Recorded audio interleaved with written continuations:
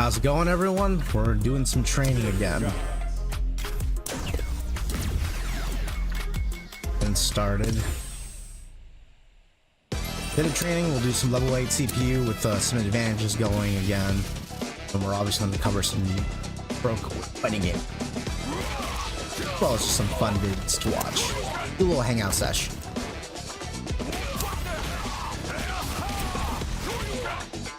That was something I saw recently.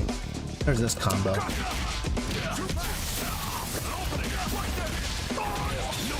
Pretty cool.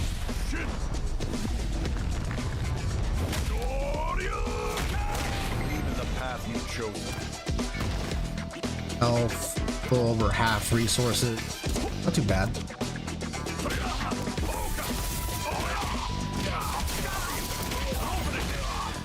Huh. Try this.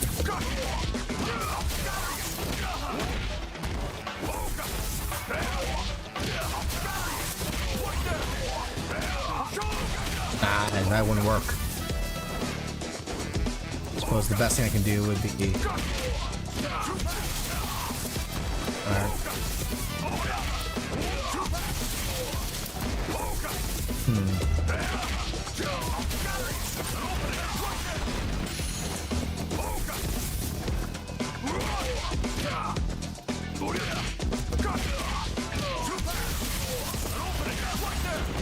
Oh, that doesn't work.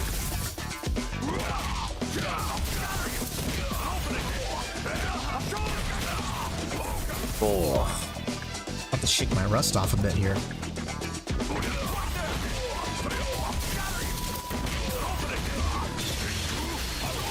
Yeah, that works. That's kind of dope. I like that. It's gotta be EX.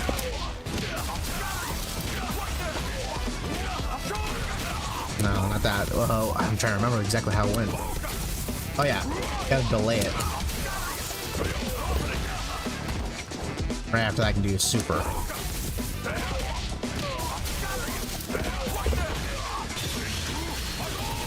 Oh, that's pretty good. That's pretty good. I can dig that.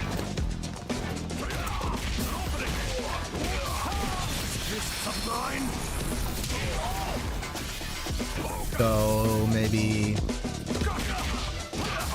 No, not EX.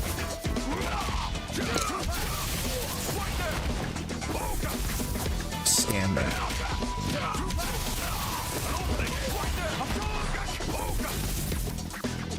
Boom, boom, boom. Bam. Ah.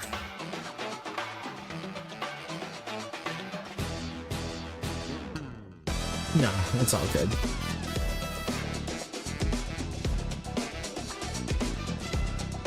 Here, side. There we go.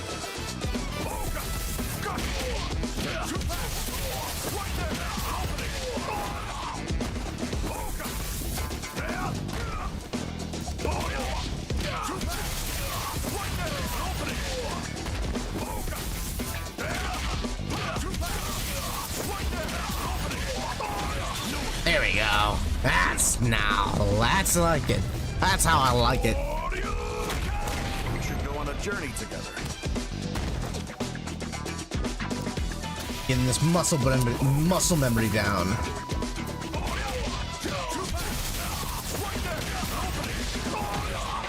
Let's try an EX version of that.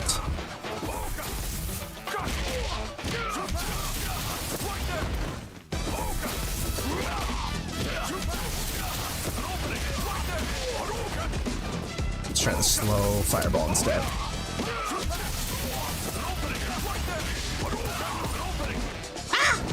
Couldn't get it.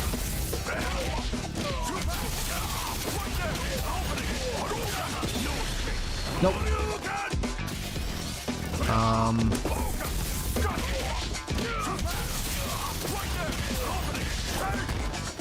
Gotta remember, I don't need to do this kick after that.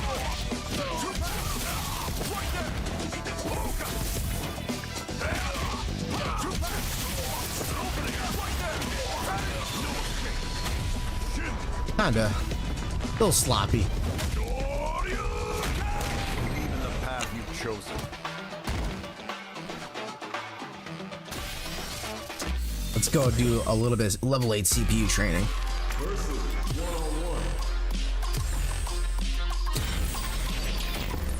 What stage will they choose? Are they going to go with their main character?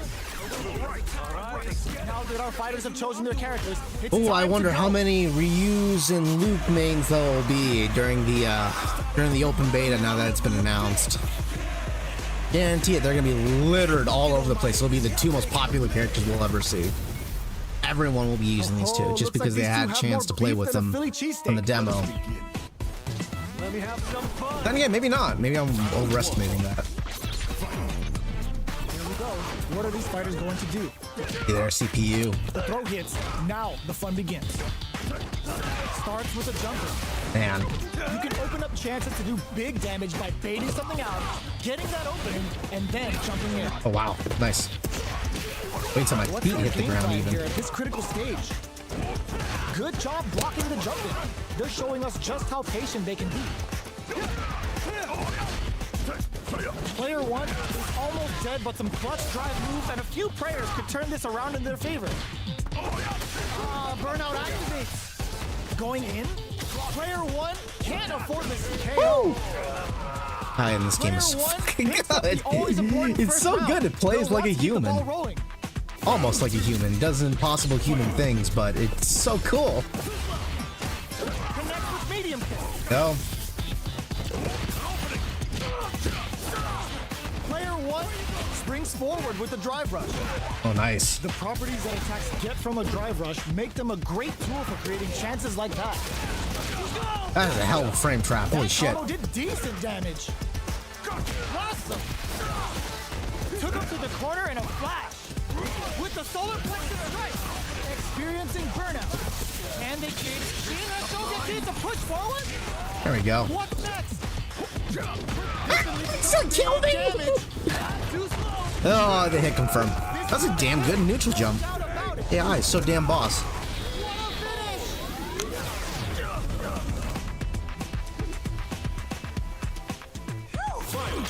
This is the final round.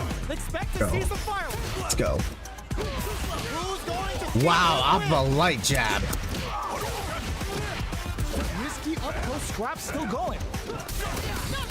Couldn't get it all in time. Couldn't do it. Frame knuckle. Both sides. That back row was huge. Player 1 is in a very good spot now. Overhead attack. Shit. Yes, sir. More damage, please. Player 1 has a full drive gauge, but is on the brink. This Oh, that's it. Yeah, I fucked up. Player 2 made some smart moves there. Great game. I was too mental stacked and trying to land a combo. It's not over yet. Best believe it's time for that run back. Bumps up. The drive impact doesn't Bastard. get them the punish counter, but it's still good. The jump in catches. That is a You can hell of open a up fucking chances to setup do there. Big damage by baiting something out, getting that opening, and then jumping in. Big counter. Neither of them willing to back off. Somehow pushes back all the way to center stage. Player 1 is gonna have to wait for that drive gauge.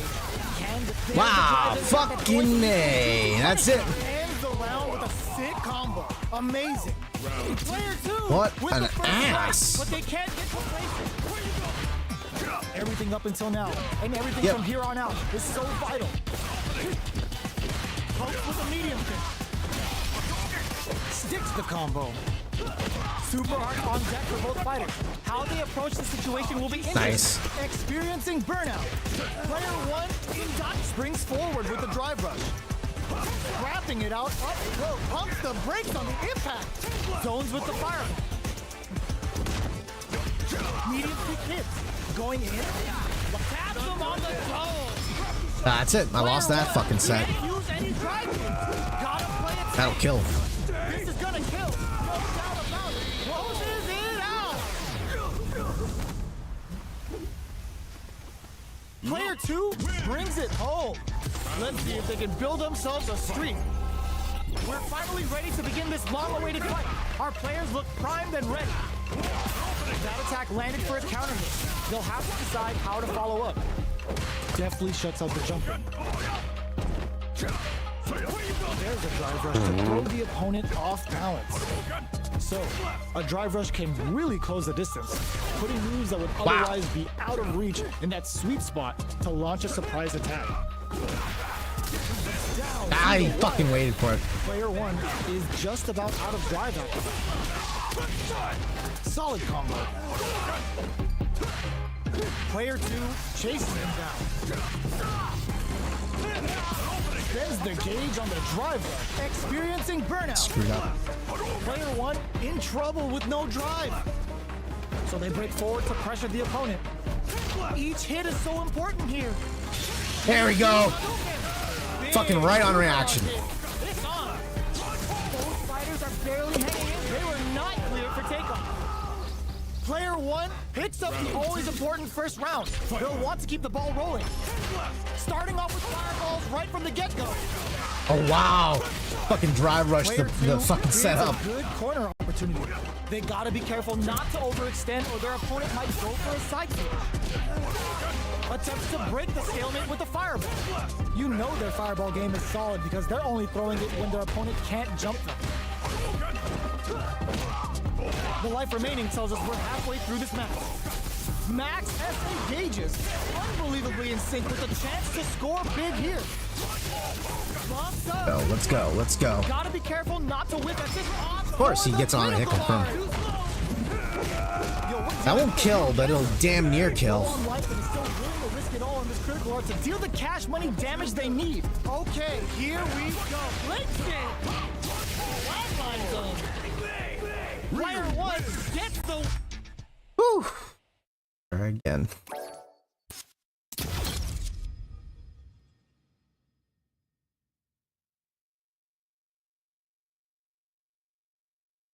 Gotta keep leveling up. A little bit of rust here. What stage will they choose? We are at the character select screen. Let's see who our fighters choose. Our fighters have chosen their characters. The battle is just seconds away. I'm ready for a fight when it's on. We're in for something special right here, right now. Here we go. What are these fighters going to do?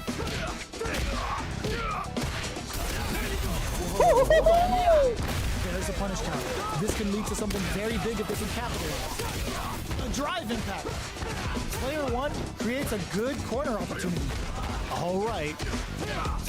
Goes for a projectile to try and change the pace. Player 2 is maintaining the corner position for some juicy damage. Uses the drive rush here to steal Pressures for days. Oh fuck! If I drop the combo, that's bad. How is this gonna work out for them? Player 1 can't afford the stakes without that drive in there. Player 1 takes the round like a thief in the night. What else can they get away with? Round 2. Fight. Are we going to see some fireworks here? Combo with the target combo. Player 1 chases. Damn. Oh damn. Chance here to do some damage if they That can looks keep the stylish, corner didn't he? pressure up. Still scrapping for control of the space. Player 1 just goes for it at this range. Manages to block the jump-in attack. How will they manage their drive? Ooh, lands a rising uppercut.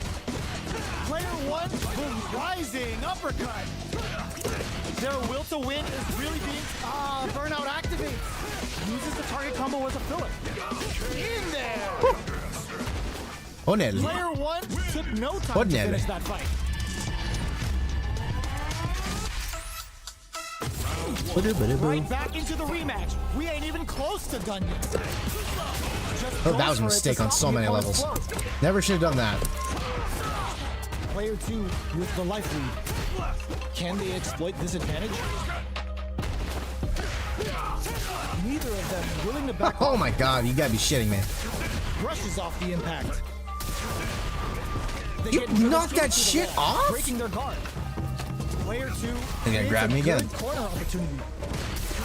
Great work. Fuck, I died. KO. Player Player 2 Yeah, was not happy. Not happy at all. What else can they get away with? They've piled up the knowledge. Now, how are they going to use it? Sandblast! Rising uppercut! Quarter makes it hard to escape. What'll be the setup here? Huge opportunity here with no way to backdash out of danger. Blocks it! Shoots off a fireball up close. Fireballs are risky, but if the opponent doesn't jump, they're one of the best ground game tools. Goes for the Shin Hashogeki! Damn, he level 3'd that too. You've gotta be mindful of reach and jumpings at this range. Are we gonna see a comeback here? Escapes the corner! The kick hits! Player 2 brings it home. Let's see if they can build themselves a streak.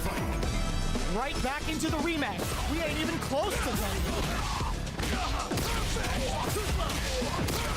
Player 1 has the life lead. It's got a small life lead, but it's not over. You can use a drive rush like that there to maintain the pressure. Oh shit, that's bad. You can open up chances to do big damage by baiting something out, getting that opening, and then jumping in. What's their game plan here at this critical stage? Perfect! Brings out the super art. How's it gonna work out for them? Player 1 chases experiencing burnout. Player 1 can't afford the stakes without that drive gauge. That's right. Just work my way back into the mid-range. So I get a poke. Important first round. They'll want to keep the ball rolling. Shit. Gets the combo. That's the counter. Oh, they're in the corner now. No running. Burnout activates. What'll happen here? Player 1 in dire straits with burnout. Out of drive gauge. Now's the time. That's bad. Luckily, he didn't get fucking CA, but The broken jaw. that's not good. What's wrong? Get up! Player 2 just put themselves on drive rush. Player 1 needs to hold out until they're drive. That was it. That was it. We're going into the final round tied up. Which fighter has it in them to grind out the win? Going all in with the uppercut. Overhead, but it won't work. Fires a block. Next, the counter. Back into the corner. What setup do they have? The drive impact doesn't work. Drive rush. What's next? Oh man, this is a scary ring. No legs in. All in with the rush. Oh, here we go. Fireball pressure. Trying to win it. Turns out.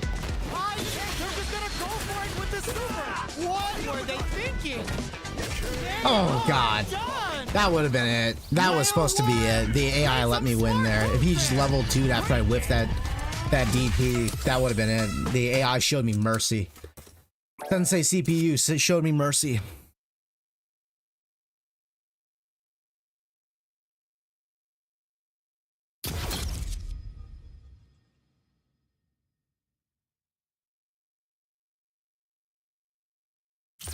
Fighting round. 1-on-1. Time to select a stage. The scene is set. Who's gonna be in the starring role? I'm ready to make my own. All right, let's get it. Both sides ready to roll, and we're getting into the match. When it's all said and done, they go. That's still one of the coolest damn intros I've ever seen. And I do like all these little personality gimmicks that they add, like, you know, likes and all the little information they provide there for you, so that way you can learn more about the character's background and personality. Ryu hates spiders. All right, first round. What's going to happen? Shows the overhead. Lays on the pressure with the projectile. Player 1. Oh, that was it. That was it there too. Buys some time by driving them into the corner, and now they can create some big chances to do damage here. Player 2 isn't perfect. Takes the round without getting touched. Player 1 sets the tone with that win. Let's see if they can keep it up. Fires off in overdrive. Good job blocking the jump. Nonsense. Showing us just how patient they can be. Player 1 has a slight life. That was it too. That was it. But no one has That was fucking it. They continue to battle it out in the middle of the stage, looking for a chance. Opts to continue. Nah, didn't land it. I was off on my timing a tad bit. Very slick with the combo. Burnout activates. And they create an opportunity for themselves to seal. Oh my god, what a throw tech! Fires a blast. What's this kick? What a finish! That was him letting me win that round. Player one Straight up. brings it home. Let's see if they can build themselves a streak. Checks them with the projectiles. Fireballs are risky. Nope, that was a mistake. That was a bad idea. No matter which way that went. Goes with the That was a bad idea, doing it that Is close. the fireball part of the corner game? Does a good job of pushing back. Good job blocking the jumping. They're showing us just how patient they can be. Wow. Opening up, but that can Yeah, I still be fucked it overcome up. with smart drive. Hits them with a Nah, I fucked it up. in there. Player two picks up the first round. That'll give them a psychological advantage. Changes things up with an overhand. Who's going to start things off? Projectile to try and change the situation. Oh, this is not good. You know their fireball game is solid because they're only throwing it when their opponent can't jump. Oh, fuck, man. He's so crossed me up. Use the super. That's gonna hurt a lot, too. Head off this super. It's too close to call. And, oh my god, I'm just barely holding They're on. not dead. This fight's not over. Player one will need to use their meter here wisely. Gets out of there with a backdash. Gotta be careful not impact. Squash. Good job escaping that dangerous corner situation. Jump.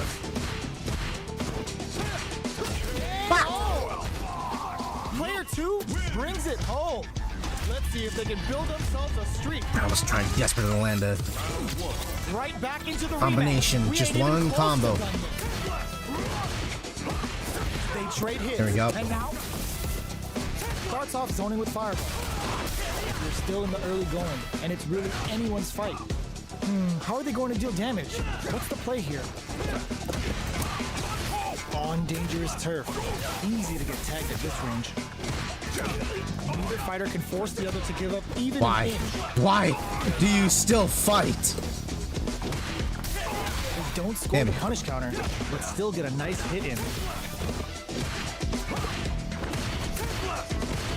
Player one can't let their drive game run out. They need to find a way to reset the situation.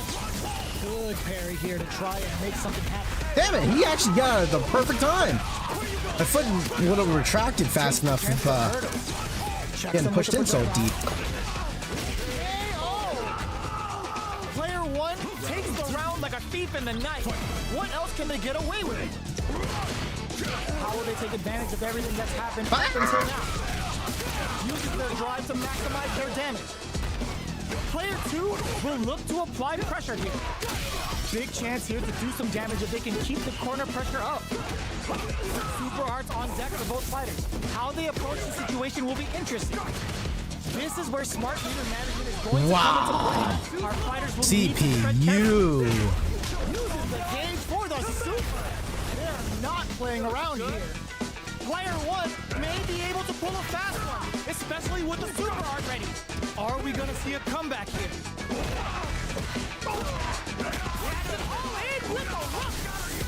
Let's fucking go. Gauge right there. This is gonna kill. No doubt about it.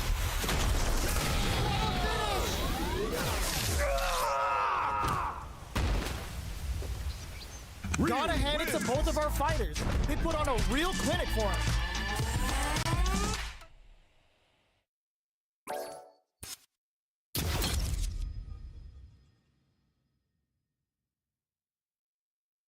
My personal goal is really just to land a particular combination. I just want to land one particular combination. See if I can go back to training real quick here. Need to retrain it back into my muscle memory here. I need to do this, this. No. This. This. Fireball!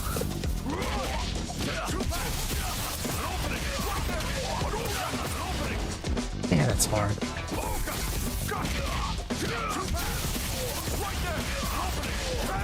Every time I do the kick by accident, and I freeze for a minute because I second guess myself.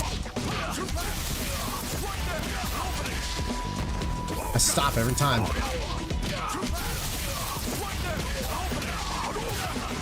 I gotta remember to combo after that. So it is boom, boom, bam, bam, bam, bam, bam.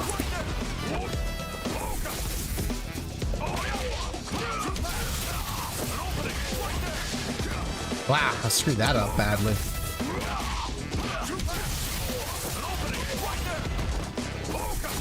Mind is wandering. Again, thinking too much.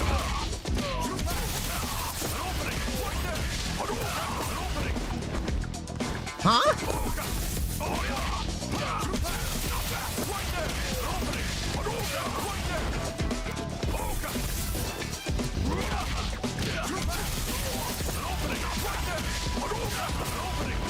Maybe I have to do it the other way around.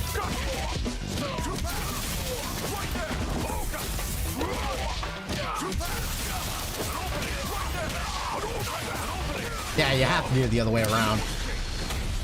That's the only way to do that. We should go on a journey together. Always remember to stay humble when you win. That ain't happening. No fucking way. I'm gonna gloat. Especially when it's against CPU. When it's fucking Sensei CPU, I am gloating on fucking Sensei CPU. Every time. Every time. Time to select a stage. Against the, you know, against my fellow casual players, I will stay humble. I will. Thank you for the good fights, fellow members. But in Sensei CPU, I'm fucking gloating. I am teabagging. All right, let's amp it up a little bit here. Oops, I fucked up. Next time, I'm gonna increase the advantage a little bit. So Lou, I figured I've been struggling with my my internet for a while. This isn't about just winning the match. And I kind of figured out what was going on with my stream. That I found out that my my ISP was throttling my internet for a while, so I was kind of up their ass for the last like 5 days. Blocks the jump in. No good. Any developments early in the round will set the table for the rest of the fight. Whoa, let's go. Let's fucking go. That should teach him you can't just throw out moves. On dangerous turf. Easy to get tagged at this range. Starts with a jumper. You can open up chances to do big damage by baiting something out, getting that opening, and then jumping in. Fucking get. Player 1 creates a good corner opportunity. Heading into the end game now, it's getting tense. Big counter. Awesome. Shoots off a fireball up close. Ends with a projectile. Well, I mean against the new players in the open beta. Of course, you know, make it a friendly environment for the new players. But gotta, as long as the matchmaking is working properly, I really shouldn't have to worry about it too much. Gets a risky button. Neither of them willing to back off. Springs forward with the drive rush. Super art on deck goes for the Shin Hashogeki.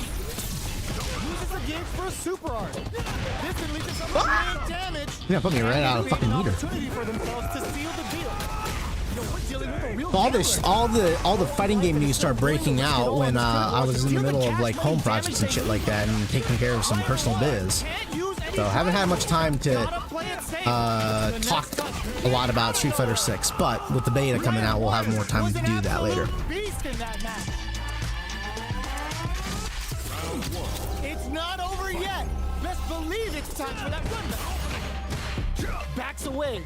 Not about that BFF life right now. What's their game plan here at this critical stage? Player 1 chases them down.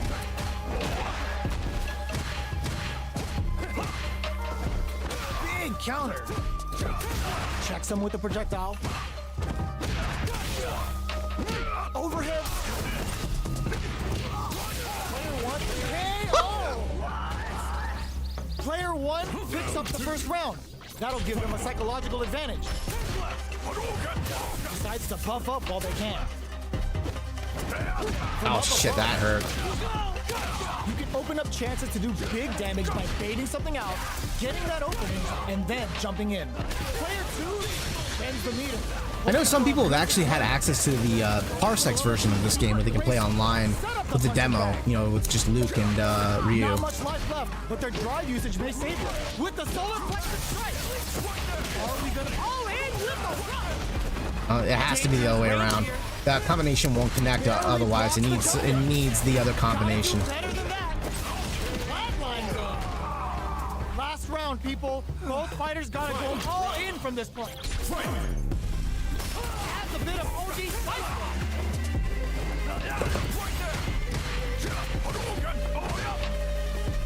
Both fighters look to what anti-air. They just said, get that jumping out of here. Medium kick. You've got to be mindful of reach and jump ins at this range. All in with the rush. Medium kick into close range with the betting it all on the drive runner. Turns out, turning it right up with the super. Max explained Parsec last night. Or when you say explain, do you mean explore or explained? What's wrong? Get up! A real test of nerves here. Player one can't let this hit. It is over. I'm not too familiar with Parsec entirely. I know that you can do like online matchmaking through their clients, I think, or at least maybe you can host. So I'm not the most familiar with Parsec, but I do know you can play some games online on it. You have to kind of like go out of your way for it though. Uses the drive rush here to steal their turn. Player one is in burnout. Drives off the table. They need to hold out. Damn. Two chases them down. Deal some damage with that quick combo. That's bad. This is a huge chance to make a takes the chance to hurt him. Got some big juicy damage on that guy. What a finish. Great meat on the life gauge there. Player one picks up the first round. That'll give them a psychological advantage. There's an overdrive on. They both showed their hands a little bit, so they must be thinking of a counter. Did well to get the busted. Brushes that off. Damn, I couldn't react. Perfect input. Not letting up. It's a good spot to use the super. Explain how to do it and demonstrate it with other players. Huh. Yeah, I'm not too familiar with it, but I do know of it. I'm not too worried about, you know, using Parsec entirely right now. Going in? Maybe some point in time, but need to use their meter here wisely. son of a bitch. All in with the rush. Okay, here we go. In there. Last round, people. Hard to land this particular combo. All in from this point. Final round. Who will the fighting game gods favor here? Nope, couldn't do it. Gets tries to act quickly, but with the attack. Handle with care. You can't drop drive impacts. Spend it all on the super. Not shy one bit about it. What's wrong? Get up! These fighters are swinging for control of the match. Who's gonna take it? And eats it. Nice fireball. What a drive rush. Oh, he connects with the throws. Noticeable life lead. Is a comeback still possible? Impact squashed. Harry connects. Okay, nobody closes in. Answers with a fireball. They are done. Parsec won't matter after June 2nd. I agree. But nothing even I mean, comes at this close point, to nothing really matters anymore at this point in time.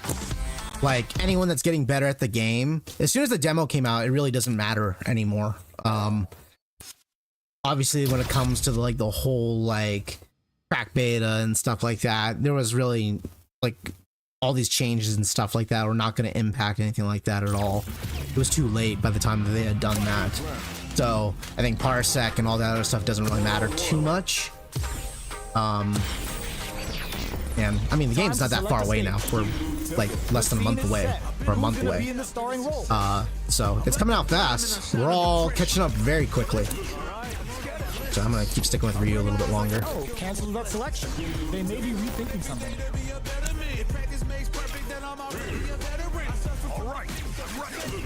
Alright, let's get it. Now that our fighters have chosen their characters, it's time to go. Started from the bottom and I'll never look back. Look at all my haters, y'all taking a minute. This is gonna be a 5-star match. Get ready for history to be made. Round 1. Here we go. What are these fighters going to do? Blocks the jump in. Son of a bitch! Lots of aggression from both sides.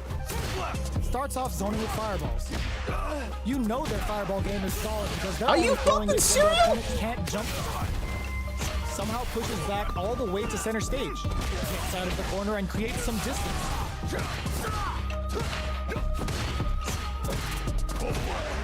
Limited resources at hand right now.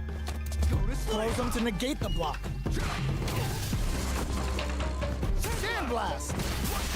Burnout activates. Player 1 needs to hold out until their drive gauge recovers. Who will capitalize on an opening in there? Player 1 takes the round like a thief in the night. What else can they get away with? Hits them in their gut. How will they take advantage of everything that's happened up until now?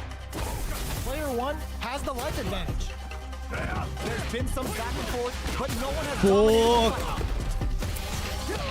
Full SA meters on deck for both sides. This could be over soon. It's a good spot to use the CPU. Time to go in. The Pale Rider snatches them. They're looking to end things right here. Oh, that was fucking crazy. Last round, people. That was so much drive meter shit. From this point. Connects with medium kick. Oh, I barely got that in time. Let's optimize the damage. The big flex. The broken jaw. Plus, this gives me more time to get more meter back. Checks with a sandblast. Somehow manages to block the jump in. Oh, combo. This is big damage. Oh man, this is a scary range. What's next? Player 2 can't let this simmer. Drive rush. Closes it out. Player 1. It's funny, I saw like this YouTube short of someone complaining about how they feel like the Street Fighter 6 modern controls are not going to help the casual players enough, which I thought was a little strange.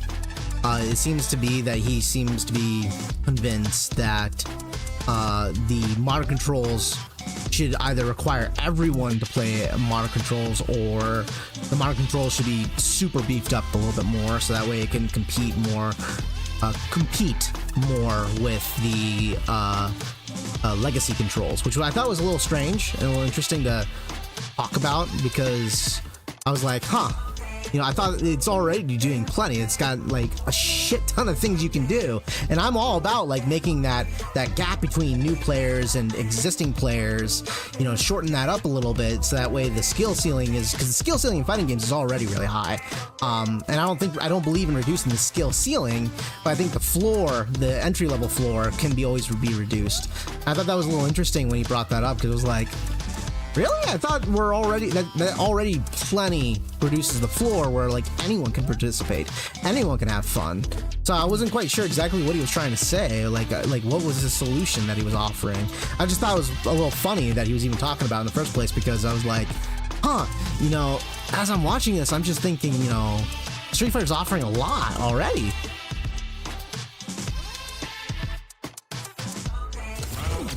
It's not over yet. Best believe it's time for that run up. Perfect input. Not letting up. Doesn't miss a beat. The corner makes it hard to escape. What'll be the setup?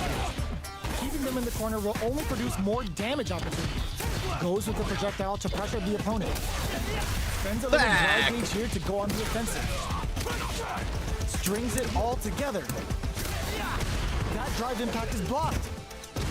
Forcefully closes the gap. That was a fuck up on my end. I'm glad I didn't get too heavily punished. Goes for a projectile to try and change the pace. Okay, creating some space here. There's space to make something happen here, and neither fighter looks willing to back down. Life lead opens up. Fuck, I'm just trying desperately to land this goddamn combo. Player 2 picks up the I just want to land it. first round. I just want to land it. Sandblast. They piled up the knowledge. Now, how are they going to use it? Things are slow going right now, but we may see someone speed things up soon. They're waiting for the opportunity to bust this match wide open. Max SA Too far away. Unbelievably in sync with a chance to score big here. Knockdown and barely blocks the jump in. Player 2 needs to use the threat of the corner here. Oh, that's not good. They're in the corner and the beatdown continues. Any mistake here is gonna be fatal. What's it gonna be? They both decide to He jumped right in the middle of that. Jumped right in the middle! The final round tied up. Which fighter has it in them to grind out the win? Next, the counter. Fucking go!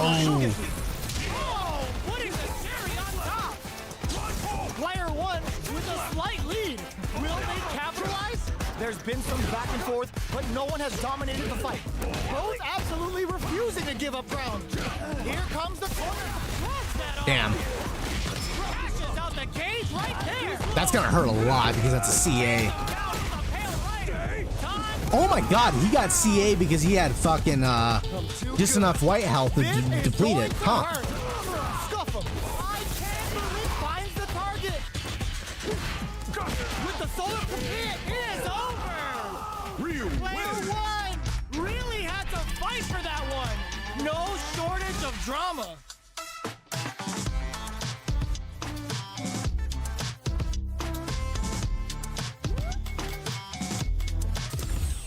Back to the mode selection real quick here. Fuck around with the extreme mode a little bit. Party mode, where you can set up unusual roads, gimmicks. For anyone who can enjoy them, if you want to survive in the world of extreme battling, luck is a bit of a technique. I remember really liking extreme battle. I really do remember enjoying it. Oh, they only got 2 though. Holy shit, they got a lot of different ones. Mecha Friend, Hell and Heaven. I remember playing Down and Out, Bull Run. I remember playing that. I remember just Shock Zone, Bombs Away. Where's the Bull one? Yeah, so I only played 4 during the beta, which is probably what's going to be available for the mass public. But there's a lot more of these than I realized. There's a shit ton. Holy smokes.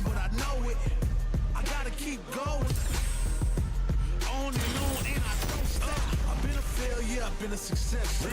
I'm like a diamond. All right. Let's get it.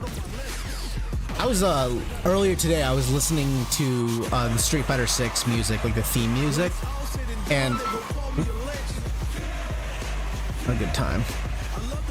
I was listening to the Street Fighter 6 music and like the theme music and stuff like that, and I was really impressed by the lyrics because it's very like fighting game related and stuff like that. It's they didn't just like pick some generic rap music or anything of the sort. They picked music and made music. They had someone make music that fitted the themes of like the Street Fighter universe. I thought it was really cool.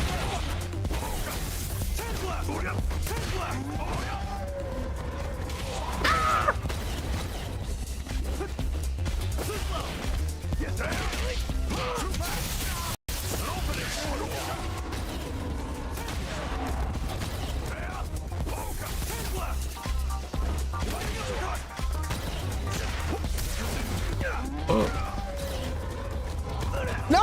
You can avoid the ball that way.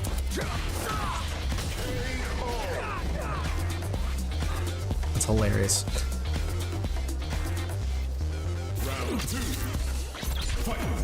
I wonder if they'll have 2v2 modes on the party mode section for this game.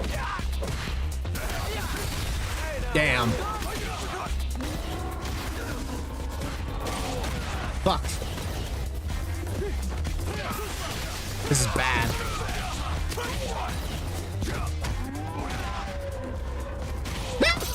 That's actually harder than it looks. That's so much harder than it looks. Fuck.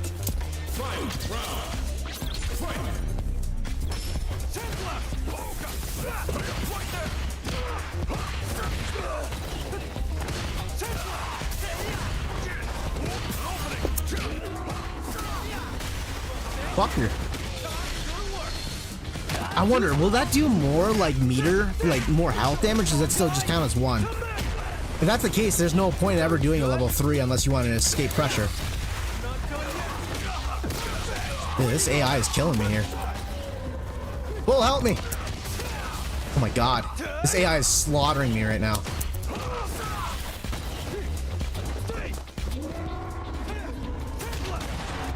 Thank you, Bull. Fuck. Alright, I need this to count. What?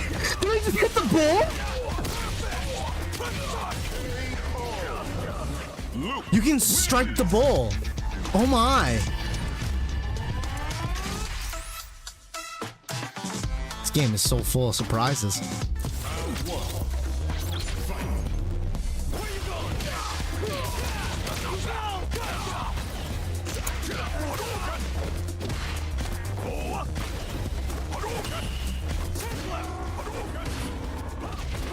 Oh my! You can strike the ball!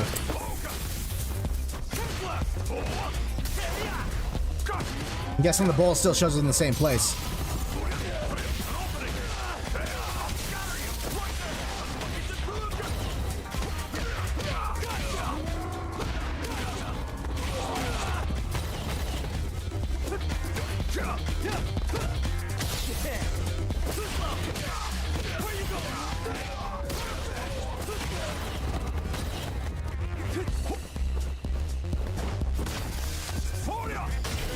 Easy. Easy.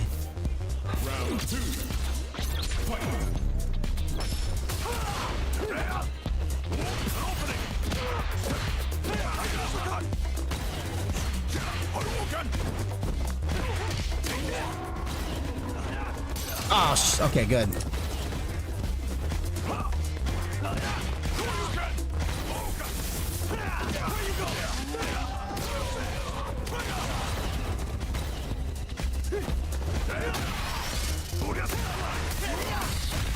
Yeah, I can't fucking push that out fast enough. Okay, so now that he did this, I wonder, will the bowl be reset or will the bowl still come out now? It's been reset. So that's the advantage of using the level 3 there. That he's got the round there.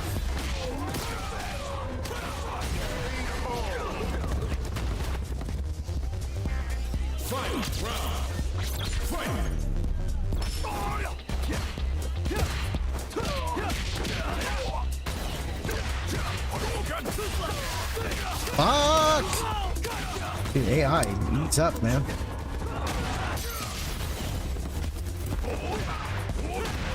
Damn. This AI is fucking whooping me.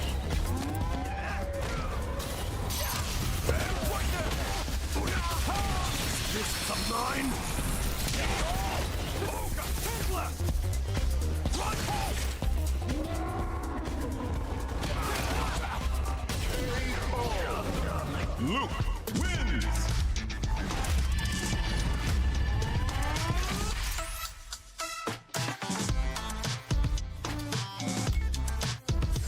That was fun.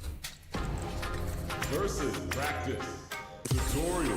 Yeah, let's go back to practice mode, get this a bit more strengthened into my psyche a little bit. I gotta let my neurons connect a little bit with what I'm trying to go for. I need to let them solidify in my mind.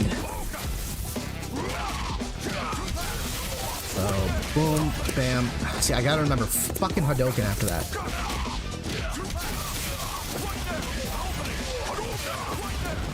It's still tough.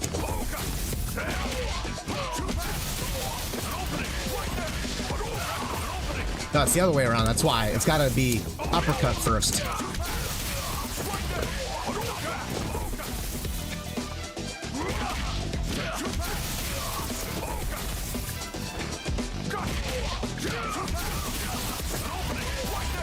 Uppercut first. Uppercut first. Uppercut first.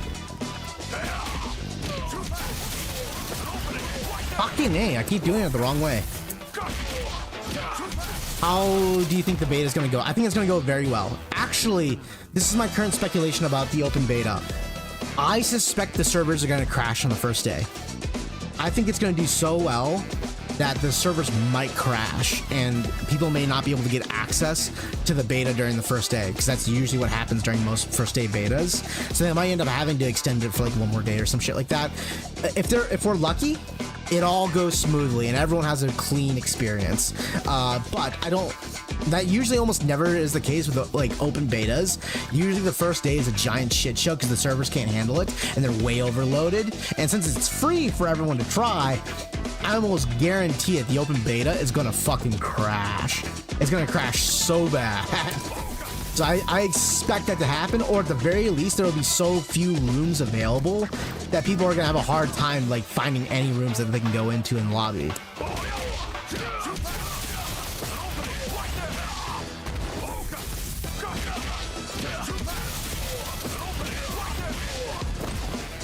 Huh. Just kind of thought process.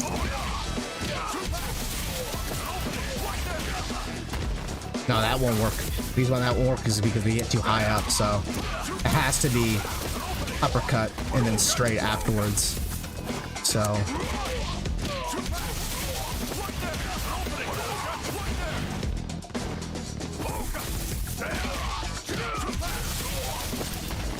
what do you think, by the way, Lou? Do you think that the open beta is going to go well? Do you think it's going to crash? Do you think everything will be hunky-dory right off the bat? From my experience, I've rarely ever seen betas go very smoothly. Usually there's problems that ends up occurring during during day one betas. That's almost all my gaming experiences have been something along that line. I wanted to get that close. I need to do the Shoryuken on the other side. Do you think it will crash even after the second closed beta? Yes, and the reason why I think that is going to happen is because the thing about closed betas is that they get to select the number of participants. So more often than not, they're usually going to have less participants. Like, for example, let's say they sent out a closed beta for 1,000 players. They're usually only going to get about like 700, maybe 800 at most. There'll be about 300 that just don't don't do the beta. Either A, they had every intentions of doing it, or B, they just were, schedules didn't work out. So, life happens. So usually the servers are built and ready for the closed betas for a certain number of people right off the bat. They guarantee that amount for the stress testing. During open betas, they're never ready because it's open to the public and a shit ton of players can get involved. So if it goes smoothly, fucking hallelujah, they've done their job correctly. But more often than not, it's usually going to be the case of the beta is going to crash, and that's going to happen because it's just accessible to the public. It's free for everyone, and free is usually a very good way to get millions of players involved, and I don't think their servers are going to be able to handle it on day one. Hopefully they get it all sorted out. I hope they got a team ready and that's going to be ready to respond to that quickly. I would like it where they, at the very least, solve it within like 6 hours, because usually it takes like a full day. But if they can solve it in 6 hours, that's fantastic. That's a dream come true situation. And best case scenario, obviously, is everything goes smoothly without any issues. And if it does, that'd be great. But I'm willing to wager and bet my money on the idea that they are going to crash on day one, because even with the closed betas, even with 2 closed betas, it's as much as they stress tested, they got to control how much they were stress testing. This is out of their control now. They don't get to determine how many people are going to download the game. My face. I am going to kill you.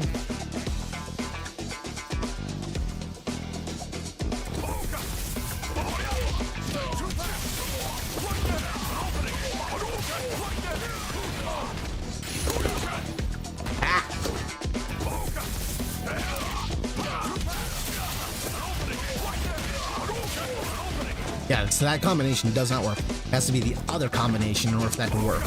So... But we'll be starting a lot of discussions soon enough about like fighting game news and stuff like that, since I've been kind of out of the loop with a lot of like fighting game content, fighting game news, trying to get a lot of that stuff sorted out and get it up and ready. I've been pretty busy with personal life and getting all this shit sorted out. So tomorrow I won't be having a stream. I got to finish up the last of my personal projects, but hopefully I'll try to get some editing done. Lou, you mentioned my opinion. Both closed beta has a ton of people in them. It was more players than you think.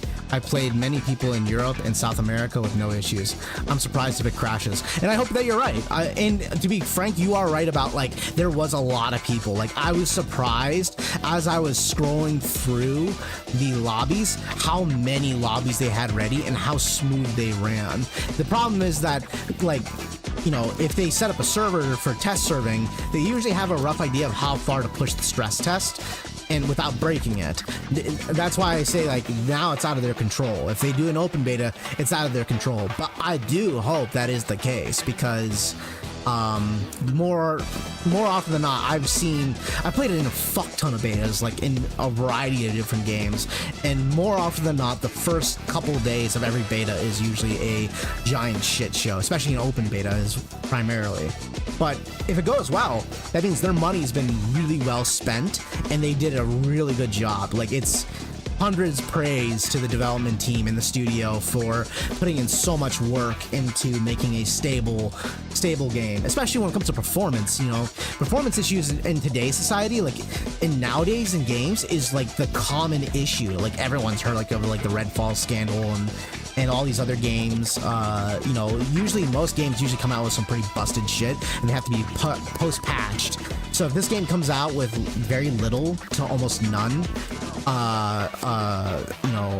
issues in terms of bugs or network issues at all for the public during the open beta, that would be really like that I would be surprised if that does not make video game news in a lot of ways, because like we live in an era where people put out half-ass content. You know, they put out half-ass products.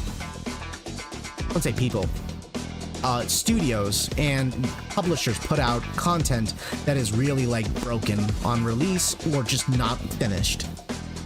You're also mentioning, I don't think Capcom would market the game so hard if they weren't sure it would hold. It's something, if something does happen, most likely a hacker or something. And that is something I didn't take into consideration. That is a possibility, like there could be a DDoS attack, which can happen. Which is something they have to take into account for. And Capcom does not have the best reputation with not just hackers or DDoS attacks. They don't have a very good rep with that. So I didn't take that into consideration, but that's also a possibility. But we'll have to see. I've seen a lot of fighting games get super hardly marketed, like really hardcore marketed, where you know, they still didn't finish ironing out a lot of the issues with the game. Like the only other fighting game right now, in modern times at least, in modern like last 5 to 10 years of gaming, that can think of that got this much marketing is Mortal Kombat 11.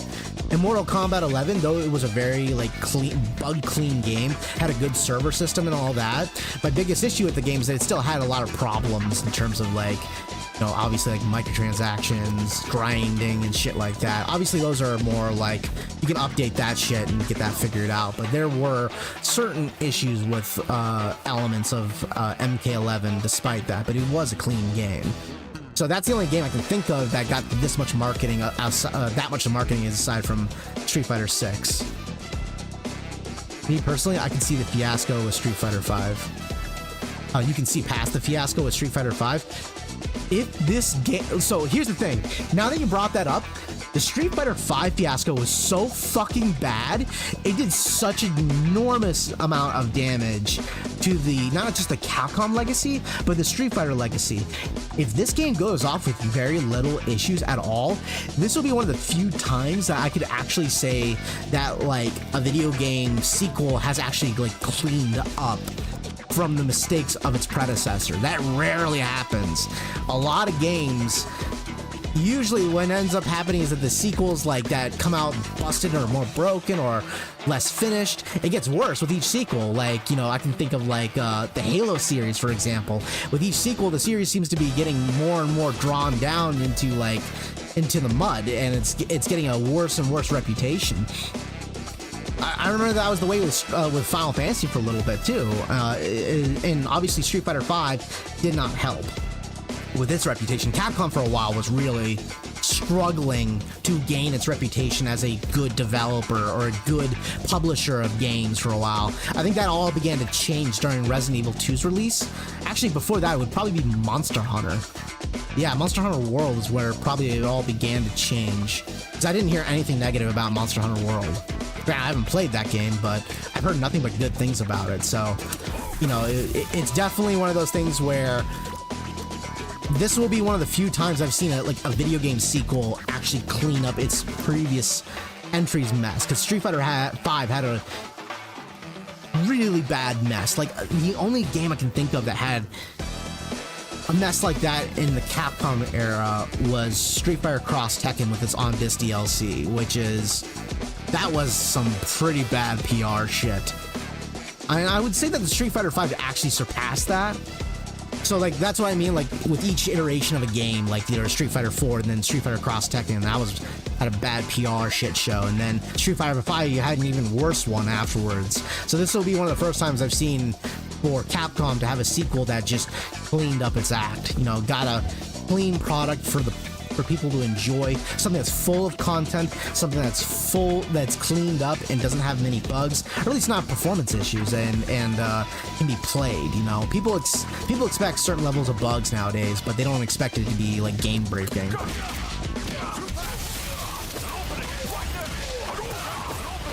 Yeah, it has to be uppercut. Ah! Gotta remember.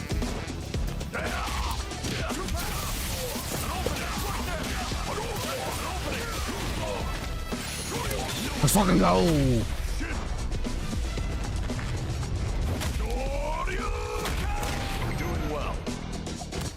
Are you just sticking to ranked mode? No, I'll be playing, so more often than not, I usually spend most of my time on fighting games on the casual mode. I usually only focus on rank mode when I'm actually serious. So, like, if you look at my Virtual Fighter series, which I don't know if you've ever watched any of it, vast majority of my gameplay experiences are usually in lobbies and casual mode, because when I play my fighting games, I don't really like to sweat that hard.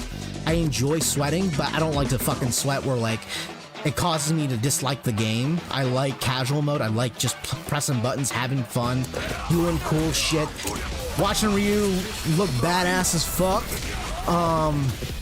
You know, I love that shit, and that's, to me, is more important. I'm a competitive person, but I don't let my competitiveness drive a hole into my games. I prefer not to do that. I think I realized, like, certain games that ruined that for me was, like, you know, aside from, like, certain shooting games that I grew up with, like, I like For Honor a lot, but I started hating the game, aside from, like, some of its launch issues and many other problems with the game, but I started hating the game at the competitive level because it just became this stress show, and I kind of had this realization that, like, the best way of having fun with a fighting game is just hit buttons and have fun, do cool shit, get better. Like, it's a personal journey, you know. I don't need to prove it to anyone but myself that I'm having fun and I'm getting better. You know, this right here, doing this combo right now is my current challenge. Like, and being able to do this combo against the level 8 CPU will bring me more satisfaction than beating any master rank in the world. You know what I'm gonna do? I got a fun idea. Tell me what your fun idea is, Lou. I'm genuinely curious. Because all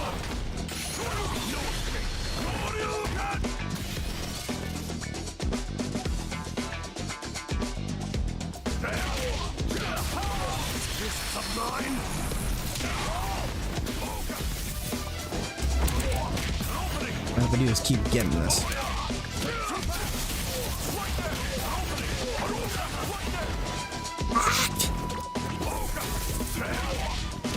One of the things that I'm really excited for is when I play the single player mode for this game, I want to know who the fucking boss is. Obviously, everyone's current theory is it's going to be JP or like a souped up version of JP.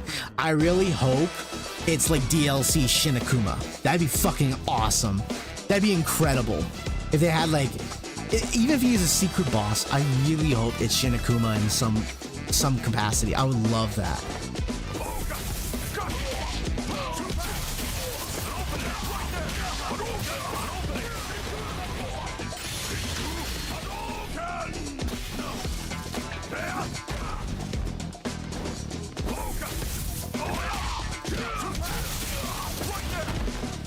Uppercut first. Remember, uppercut first. Fuck!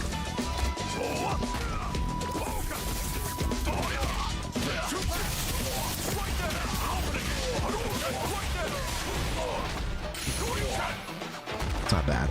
It's not bad. All I need to do is land this against the fucking CPU.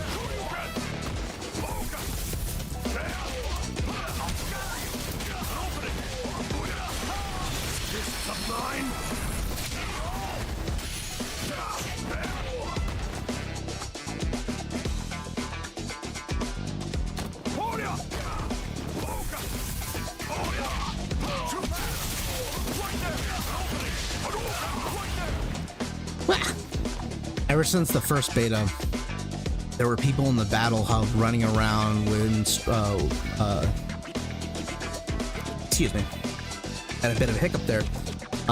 Ever since the first beta, there were people in the battle hub running up with streaks by beating less skilled player. I'm gonna go lobby by lobby, ending people's win streak this entire weekend. That's actually a great idea. That's a great idea. Hey, I'm all for trolling the trollers, dude. If you can fucking troll the trollers, troll them, man. I never, like, I understand a little bit of smurfing. I always give people a little bit of room for being a little fucking sassy. I always say sass brings a little character. Too much of it, you become a fucking jackass. But I always allow for a little room of smurfing, but at a certain point, you gotta, like, move beyond it. Like, really hardcore smurfing really is, like, really stupid, and it just hurts the game, and it also hurts like the player base. It just hurts everyone. No one fucking likes it. No one thinks much of it, and it's really cowardly. But I absolutely love the idea of you can troll the trollers, man. That's fucking dope as shit.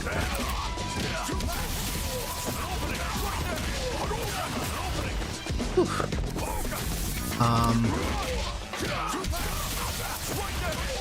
Yeah, but I won't tell him that.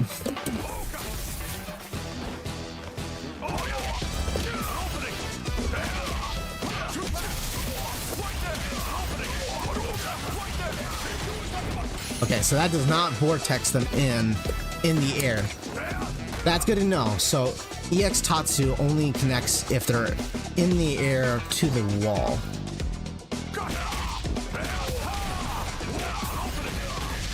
I know for me, like, I did a little bit of smurfing, not intentionally all the time,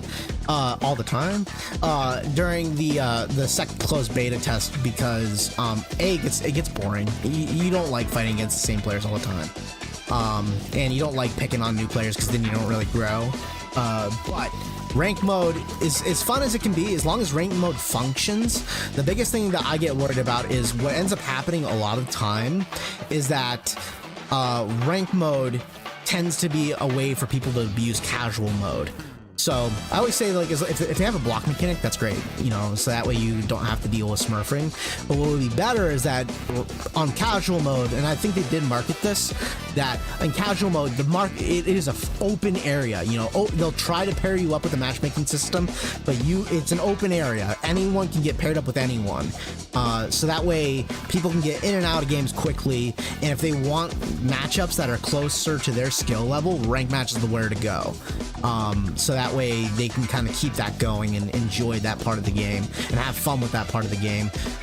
One of my biggest gripes with Street Fighter V is that A, one rank is shared between all the characters, and B, if you use that rank translates into casual mode, which fucking sucks because it's easy to tell when someone's smurfing in that and they just completely ruin the gameplay experience. I have to, like, block them because they're clearly like 50 ranks ahead of me. And I know that to be the case because I checked their stats and they have like a 90% win ratio out of like 10,000 games. So they're clearly like hovering in my rank just to, you know, stack up points and just make themselves feel good, which I understand to a certain degree as a guilty pleasure, but at a certain point it becomes like annoying and it ruins the game for a lot of other people.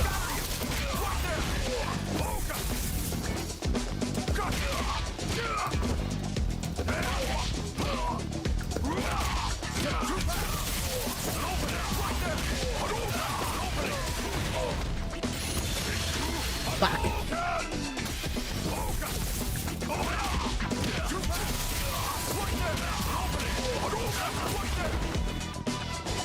Uppercut first. Remember, uppercut first.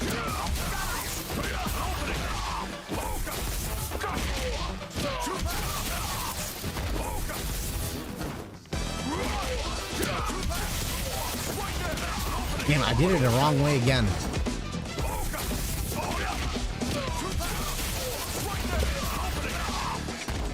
I've been trained in to do the straight punch for so many combinations. Hard to break that habit.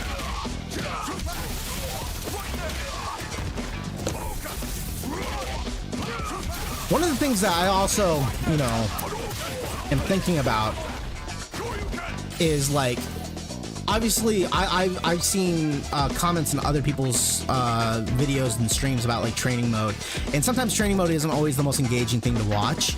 And that's one of the nice things about like having like single player content that you can practice in and still enjoy, or as well as many other forms of content like party modes and shit like that. There's variety for people to watch and enjoy during streams and shit like that. Lou, you mentioned during the second beta I ran into 37 win streak Ken player in a casual match who teabagged me. I'm on a mission to bring types of these players back to reality. Well, good luck with that. Good luck with that. Usually, so the craziest thing to me about that very concept is that more often than not, these players that do that shit, they're actually really fucking good at the game unless they're cheating.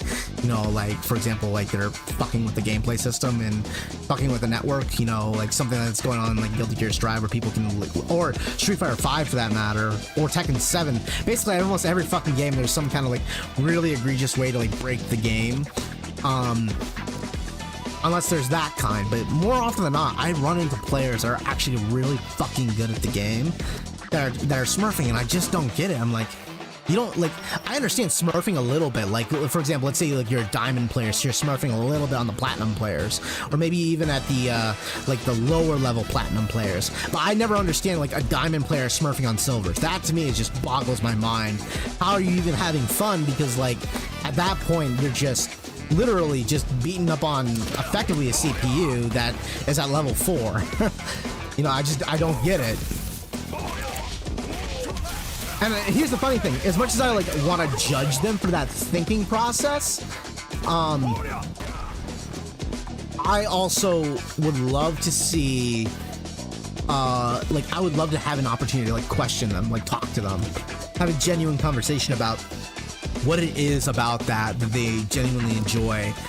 Like, don't they enjoy the element of like conquering over a player that is better than them, or better yet, that is within their realm of competition? Isn't that more satisfying? Or is it that they're more resentful of like being compared to someone else? Is it the dominant? Like, I want to know like what's their thinking process, you know? Lou, you mentioned those players in my experience aren't very good though. And it varies. I've definitely fought Smurfs that aren't very good, that have really great ranks and they get around it. But I have fought Smurfs that are clearly like not just several ranks above me, but an insane amount of ranks above me, and they're smurfing at extremely low levels. Like, I ran into quite a bit of Smurfs in Street Fighter 5. Not as many as I thought there would be, but it still was enough to be a fucking annoying issue.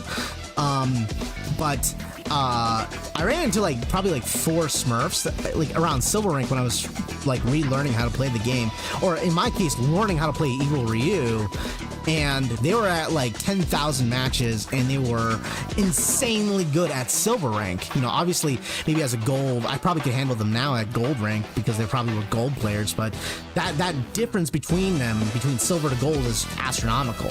So I was very confused by why they would be smurfing at that level.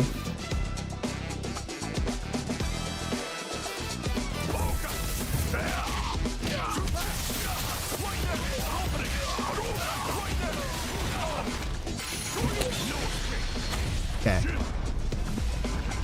It's starting, I can tell right now, with how easy I did that, my mind is starting to, the synapses are starting to connect.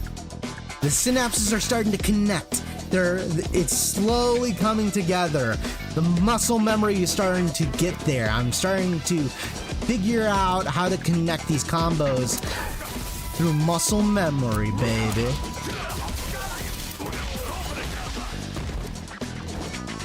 Lou, you mentioned as far as watching training modes on stream, depends on who is doing the stream. Yeah, and I agree.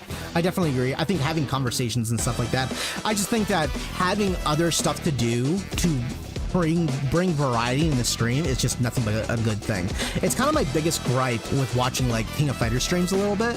As much as I enjoy watching King of Fighters matches, watching any kind of like King of Fighters content that's covering trials or combinations or someone training is really hard to get into, just because there's not enough variety going on. So I think like having a moment to train for a little while and then break it up is kind of the reason why like I, for example, like will train for a little bit and then I'll go back to the CPU for a little while. You know, I'm a little OCD like that. I enjoy like variety. Variety is the spice of life, you know. And I like exploring things. It's actually kind of the reason why I like to play more than one character. You know, a lot of people are very like main focused. I tend to like to learn how to use multiple characters now, because it expands the fun of the game. It keeps me from ever getting bored, you know.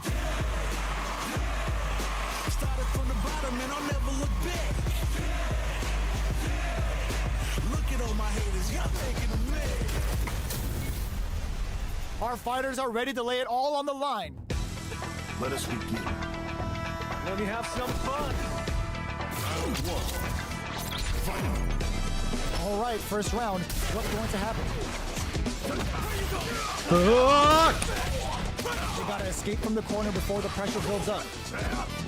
So right after this CPU match, we'll be discussing some fighting game news and also discussions about certain coverages from other content creators, and we'll have some discussions about those very topics.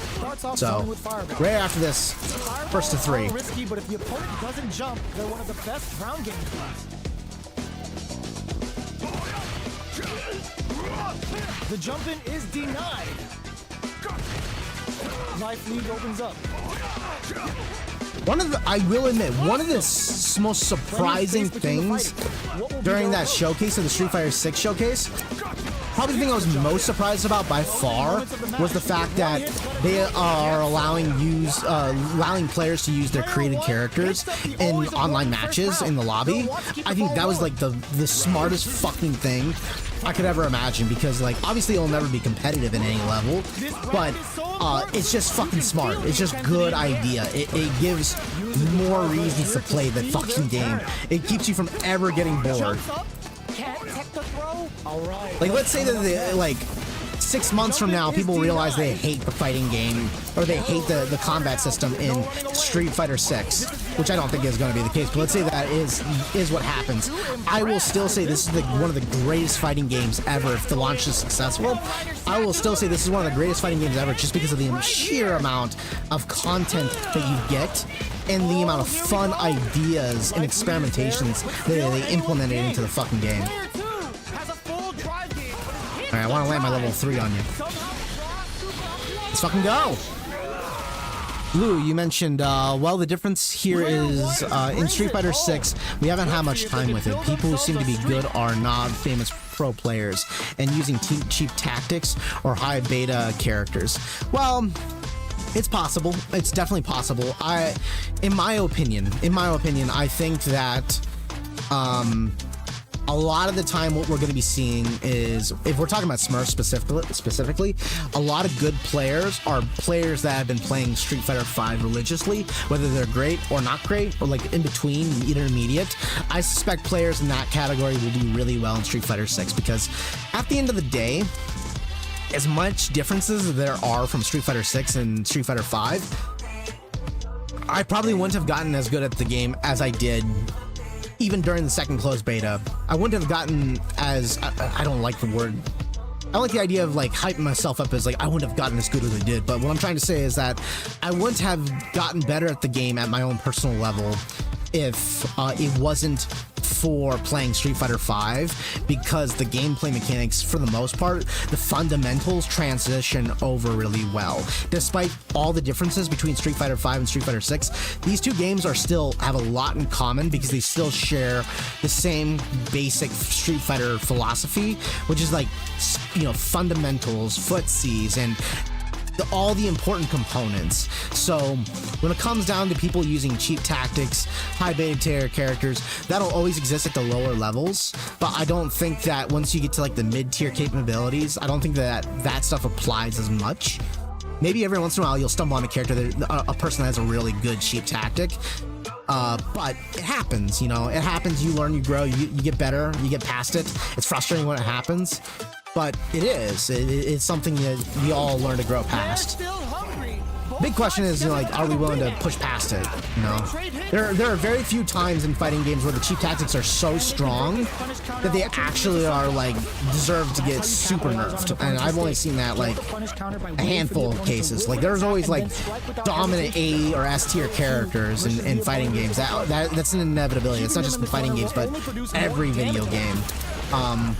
But it's pretty rare where you got a character where the matchup's like 9-1, 8-2. That's pretty rare. For more damage. Life leaves opens experiencing burnout. Closing moments of the match. This Shin Hashogaki is gonna sting. Player 1 needs to hold out until jump at me. Jump at me. Looks like they want to put a new spin on things with that fireball. Looks like they both want to stay on the there. Player 2 on the board first with the win. They'll want to keep the pressure on. Goes forward with the gut punch. Solid combo. Hits up the counter. This is going to be huge. Still scrapping for control of the space. Big throws. Player 1 will look to apply pressure here. Oh, I'm fucked. That's gonna hurt so bad.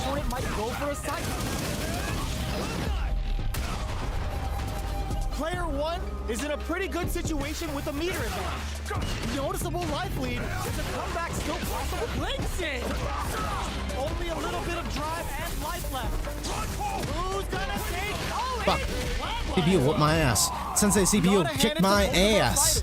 Lou, you mentioned not everyone picked up the drive mechanics right away. There's no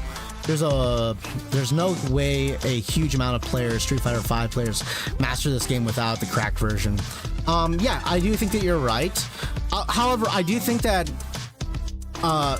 experienced players between Street Fighter V, and I'm talking like anyone that's like gold or above, like, and I'm not talking like great players, I'm talking about experienced players. You know, they understand like 60% of the game, you know, of fighting game mechanics and thinking processes. I'd say that at least that 60% will have mastered the mechanics for the drive mechanics within 3 weeks at most. I would say that 60% of that group of players will definitely get really good at the drive mechanics.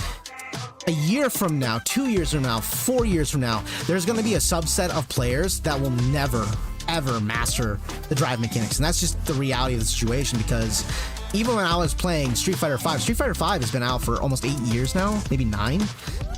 And there are plenty of bronze players that still don't know how to play the fundamentals of the game, which is great. That's actually a good thing. You want that to a certain extent. You want a wide reaching of players that have a wide reaching of like experiences. That makes it a great experience for everyone ultimately in the end. So I don't think everyone needs to master mechanics. I think that existing players that have actively trying to get better at the fighting game or at Street Fighter will master those mechanics within 3 weeks. You mentioned, I think 60% is too high, and maybe this will quantify it a little better. I'm talking 60% of the like gold players and above. That 60% will master the mechanics within 3 weeks. That's my current speculation of it, depending on how much time they have in their hands and how serious they take the game. But that's my current thought process of that. I think that the vast majority of people will just want to have fun, and I think the game does a good job of creating that environment.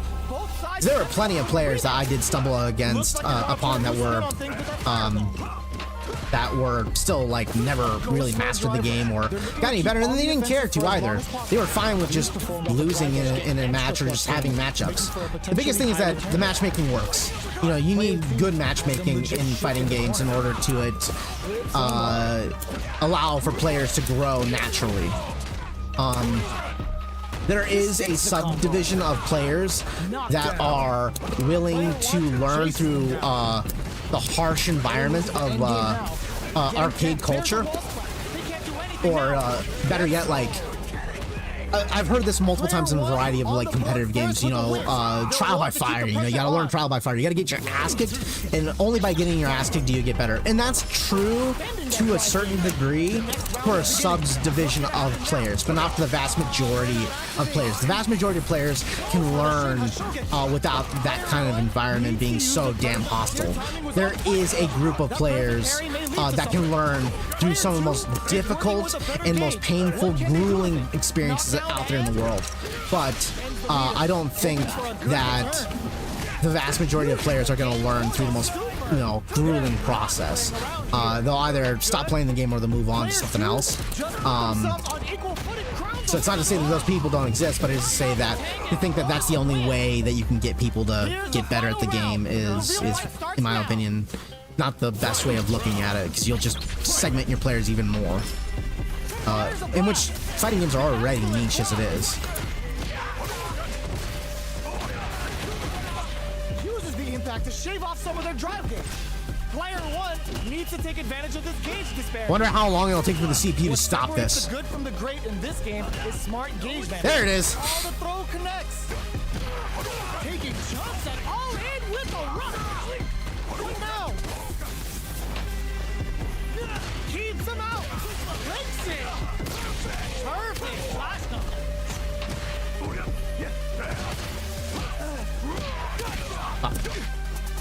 Gut punch.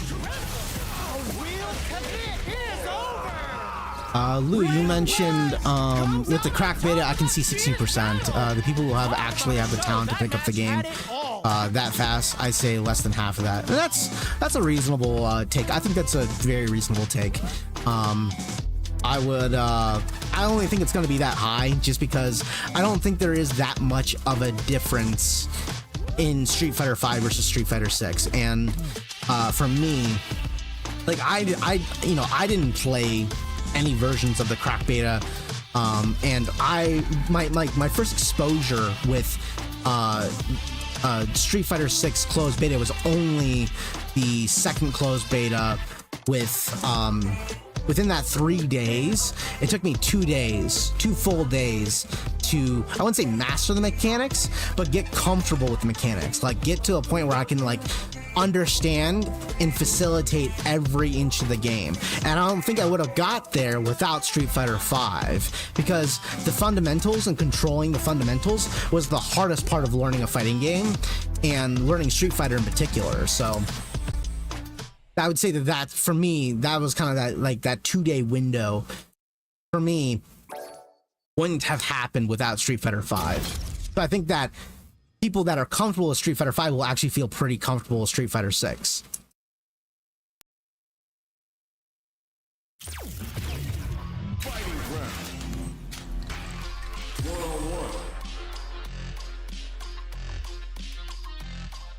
You're a part of that talent I was talking about. Oh, thank you. That's really, I really appreciate that. But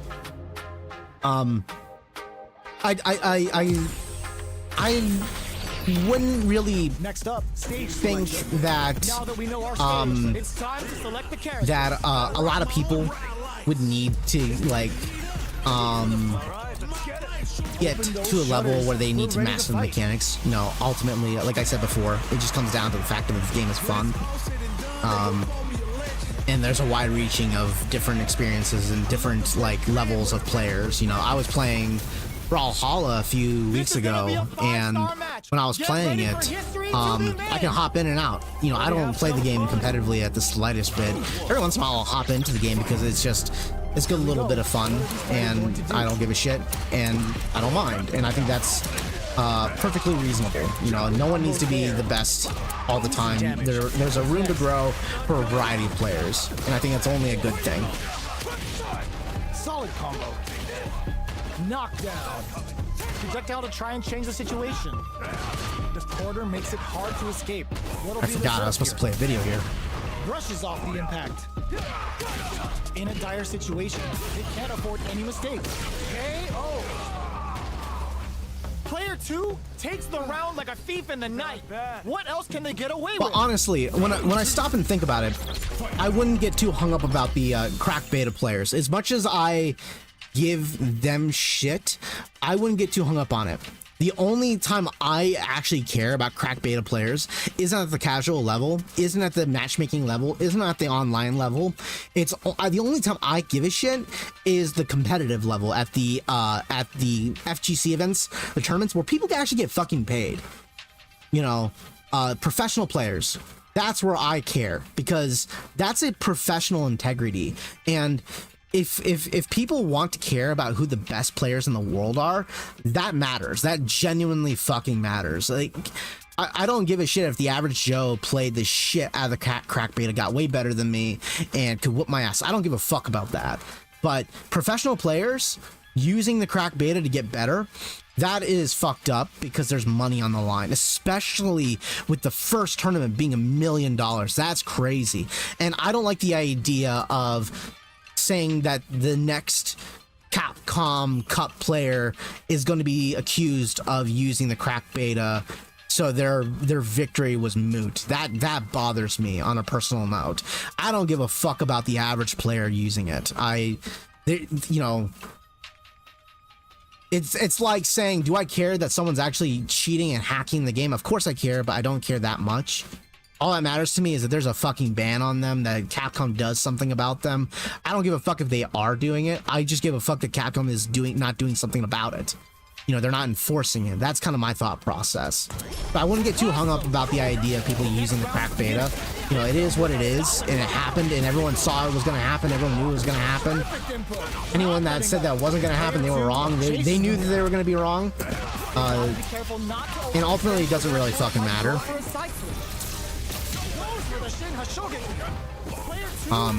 What matters is the integrity of the like. I consider esports a sport, and that means something to me as a viewer.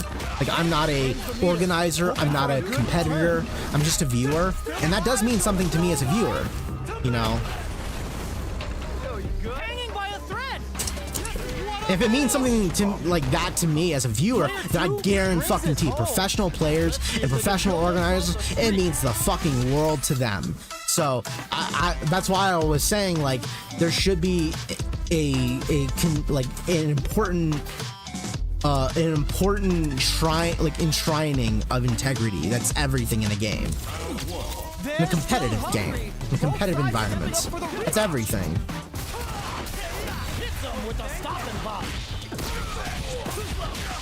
Takes them all the way to the corner with that. Good job here of giving themselves a chance to gain the upper hand. Projectile to try and change the situation. Both fighters have used up a generous amount of drive already. At this range, many attacks can connect if you stick something out. Here's the absolute truth.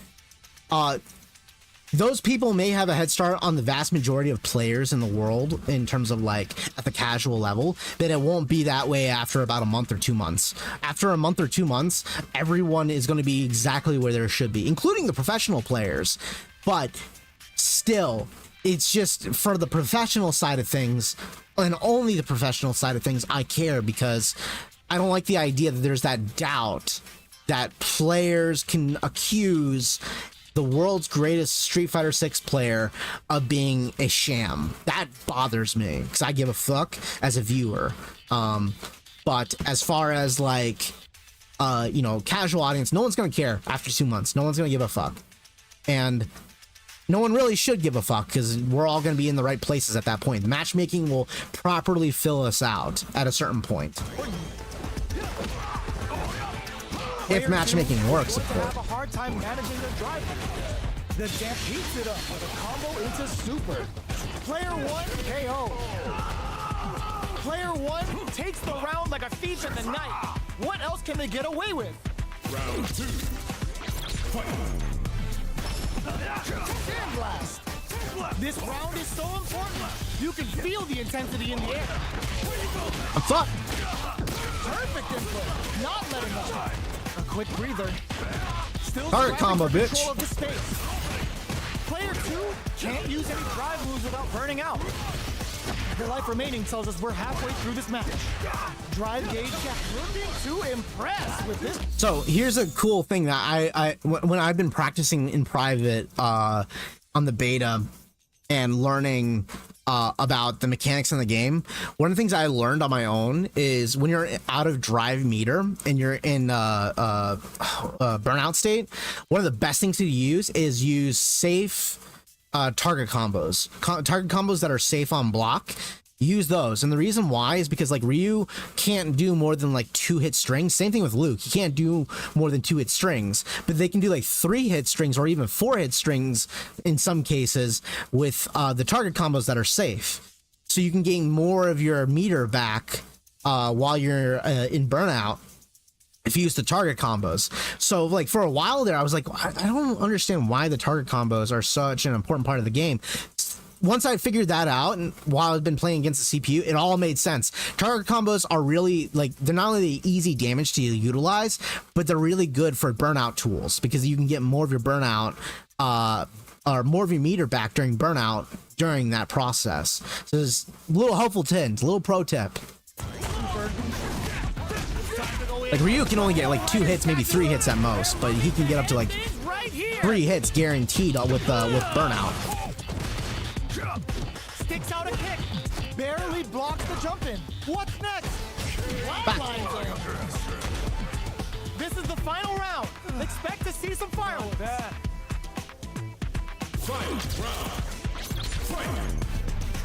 Checks with a sandblast. This is it.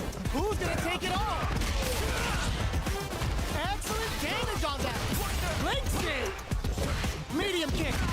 Oh, hits with the rush. There's a burnout. That's gonna miss. Cherry on top. Close that off. Player 1 is in burnout state. A very precarious situation. This is where we can expect some major pressure. Big gauge lead here. Ah, genius read with that throw escape. Sticks out a kick. Keeps him out. Noticeable life lead. It's a comeback struggle from above. Nails the erase. Do big damage and create some space. Player 2 is on track to steal this back after that super. Go ahead and shoot me. Fireball. No, fuck. Try to do a reaction super on Fireball. Really mentioned what I learned is that combos will drop if you burn out during a combo because of the minus mid combo. I actually didn't put that together. That actually makes sense. I didn't think about that. That actually makes complete sense. I do know that like there are certain block strings, for example, if your opponent's in burnout and you apply certain block strings, that it'll keep you in positive even longer than normal. Like for example, there are certain block strings that are not possible when you're not in burnout or when your opponent's not in burnout, but they are possible when they are in burnout because you get so many more plus frames. So like there's, you know, you want to learn if you can new block strings that you can apply while they're in burnout.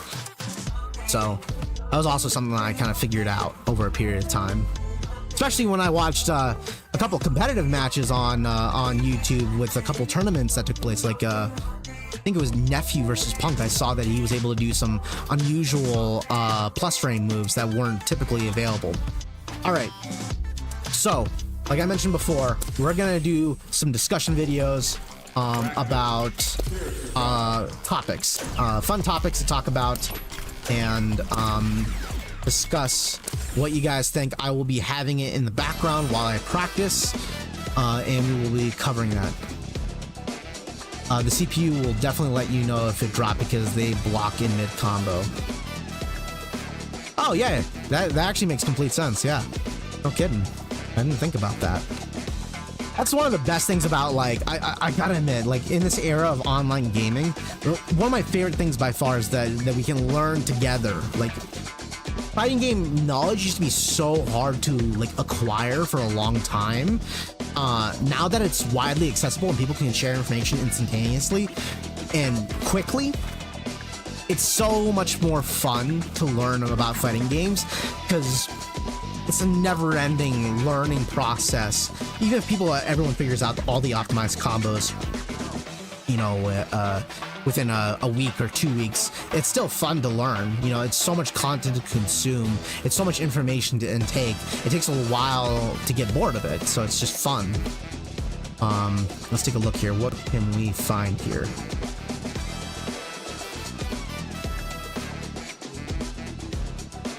And Firefox.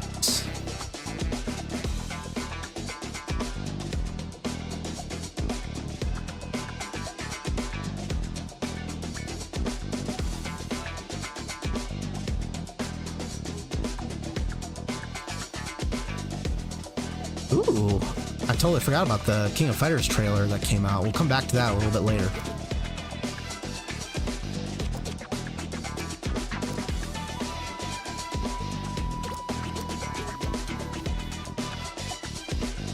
Seeking.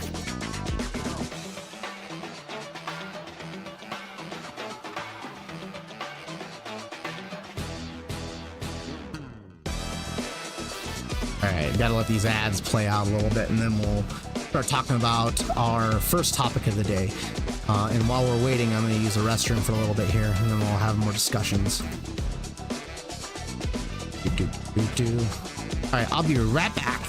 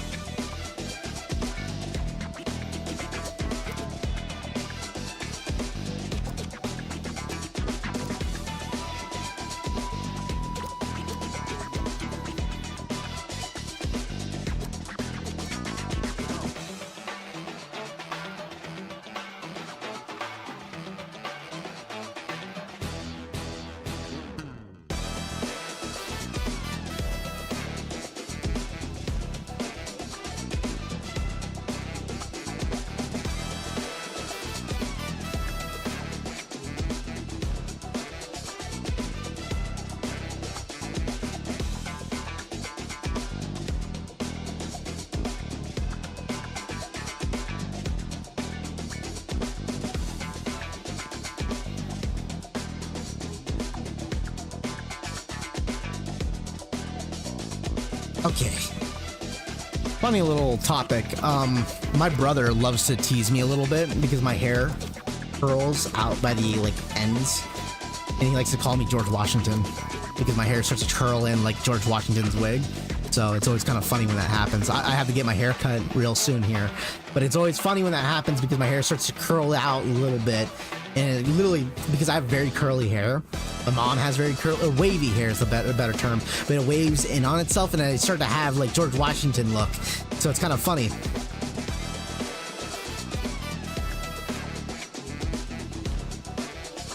All right, we are talking about this topic. Is practicing against the CPU worth it? Speaking of which, look who's been doing that for the last couple days. So, is it worth playing against the CPU to get ready not just for the beta, but also for the final release? Is it worth it to play against the CPU? We'll talk about my thought process about it. We'll also cover Anime Illuminati. He's a great fighting game content creator. He's primarily known for anime fighters. That's his big thing. like Blaze Blue, Guilty Gear. Obviously, he's played Street Fighter plenty. He's excited for Street Fighter 6 like everyone else is. I don't think he plays too many 3D fighting games, but he does play a lot of different variety of anime fighters in particular. He just came out with this video today. Yes, he did.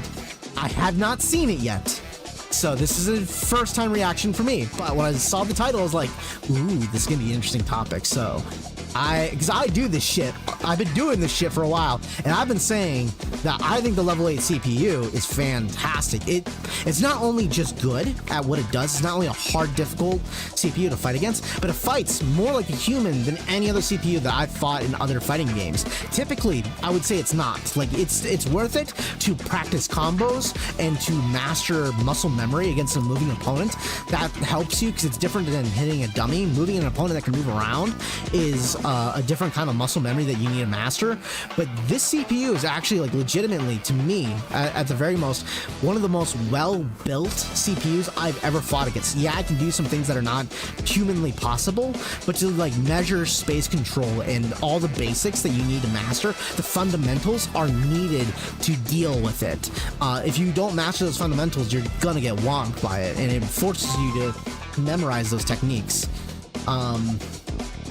Give me 1 minute here.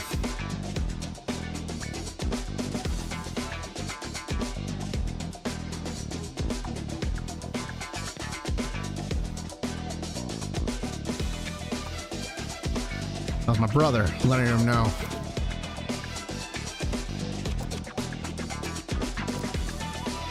Lou, you mentioned, I commented on in his video, I think level 7 CPU is appropriate to practice against. Yeah, a lot of times when I'm practicing, I usually go, like, when I was learning Luke, for example, I was going with level 7 CPU to master the combinations, at least most of the combos, but to actually, like, get the game down at the fundamental level, level 8 CPU is the best one for it by far. But let's get to his point of view. I want to see what he has to say. So back with another one here today. So this video is dedicated to all the stream monsters, all you new Street Fighter players that keep asking me the same damn question. I figured I've answered it 100 times already. Let's just make a video about it and direct people to it. But if you've been following along Street Fighter 6, you know the demo has a pretty strong CPU. There you go. In case you missed it, there's about, I think, 40,000 different videos here of players. You're like, oh my god, the level 8 CPU is a monster. It's cheating. It's so strong. It's so strong. So the question I get whenever I'm streaming the game, Let's turn this down. Is it worth practicing against a computer? Do you actually gain anything? Is there any benefit to fighting against a computer here? So a computer can never replace a human opponent, but I want to tell you today, it 100% absolutely is worth it. You can learn a lot from fighting a computer. Mago as well recently talked about it in a video he shared. You know, I'm not saying you got to fight 100, you got to play 100 hours, but just fighting against a computer is a very good tool to get you ready for when the game comes out, and even after the game comes out. You know. Agreed. I absolutely agree. Right off the bat, I agree. Not only that, but I would even argue that like he said, it's great for after the tool comes out. You will not be the best player in the world. Of course not. You know, being level 8 CPU will not make you beat gold ranks, diamond ranks, master ranks. It will not help you get to that level. But it will help you, teach you how to think like a fighting game player, because that's the hard part of actually getting better at these games, is the thinking process. What should you be thinking in moment-to-moment gameplay? That's the hard part. Obviously, there's certain like level of reactions that you should be doing, but there is a certain level of science that you should be thinking about. I've been fighting computer in fighting games forever. Whenever I learn a new character and I want to like practice combos or a specific like button in an actual match setting, I fight against a computer. Because against a human, you know, if I'm not at that level yet, I'm just going to get salty and get frustrated. But anyway, let me just show you today real quick what you should be doing when you fight against a computer. And if you like this stuff, you like Street Fighter 6, you like tips, hit that sub button. Help me out. And let's go. All right, so your goal against a computer is not to win. You should not be trying to beat the computer. You know, the videos I showed earlier, you know, these exciting videos of everybody fighting against a computer, you know, it's really fun to try and fight an overpowered AI.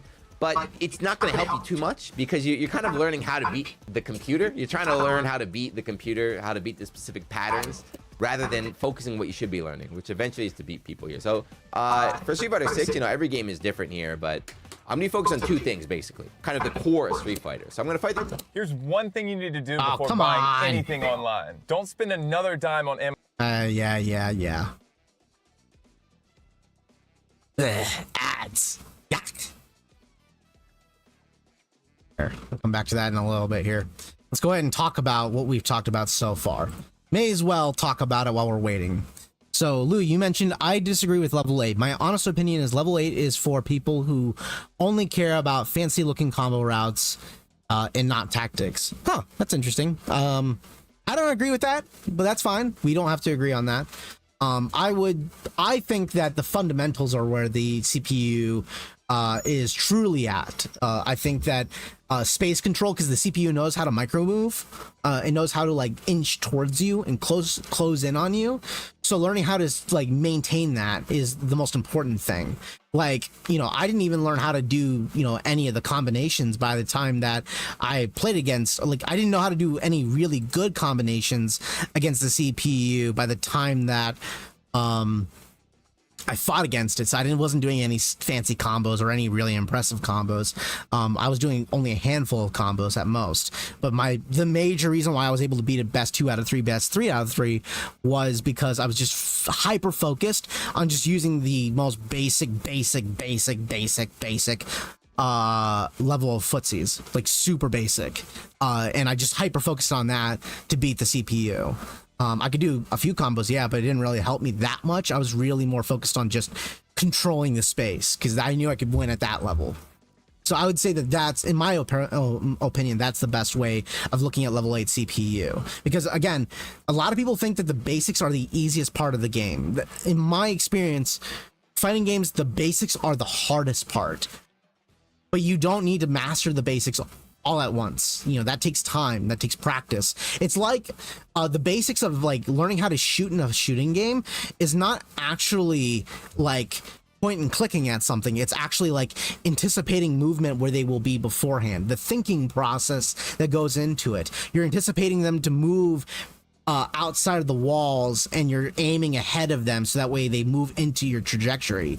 That's kind of the thinking process that I'm talking about.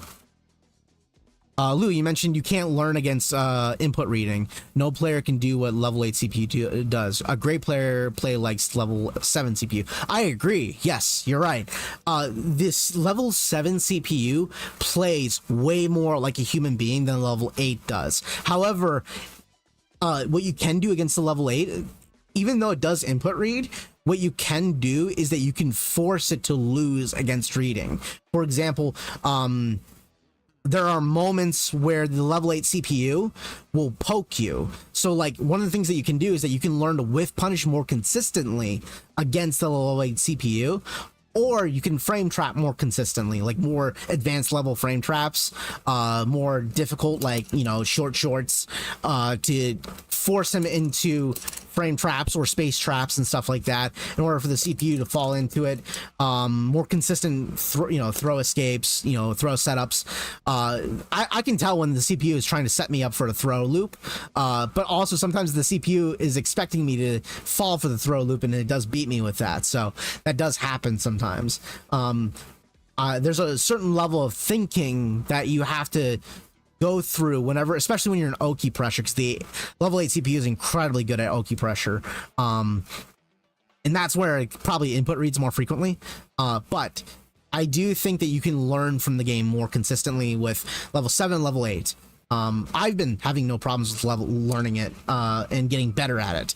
One of the best things about level 8 CPU, in my opinion, is that you can strengthen not just your combos, but you can strengthen your thinking process of like, what should you be thinking about while you're engaging, actively thinking about. One of the things you don't want to do is that you don't want to get stuck in thinking for too long, because then it allows you to get hit all the time by the time you actually react. All right, so let's get back to the topic at hand. I'm gonna put the video back up. The computer, every time he jumps, I'm going to try an anti-air. I'm not going to be able to do it, but I'm going to try an anti-air, okay? And now, new to Street Fighter 6, every time he does a drive impact, I'm going to try and counter drive impact, okay? So I'm going to be playing my regular game of Street Fighter, but I'm mainly going to focus on those 2 points, you know? If I get tagged by like a crouch medium kick or I get thrown, I'm not going to worry about it. But If he jumps in on me and I don't DP, or if he does drive impact and I don't react, that's gonna bother me. That means, okay, I need to train more. I need to train more. Okay, and there's one other thing I'm gonna tell you too for this game specifically. All right, it's this. Now this is what I want to tell you here. So I see a lot of people, you know, level 8 CPU, level 8 CPU. I'm telling you, do not train against level 8 CPU. Fight against it for fun, you know, fight against it for fun. Fight against it to steal some combos. It's actually pretty good to steal combos from the CPU. Yeah, but it's you can learn much better from in this game. Fight against level 7. Yes. The level 8 CPU kind of cheats a little bit. They kind of read their inputs. Yes, and he is right about that. He is absolutely right. If you want to learn how to fight against a human being better, it is better to fight against level 7 CPU because it does fight more like a human being. But like I said, I do believe that level 8 is still a good way to get better at the game because you can use that unfairness to your advantage to learn to tighten up your defense, learn to tighten up your whiff punishes. You can push yourself further on. But I think for the average player, level 7 is more than sufficient and it's more human-like. I stuck with level 7 for an extended period of time, but now that I've completed the level 8 CPU challenge and I've gotten to the point where I feel like I don't want to fight level 7 CPU unless I'm using a brand new character. But with Ryu and Luke, I enjoy playing level 8 CPU way more. That's me personally. So I do think that the level 8 CPU does have a place in getting it. There it is. You force level 8 to do what you want in order to win. You manipulate level 8 CPU into punishing the input reads. This does not help anybody. Yeah, you are right. That is a good point. It doesn't help. It doesn't help the average player. What I'm saying though is that you can, as you get better at the game and you get better at the thinking process, you know how to manipulate not just the CPU, but you know the traps that you're laying in place will teach you how to lay traps for other players as well, because you know those existing traps. Like for example, like space traps. Like let's talk about this one for example, which is not a true space trap, but like, so my jabs can't reach him anymore, you know, right? And my straight can. But if he jabs back, he will only hit me if I press the jab button. But if I do this, that will trap as a space trap. It'll trap the CPU for trying to jab back. Because the CPU loves to jab back, which is what a lot of people will do when they're being pressured. They'll start mashing low jab. So you can trap that and land that against them, and then you can get a combination. That's like rudimentary. It's not, obviously it's not that applicable. I'm using a like theory talk, but it's one of those things where you can use that thinking process eventually. Like it's a process to get there. But if you want a more human experience where you can learn how to play and think like a player, level 8 is that, or level 7 is that.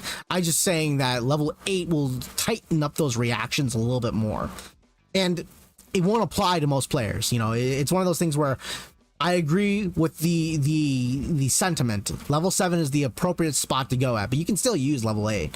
Level 8 is still an efficient tool. It's just not going to be something that you need to do. And it does things that are not humanly possible because it is input reading, and it's also, what's the better word to use? Doing reactions that are not humanly possible. Play a little bit too perfectly. Level 7 plays like a human. It's definitely, it plays more like a human. There's a lot of punishable mistakes, and it makes mistakes you need to watch out like for humans and be ready do. For. So watch. Let's go. This is great though. I can't believe that. I don't know if they did it because of the crack, but I can't believe Capcom just put out like, here's 1 month, here's like 2 months of unlimited like training mode, and if you have a offline match, you can just grind. I think they did. I just played one game and they talk did. about They did what I'm that doing. because of the crack. Understand here. Whoops. That's it. I already messed up. Which right? I actually It's think is because I'm talking on YouTube. one of I the swear I smartest would've marketing reacted strategies they could have done with the demo. Right? That's a was mistake giving right there. people So I need to access to watch the out for the beta with driving. these two characters. I messed up again. In order That's to like the value, level that right? playing field a little bit more, to reduce the doubt. This is like the value. All right, so I'm chilling. I'm 0 for 3. No DP, right? Yes, no I agree drive with you, impact, Lou. but you're gonna see probably is the match. I hope as the match goes on, I'm gonna start reacting more. I'm gonna start getting a little bit better at it. So he's playing. As the match goes on, not yet. What am I, 0 for 5 now? Because you're mentioning, well, I Another failed think if anti-air. you master level 7, then you're ready for an You gotta actual get in the person. groove here. Absolutely. But you I see- completely agree. As a matter of fact, I would say you don't need level 8 to be playing against a real person, because level 7 plays like a real person and it gets you to that point of thinking like an actual fighter. I'm just saying that what level 8 does is it helps you tighten up that atmosphere. You can use level 8 to push yourself a little bit further and tighten up your mistakes, because what the level 8 CPU does, it penalizes you for making those mistakes in the first place. So you can utilize that, which is why I enjoy playing the level 8 CPU more than level 7. But if I use a brand new character, guess which CPU I'm going to be using? Level 7, not level 8. Like because one of the things I'm going to be doing during the beta, I'm thinking I'm going to learn Chun-Li first to get better, but when the game releases, I'm going to be learning Marissa. Probably I'm probably going to learn Marissa first, and then what I'm going to do is I'm going to be playing a lot of level 7 CPU along with the single player content, along with the online multiplayer with the characters that I'm already comfortable with, like Luke and Ryu, you know, plenty of that stuff. But when I am training, I'm going to be training with Marissa against level 7 CPU in order to master combos, look for that process, you know, consume and become Wata, my friend, you know. All these opportunities that the computer's already giving me. Level 8 would not happen. Backing away, I'm scared. Boop. I can't drive impact now. Alright, you can have this round. I'll give you this round, Ryu. You can have this one round. It's on the house. This one's on the house. This game is gonna be hard, by the way, to stream. This is actually my first time streaming and talking while playing. Like, I can't do it. Let me, I'm gonna shut up. I'm sorry, YouTube. Watch me try an anti-air and try and D. I'm gonna shut my mouth for a second. It is hard to play a fighting game, or any video game for that matter, while commentating. I know that anyone that streamed or made video content, it is tough. It is tough. I swear, Preston. Okay. I had a hard time for a little while up. during my first couple recordings and first couple sessions. I had to practice it a couple times. I mean, the computer's hard. Before I got it down, I still fuck up all the time. Jump, see what happens. Okay. Worst thing in the world is when you make a waking up, recording and then you have to redo the whole recording. And you know you're just trying really hard to put it back together. That's the worst. So even though I got hit, I'm not upset. I reacted in time. I was just stuck in the medium kick. Okay. Whee! You could be practicing your combos and other stuff too, but again, I'm just focusing on these 2 points right now. But you see how I got smoked in the first round and now we're starting to get better? I wonder, do I have to Slightly.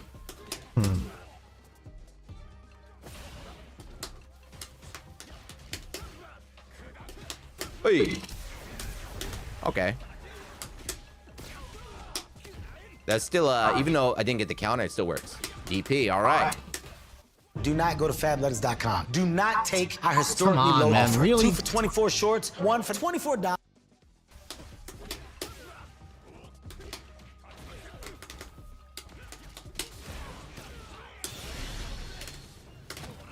Just do this because I need a breather. I need a breather, man. Computer's beating me up. He's not dead. All right, I won't kill him. I'll try and kill him with one of the 2 options here. Fuck, I think I have to do it. Get away, bro. I'm jumping out.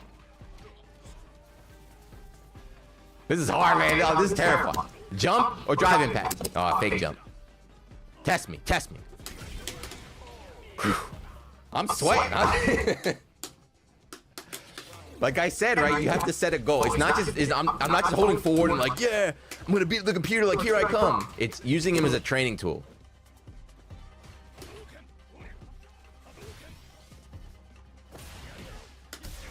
There we go. We're starting to get it now. And using him like a training tool is incredibly important. My focus on fighting the CPU, aside from the challenge that I did, whenever I fight my CPU at all, I'm focusing on trying to practice combos, because doing combos during like high stress moments can only be done through those moments. You can go to practice mode as many times as you want. You will not get better at the combos when the times happen. The drive impact is a mistake. You have to practice them under stress, and that's what the CPU can provide. There we go. See, like my brain is hurting right now. It took like every brain cell in this old body right here. But again, that's just an example. And you saw the first round, I did nothing, right? The first round, did I land I don't think I landed a single anti-air or a single drive impact. But the more I played, the more I got used to it, the more I started to react. And that's basically what I'm saying. So very, very, very useful tool if you fight against level 7. The level 8 is not going to be as kind. The level 8 is only going to jump when you press the button. They're only going to drive impact when you press a button. Try going against level 7. And that's just that little like training regimen I gave you of just like work on your anti-air and your drive impact. Like just focus on those two. Very, very, very valuable. Even if you're not going to play Luke or Ryu, you know, you're waiting for Juri or your waifu. Who's a girl? Marissa. I know you guys like Marissa. Even if you're planning on playing those two, the idea is still the same. You know, react to jumps and react to drive impact. So I guess there's about 3.5 weeks left until the game comes out. So, you know, it's free. The demo's free. Download it, pick whichever character you want, and try focus on those two things. It'll help you out. If you get really good, then you start focusing on other things like meter management, steal the B&Bs, you know, learn about putting them in exhaust and all sorts of stuff. But yeah, that's it. That's my example. That's just to get the point across. And now the next time someone asks me in chat, is it worth it to train against a computer? I will link you this video. So yeah, let me know if you've got any other questions. Let me know if it's helped you out. Let me know if you have any other training tips. Like Okay, we'll stop there. And we'll look up for another discussion video here real soon. But yeah, everything he said is fantastic. It's probably one of the best bits of advice I think he could possibly offer, that anyone that has any fighting game experience has to offer, is play against level 7 CPU. It will teach you how to play against real players.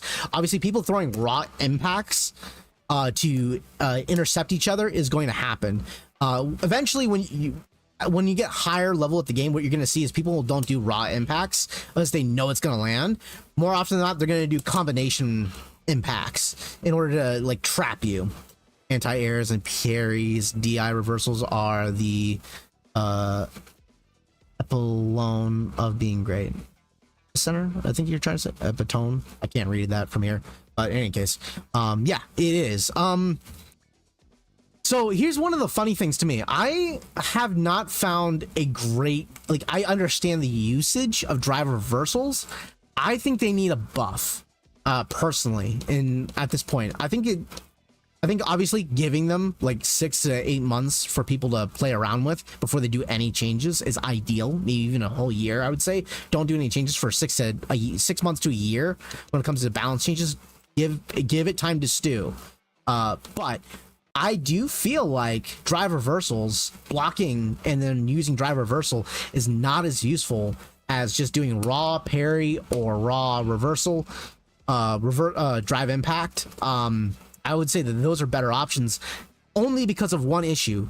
The 2 bars of the drive reversal is really expensive. Oh, you meant drive impact counters? Yeah. I would say, personally, I would reduce the cost of drive reversals to 1 bar, honestly. So that way they're more valuable.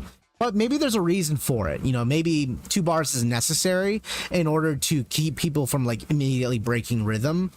I can see where I'm not sure yet. I would need more time to think. One of the things that I don't know for certain is maybe drive reversal.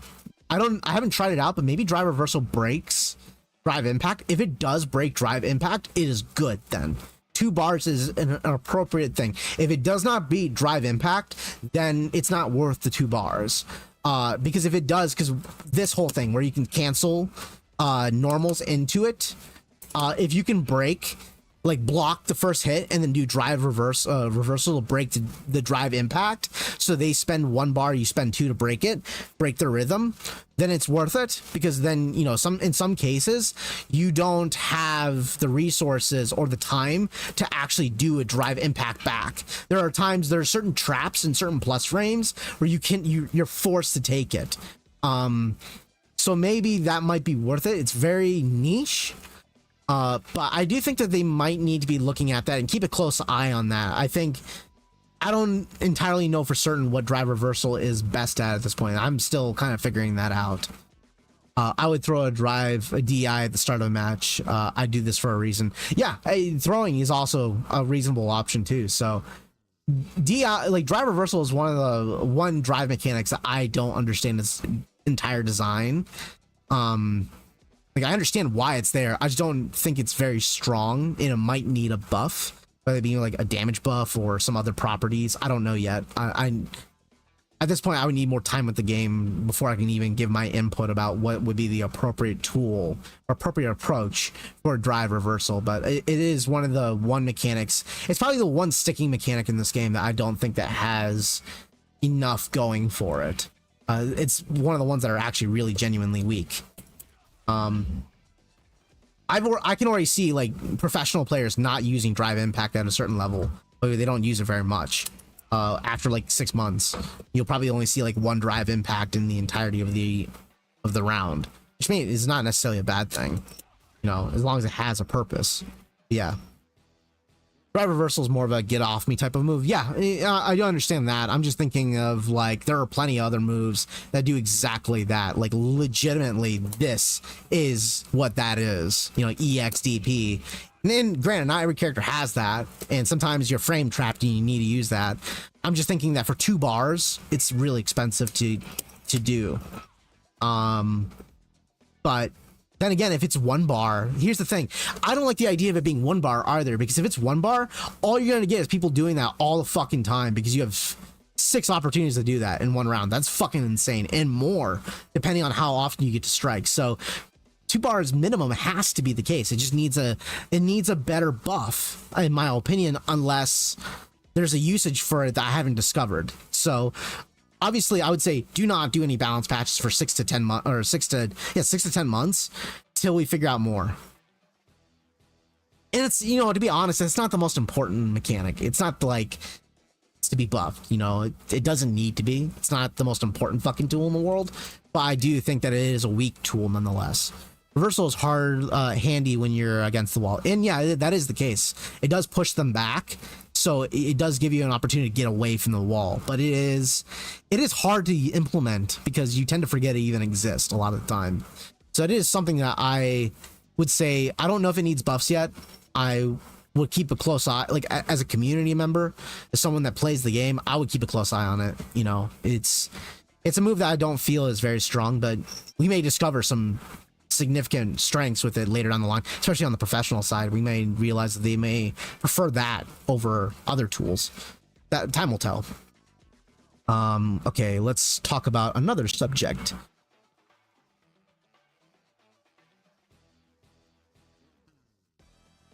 Oh, I didn't even see this one from Anime Illuminati. I have not seen this one at all. Let's talk about this subject matter. Of course, I have to deal with fucking ads all the time. But let's talk about this as well, because I haven't seen this one either.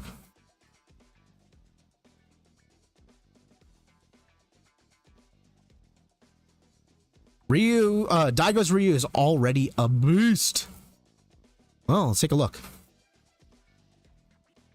If it's a 20-minute analysis video of it, we may not watch the whole thing, but we'll see what I can see from here.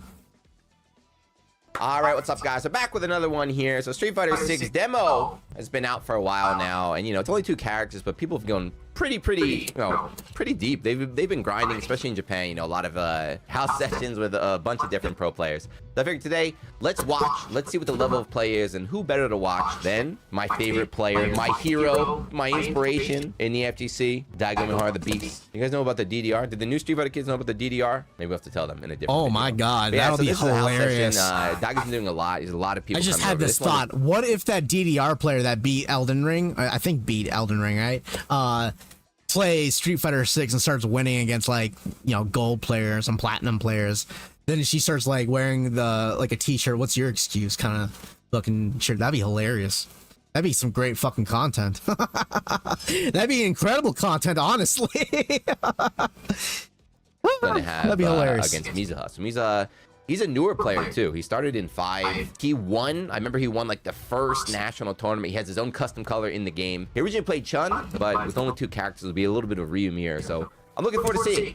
You know, what are they doing? What can I steal? What can we learn from this? But you like this stuff? You like Street Fighter 6? You like the breakdowns? Hit the sub button, and let's go. So yeah, sorry, I'm covering up Lord Daigo. I know he's right there. I'm gonna cover him up though, but let's see. Before we talk, I've not watched him play at all, but I've been concerned. I've been concerned about Street Fighter 6 and if old people like Dago can compete, he's 42, 40, 41, 42, and he's going to be older. Like, by the time Street Fighter 6 is over, he'll be near 50.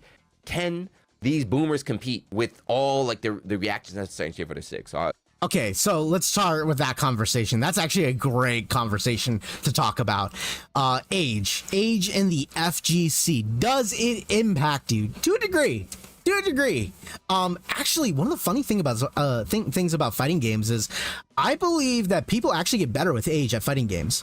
I think that fighting games is more, reaction is important, obviously, combo connections, and at a certain point you do need that level of like, of reaction and ability of reactions and all those things that comes with hand-eye coordinations. You do need it to a certain extent. However, I don't think you need it to be the best player in the world. It's not like shooting games, for example. Like shooting games, you need reactions. No matter what genre it is, you like strategy and intelligence always play a factor, but reaction time is critical, absolutely critical in shooters. In fighting games, as important as it is, it seems to me that the more I play, the better I get as I get older because of how much more knowledge and understanding and setups and intelligence that you have to apply. There becomes a certain level of like, how like in professional boxing, obviously you got like the coach who's much older and experienced at these kinds of things, and they're able to pass that knowledge on to their boxers, and there's boxers are able to ascend because of that knowledge. What I'm noticing is that, like, if you think about it, some of the most consistent fighting game players have been around for like decades now. They've been around for decades, which is unusual in esports. A lot of times, once you hit at that certain age, in most like FPC reactionary shooters, it's a very short window. It's a very short time frame. But in fighting games, that doesn't seem to be the case. It seems like the older you get, the better you get to a certain extent. Of course, there is a certain point, like, when you hit like 50, 60, there is going to be a time period in which, reactions are absolutely necessary. That's going to happen. But I've been noticing that like Tokido and all of the world's best players, me from Street Tekken, one of the most demanding reactionary games I've ever seen, is only been there for decades, and that's unusual in an esports competition. So I believe, and I do believe that I think that the element of like knowledge and strategy and thinking process is more about like how do I put it, like it's more about knowing what to do when the opportunity arises and how to set it up. It's more of a knowledge game than it is anything else, and that to me is really great in a lot of ways. It's a lot like chess than it is a game like high speed chess than it is a game of any other kind. Any other like competitive fighting game or video game that I've seen out there. Lou, you're mentioning only if your brain processing starts to decline. If not, you can be good for a long time. Yes, I agree. I think that Daigo, even though he is getting older, he's about to become boomer status. I think he'll do great. I think he'll still continue to do great, and I think that it's a great topic and it's interesting. It's one of those environments in fighting games where like it's very unique in the esports genre in general. It's very impressive. So it's kind of cool when you see that. But that isn't the case for a lot of like competitive shooters out there. There are a lot of competitive shooters where your window of success is very, very tight.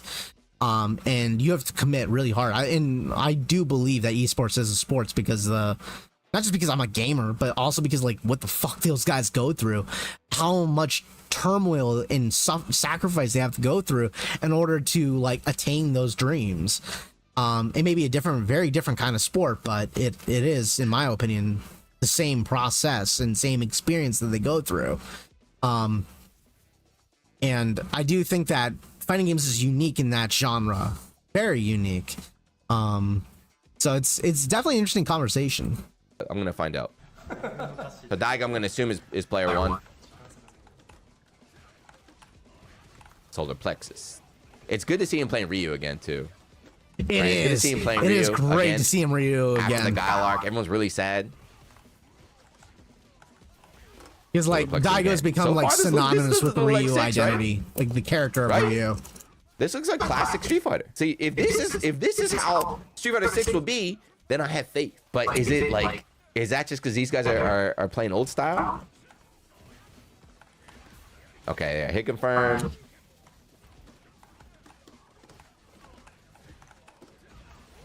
With punish EX, okay. I guess that's smart. Ooh, Jesus. Right, so this is kind of nice. Come on. Really? We're doing this again? Fucking ads. I'll have to, I'll have to buy YouTube Premium at some point and deal with that.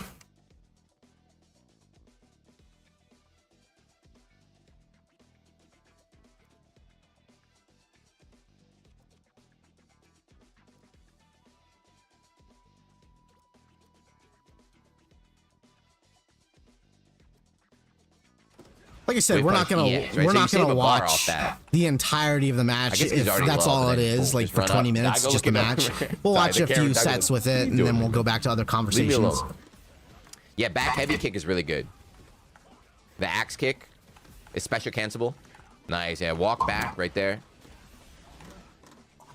Oh man, gives me an opportunity to learn some shit too. All right, he's still learning. This too. I guess because he's already in burnout. I don't know why he did this combo, even though he dropped it. But a big thing they're talking on Twitter now. He doesn't have to do it now because he's in burnout. But it seems like if you block a DP or a reversal, it's good to punish with drive impact because you drain so much of their drive gauge. Huh? I didn't think about that. That makes sense actually. Yeah. That's a little risky though because there's a big startup on that, and there's a big movement forward, so you could slide underneath them. Luke's roundhouse is the same way. The hopping knee. So like, if you try to use it to punish, they fly up in the air. So you gotta be ready for that. Yeah, alright. The hell? Did he jump? So sweep, punish, dash in, back roundhouse? Look. Does it knock down? Or was he airborne? No, he was trying to jump. He tried a neutral jump in the air right away because he thought he was going for a throw. So he was gonna try to punish it on reaction. Not too much, right? Not on reaction, but even at though least he had burnout, I didn't do really a like neutral jump to avoid the throw. Risky option. Roundhouse, keep him here. Yeah, maybe he got caught in the backdash, but airborne it knocks down, I think. And another burnout from Riza?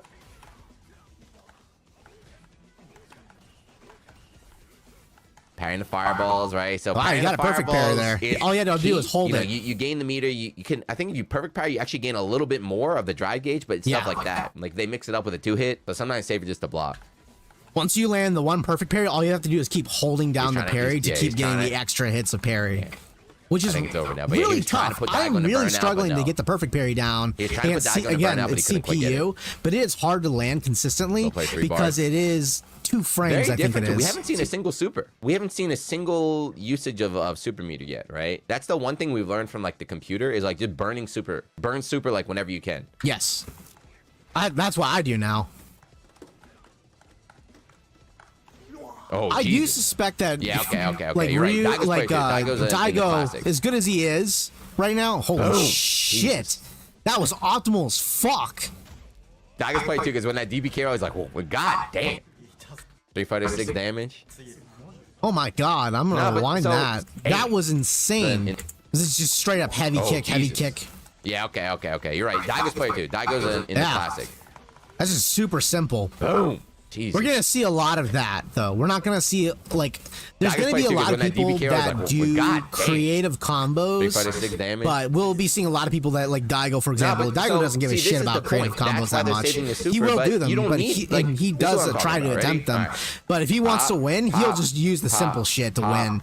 That's already huge damage right here. That's huge damage. So now you do that level might get 3. nerfed. Like, yeah, that's a good chunk of damage, but again, you're holding on to that. He could have done a level 1, a level 2, and still build up to level 3 after that. That's not smart. Just holding on to your level 3 until you can use it, that's not what you want to do. Burn it right away. Yeah, I know you cover drive, I know all that other stuff, but this is common fighting game like strategy. When you have full bar, when you have 3 meter and you're spending it, you're also not gaining any meter. You could potentially have 5 bars, right? You could potentially use 2 bars in the second round or the first round, build up 3 for the third round, you get 5 bars. Compared to a guy who just holds on until that one chance, he only gets 3 bars. Seeing that combo, of course, you're like, holy moly, look at all that damage. That's great, but it's the stuff that you don't see, right? It's the stuff from the other rounds that carry over. It's the small stuff. That's what really matters there. And again, I'm not saying, oh, these guys stink. Everyone's still learning. Everyone's still new. Yeah. Literally, they're just playing the demo version, and they have had very limited access. Yeah, this is the combo they've all been doing. Yeah, they get the little power charge after that. Yep. Actually, let's take a look at that again. On the next power charge after. Get him, Daigo. Yeah. So right here, okay, you did it raw. Get him, Charge Daigo. up. Yeah, this is the combo they've all been doing. Yeah, they get the little power charge after that. Yep, I've been doing that meter against the CPU lately. Oh, you did. Yep, you did. Although I probably wanted on the EX Tatsu instead. Lou, you mentioned I can perfect parry. Once you land it, you can go ahead and start attacking with your plus frames. Yeah. Back throw. Yeah, back throw. Sorry. But he's still burnt out, so he can't drive impact back. He doesn't have super, so he can't super reversal back. This is guaranteed. Unless he's mashing throw on wake up. Maybe if he mashed throw, might have been fast enough. Charge up. Bonk. And now look at that. He had about like 85% health. Daigo doesn't super here to save it for the next kill, right? Throw. Fake throw. Back. Yeah. That's going to be hard. I mean, that's going to be hard as like a commentator, man. You have to have a different kind of energy, I guess. There's no like build up there. Daigo just murdered him. And he went from like 90% to like 0 in like 2 seconds. You have it's going to be like Strive almost. Where you're like, oh shit, he's dead in a hit. Like, you got to be ready at all times to be like, oh, he, like, this is one hit away from death here. There's no, like, methodical slow... Well, there are methodical slow comebacks, but there's situations like that where it's like, oh, God. He's dead in a hit. Parry. Oh, you got to parry both hits. This guy's going to burn out a lot. People, you mentioning, Lou, that people haven't realized yet that parry will stop every character if used correctly. That is the case, but the big thing is that you don't get that... It'll give you momentum, which is huge, but it doesn't give you that much damage. There's a huge damage scaling, so it is worth it. It's definitely worth it if you can master it, but it is tough, especially on the heat of the moment. If you're watching this and you're a sweaty Street Fighter player, what do you think about this? You think this is cool? Like this, it should be this strong because like this, there's like almost guaranteed. There were actual guaranteed drive impact setups in the beta that got removed, but they still these almost like seems guaranteed setup, right? That looked like a block string right there. I didn't see his guard go down. That looked like a guaranteed block string. I had no idea, but and then bop.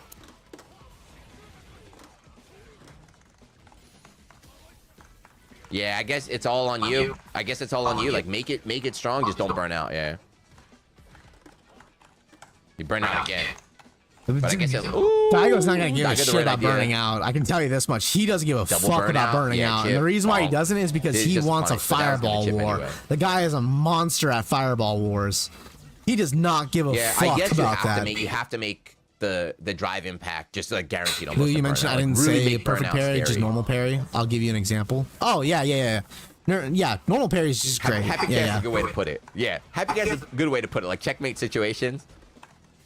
The drawback with regular parry is that there is a startup time to release.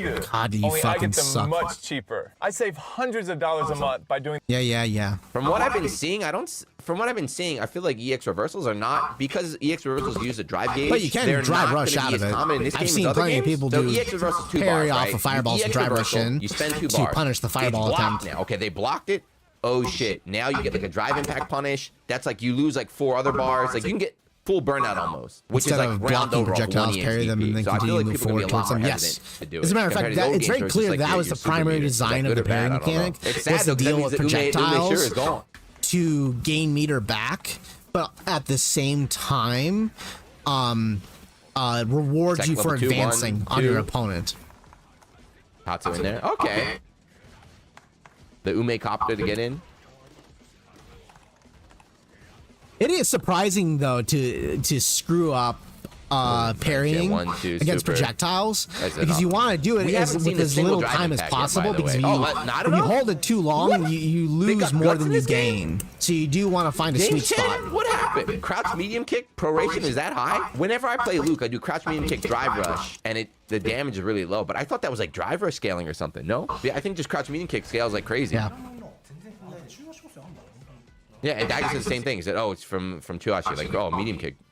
Minor, you have to use parry correctly. If you do, then you won't have to worry about That's recovery. good though. You get the spacing on. All right. So crouch medium kick in the drive. Although I heard it's not even true boxing, but you do that There's drive still rush. a bit you of get recovery positioning and though, stuff, isn't but there? not too much damage. Even when you get out of it, I mean, you can punish, but there's a little bit of recovery. This is the god, right? Like for example, But if stand it's a sure, drive rush, non-punishable just you move, there are buffering certain in, right? moves in the There's game not a that are reaction, right? non-punishable by parry. Rush in, EX. I'll have to- That's a I'll have to lot play of meter, around though, with that Dagger, relax. when the game That's a brave releases round start. and 6 see seconds in, what I Dagger's can down to learn 1 from bar. that. But maybe Oh, there's no. some things Let's I see. haven't figured out yet about the parry Oh mechanic. god, Daigo didn't work. It was a bad plan. That was a bad plan.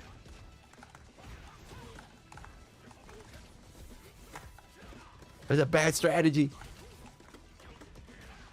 But it's just casuals to it. Before anybody, I'm sure there'll be some comments like, these guys stink, or like, why would you do that? It's just casuals. So in casuals, you test things out, you know? Yeah. You're like, let me try this, let me see this. You gotta, test everything, even the bad options. Like, okay, that's why this is bad. EXDP again. No, the Ume Shoryu. The Ume Shoryu is definitely gonna cost Daigo tournaments again. Pop, pop, pop. Yeah, no more Ume Shoryus for Daigo going forward. That ain't He happening tried to whip anymore. punish. The parry is hard. No! The Daigo can get chipped now. Yeah, he's throwing the booms. Sorry, the fireball trying to chip. Chip damage is a ton. Oh, godlike. Yeah, there's That was no way godlike. out of They're that. playing He was first two, dead. so I'm used to first set 3 from the computer. That was godlike though. The chip setup. Boom. All right, how much longer? Boom. So he went for a chip there, but there's also these grimy setups. Practice with the CPU where on you your own jump a time, do nothing fireball but and they parries. drive I rush rarely see you after the use it. fireball and Yeah, anti-air and the you. reason why I rarely use it is because I do play like level 7 CPU. Probably I would have a better time using the parry. The big thing is that you never want to use the parry against the level 8 CPU. The level 8 CPU fucking penalizes you for using it. So that's where it's like you can tighten up other areas, but that's where it's like unreasonable against the level 8 CPU because they do not want you using it against the level 8 CPU because he just fucking grabs you. He just fucking grabs you. But also, like, to be entirely honest with myself, the primary reason why I don't even use the parry is I'm so hyper focused on getting my combos down. That's the real truth. When I stop and think about it and be honest with myself, I am so fixated on getting my combos because I just want to do some cool shit that I'm forgetting about the parry mechanic a little bit and utilizing it more frequently. Because I'm like so fixated on that right now.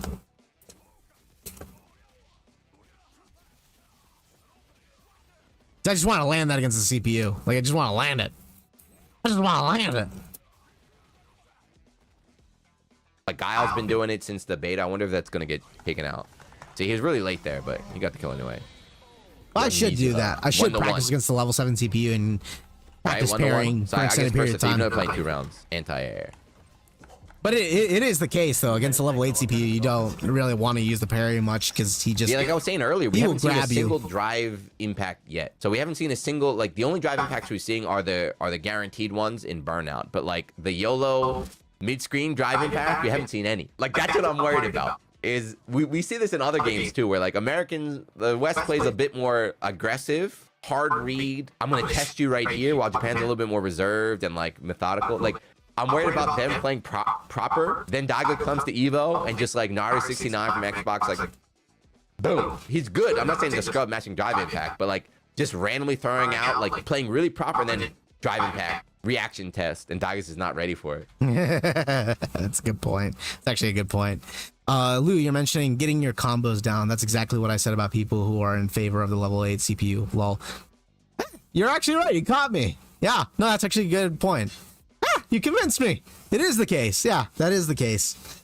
I mean, it is good. I do still stand by a lot of things that I did say about like tightening up certain elements, and I just enjoy fighting the level 8 CPU. But you are right. Yeah, you caught me dead red-handed. That definitely is the case. 'Cause I am super fixated with the combos. So yeah, that's a good point. I want to see it. I want to see it. Oh, there's one. There's one from Mizuha. He heard me. Daigo blocked it. He said he blocked it.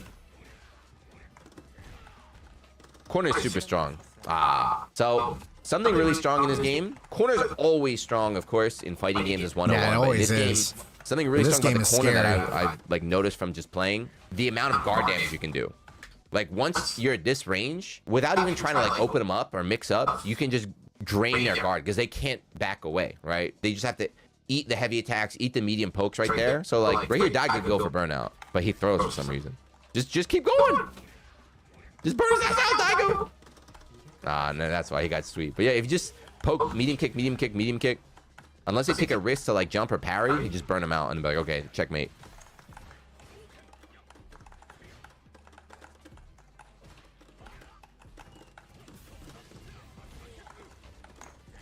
Well, Daigo's a bit Yeah. more of a conservative player. He doesn't. I know that he likes more aggressive games, but he doesn't. There's He that doesn't buffer. play Stand risky. Short, stand short, double tap forward. The other Sometimes games, he'll so do. like, Sometimes you know, he will stand do short, risks. You buffer in They do stand short, happen like Tatsu or the something. Ume Stand short, whatever. Shoryuken, that'll but only come out if they he hit. But tends there are techniques to beat play that. more so cat- the technique like on is a you more conservative Hadouken guard. So you play walk style. forward and you block. You bait that buffer. So you actually block the stand short. They accidentally Tatsu and you punish. So that's why they're doing drive rush instead. Because that way, even if it's blocked, it's safe, I guess. I don't think you can punish it. If they run up and block, we'll see. If not, maybe I'm wrong. Maybe they just want to get that option instead.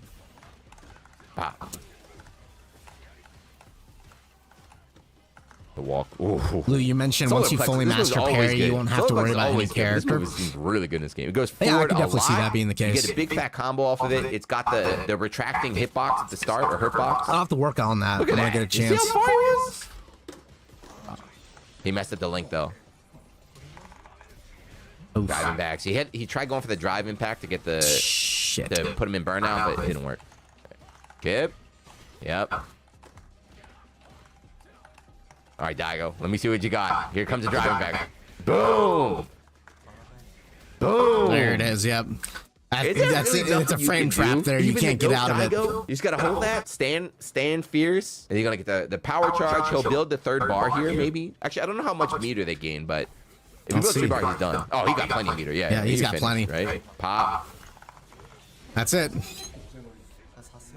That should He kill. could have done an extension, If not too. damn near kill. That's kill. Didn't even need to, but he could have kept going, right, with another drive rush. Just don't get burned out. I guess that's it. Like, that's it. Don't get burned out. I'm sorry. That's another check. That's another check. That's another check. Where's Daigo? Where are the reactions? Oh, here we go. Here we go. Final game.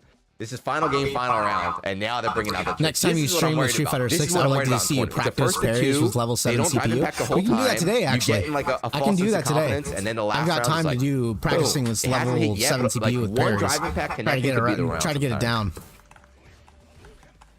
At least get started with it, I would say. I probably won't master it today. It'll take me a couple times. Question I get asked the most.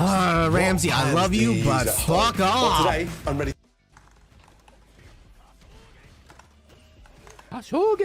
Nice parry. Parry's gonna be something that Getting is in gonna the take way some of my time. Street Fighter time. I will not Parry is like forgive not gonna be a neutral tool. It's gonna be a anyone defensive who tool, as in fucks like with my they're Street plus Fighter on this time. block string. It's their turn. I parry now and try and take my turn back. It's not gonna be like I'm gonna YOLO parry like the crouch medium.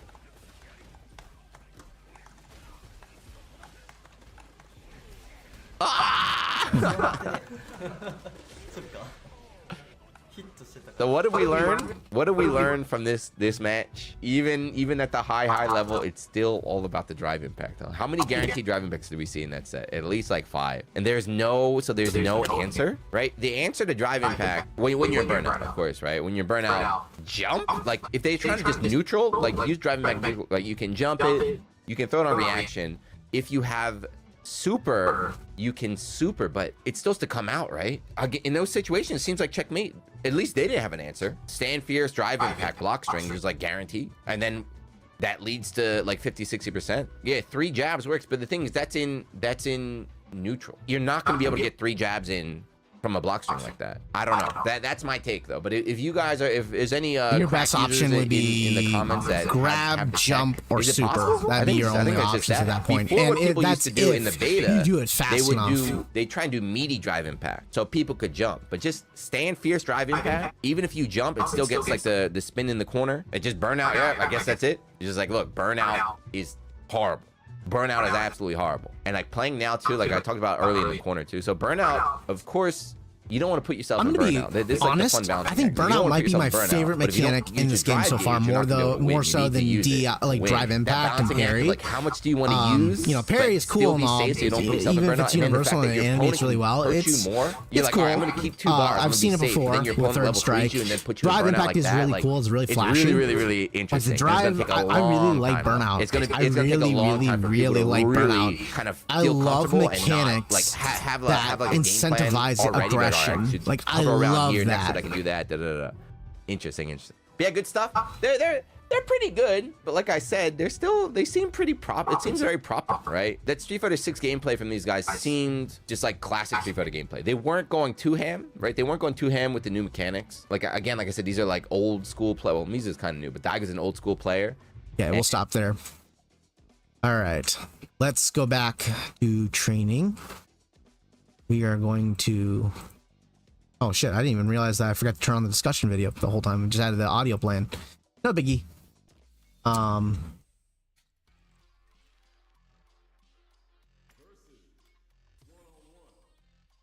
see here.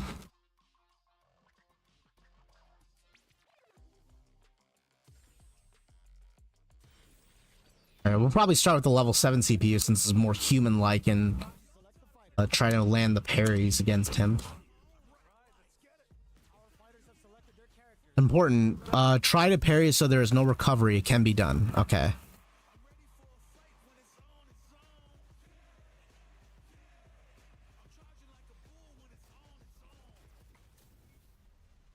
They're all fired up. We're almost underway. Let us begin. Let me have some fun. Round 1. Let's see what they try to do here in the first round. Almost had it, but it gets blocked. Drive impact is blocked, but takes a bite out of the drive gauge to apply some pressure. We're still in the early going. Oh, he was waiting for me to do it. How are they going to deal damage? What's the plan? Throws them down. Reads their mind and texts the throw. Reads the throw and shuts it down. Blocks the ambiguous cross-up. Spot on blocking. The jump-in is denied. Throws them to negate the block. Alright, what's coming up next? Fuck! Yeah, that did a lot of damage. Player 2 picks up the always important first round. They'll want to keep the ball rolling.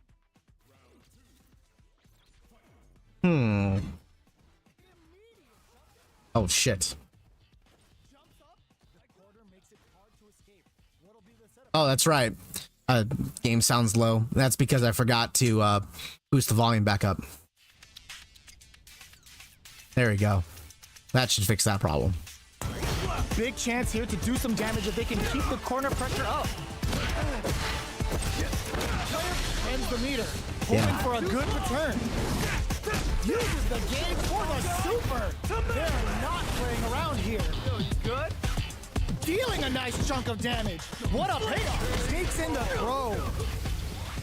That's what happens when you capitalize on all of your chances. Right back into the rematch. We ain't even close to There we go. Got a purple parry. Stops the attack by using a drive pick. Oh, There's a drive rush to throw Fuck. the opponent off balance. Player 2 pushes the opponent into the corner. Buys some time by driving them into the corner. And now they can create some big chances to do damage here. Throw hits. Now the fun begins. Closes the gap for the grab. Grabs them. All right, what's coming up next? What's their game plan here at this critical stage? In a dire situation, they can't afford any mistakes. Taking stock. Oh God, this is tense. Blocks the impact. Fires off and shoots through her KO. Player 1 picks up the always important first round. Bill wants to keep the ball rolling. Checks with a medium. I thought for sure you'd throw another Breaks the block poke. with a throw. Checks him with a projectile. Still scrapping for control of the space. The meter. I missed the timing. Hoping for a good return. Uses the game. May have let go too early. Maybe would have done. Not playing around here.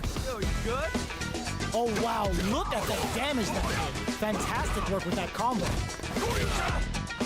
Closes in. Hopes for the kick. Hits up the counter. This is going to be huge. Wow, he's just walking into everything. Player 1 brings it home. You gotta learn how Let's see to if they can tap build the parry for themselves a situations, streak. holding it down for others. Got it. They're still hungry. Both sides stepping up for the rematch. Smart play with the throw. Impact's a no-go. So I'm assuming best times to use parry is to use tap parry is when they jump at me instead of holding it down, because every time I hold it down when they jump at me, the CPU punishes me with a throw. So instead of doing that, tap parry with jump kicks, and then do probably mid-range, do a hold down. Plays on the And pressure then I can with at the least projectile. react to They're trying to beat up the the jump. throw, walk up. Player 2 pushes the opponent into the corner. Will they incorporate that full drive gauge they have into their front?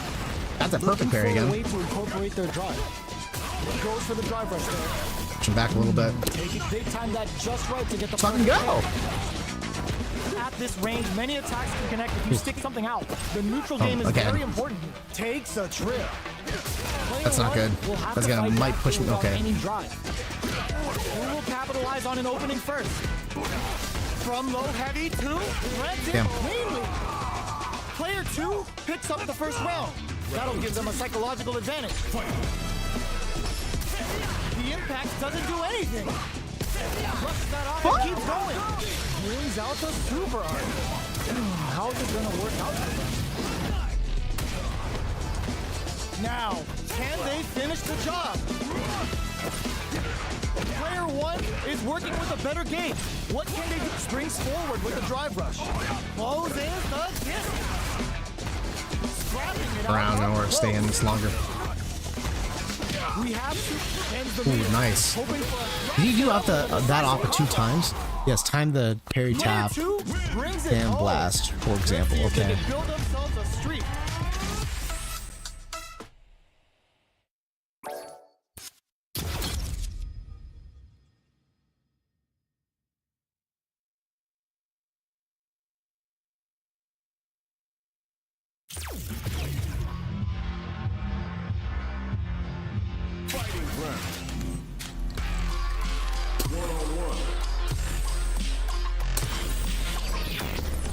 Next up, stage selection.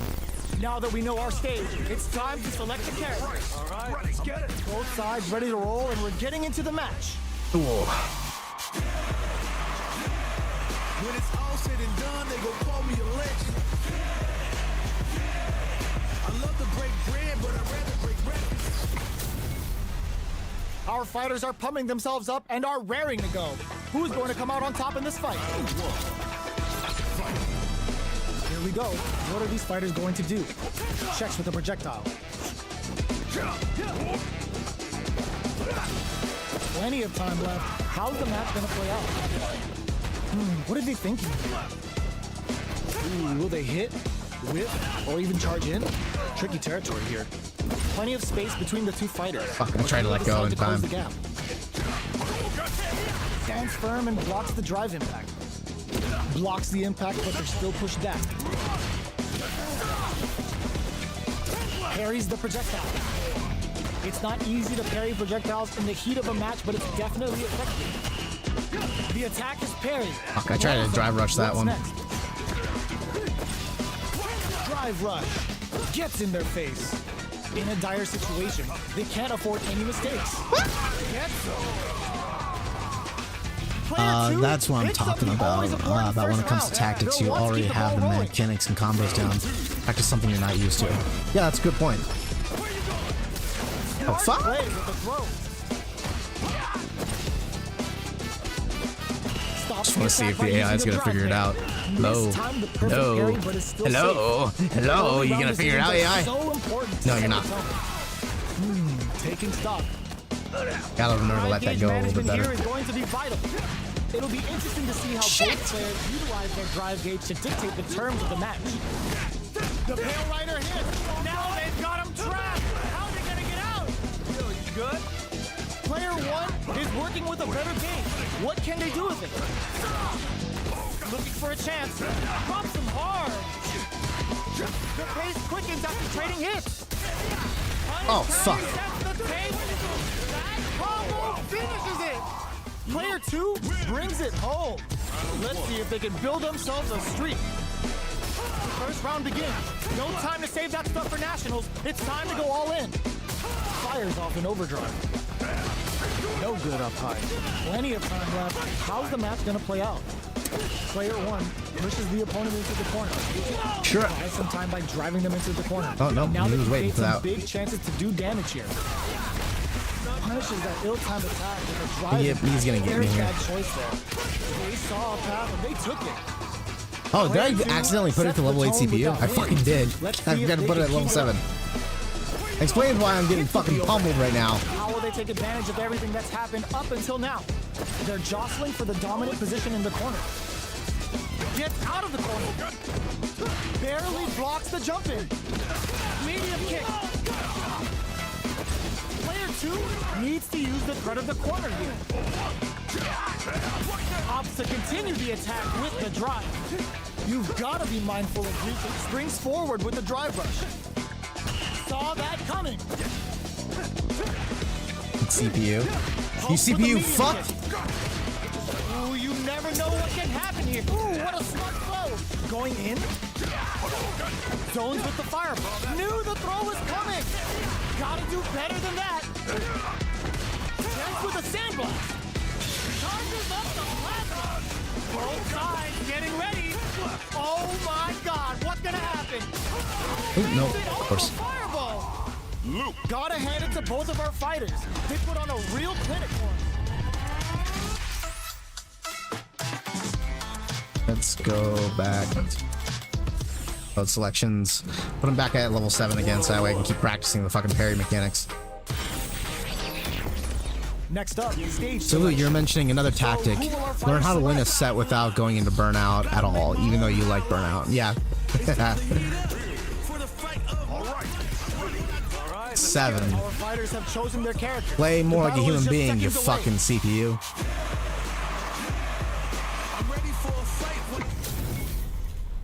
Oh, looks like these two have more beef than a Philly cheesesteak. It's just stupid saying. Let's see what they try to do here in the first round. Handily escapes the throw. Blocks the jump in. Oh, that was a hell of a call there. Neither of them willing to back off here. Opts for the throw. Next up, reads the throw and shuts it down. Player two chases them down. Good job blocking the Just jump. try to get it. They're showing us just how patient they can be. KO. Player two takes the round like a thief in the night. What else can they get away with? A brave forward jump there to start. Sticks the combo.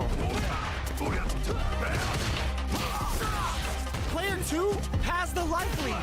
Can they use it? Time to sit on the lead. Gotta be careful not to whiff at this range. Big exchange blows. This Shin Hashogaki is gonna sting. Oh, that's right. I didn't have the fucking lightning. Return. Player two will need to use their meter here wisely. Ooh, what a smart throw. Okay, here we go. The drive impact doesn't work. Punish counter sets the table. What's next? Presses for a reaction with a fireball. Turns out. Damn, I couldn't land it. On the cage right Couldn't there. land any of the parries. This is gonna kill. No doubt about it. That was the highest if I've ever seen. Gotta hand it to both of our fighters. They put on a real clinic for us. The first round begins. No time to save that stuff for now. Get out of that jam with a perfect parry. Blocks the low heavy. It's the start of the round. How will they start their approach? The throw hits. Now the fun begins. Steps in for the throw. Both sides have full drive and plenty of power. Let's Try see to how fucking things parry work that out. one. Neither of them willing to back off here. Punishing the shit out of that Taking right now. stock. Sees it coming and blocks it out. Life lead opens up. I gotcha! Opts for the throw to close it out. Player 2 on the board first with the win. They'll want to keep the pressure on. How will they take advantage of everything that's happened up until now? Oh, damn. Dashes forward. Oh. Big throws. That throw is some good damage. Too slow. Uses the game for the super. They're not playing around here. Yo, you good? Oh wow, look at the damage that did. Fantastic work with that combo. Nope. Whip punished that shit out of me. That's what happens when you capitalize on all of your chances. Time to get down to business. The first round starts now. Takes the chance to hurt him. Uses a drive parry against the attack. Gotta work on that one. Looks like there's a tighter window that I need to unlock at. Really There we go. in the round. Player 2 creates a good corner opportunity. Keeping them in the corner will only produce more damage opportunity. Player 2 is maintaining the corner position for some juicy damage. One combo can end this round right now. KO! Player 1 takes the round like a thief in the night. What else can they get away with? Who's going to start things off? That attack landed for a counter hit. They'll have to decide how to follow up. Risky up-close scrap still going. Player 1 will need to play it conservative until their drive refreshes. Both springs forward with the drive rush. Damn. Wow. Uses the game As an anti-air. They're not playing around here. Yo, you good? This is going to hurt. Okay, here we go. Player 1 doesn't tell When you're mentioning, here's the trick with parry. When you parry, there's only recovery if the opponent doesn't hit you. If he hits the parry, then there is no recovery. This is it. Who's gonna take it all? Oh, that's how it works. Do you want to let go on the moment of impact? Close range Oh, I get it. It's kind of like Luke's what do you call it? Luke's charge attacks. You kind of want to treat them like Luke's charge attacks, where it's like the perfect version of that. It's a negative edge in order to get your frames back. What's next?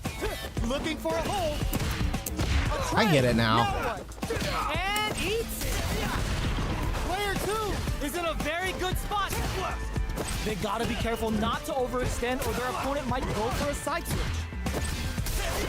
Oh fuck! Super art to show off what a PhD fighters can do for you. Turns out, I fucked up the combo. Player 1 is Machina Shokiki.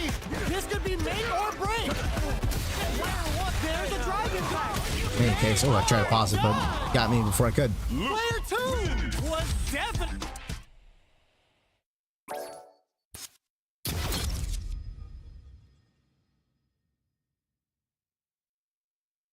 It's like parry and third strike, but it's defensive.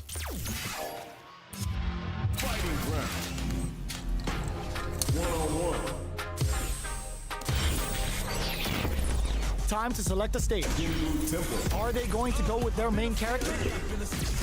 All right, let's get it. Our fighters have chosen their characters.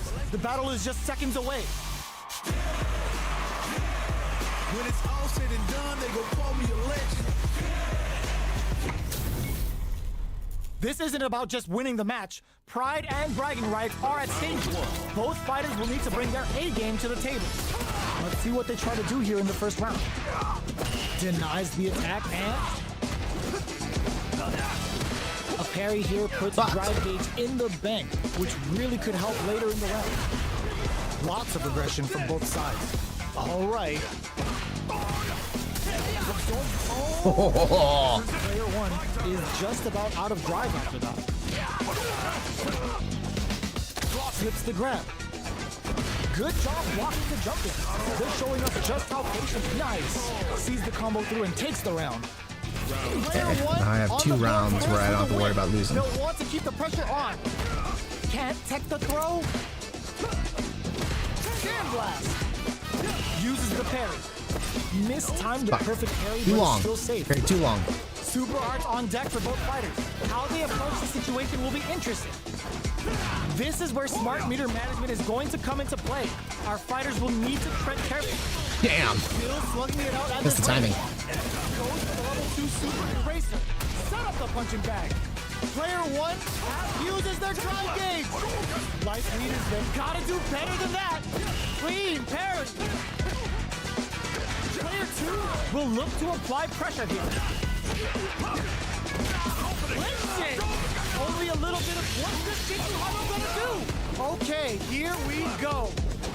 This is a critical moment. Parry. Parry connects. Drive rush. Somehow There we go. Yeah, I think I'm starting to get the hang of it now. After all that, last round, people. Both fighters gotta go all in from this. I don't want to kill him right now because then I get less training time. So Next with a sandblast. Who's going to steal this win? Close range projectile. Both fighters are standing firm with plenty of health remaining. They're waiting for the opportunity to bust this match wide open. The low's blocked. Both fighters have a full super meter on deck. But gotta do better than that. Excellent block to shut out the impact. Fireball pressure. Rhino sets up with the jump in. Too slow. Takes him down with a tail right. Time for the ground and pound. Yo, you good? Get your plate. Not looking good. he's gonna throw me again, isn't he? Bad place to be. Didn't. Still had the chance, but what a finish. Ooh, you're mentioning for me, I'm trying to master not blocking a DI. I either counter it, jump it, or take the hit. Yeah, I've gotten pretty comfortable with countering the DI. I've gotten really comfortable with that. There are times where it catches me off guard, but I've gotten pretty comfortable with it because the level 8 CPU is really good at penalizing you for using DI at all. So, and it's very good at mixing it in with cancel normals.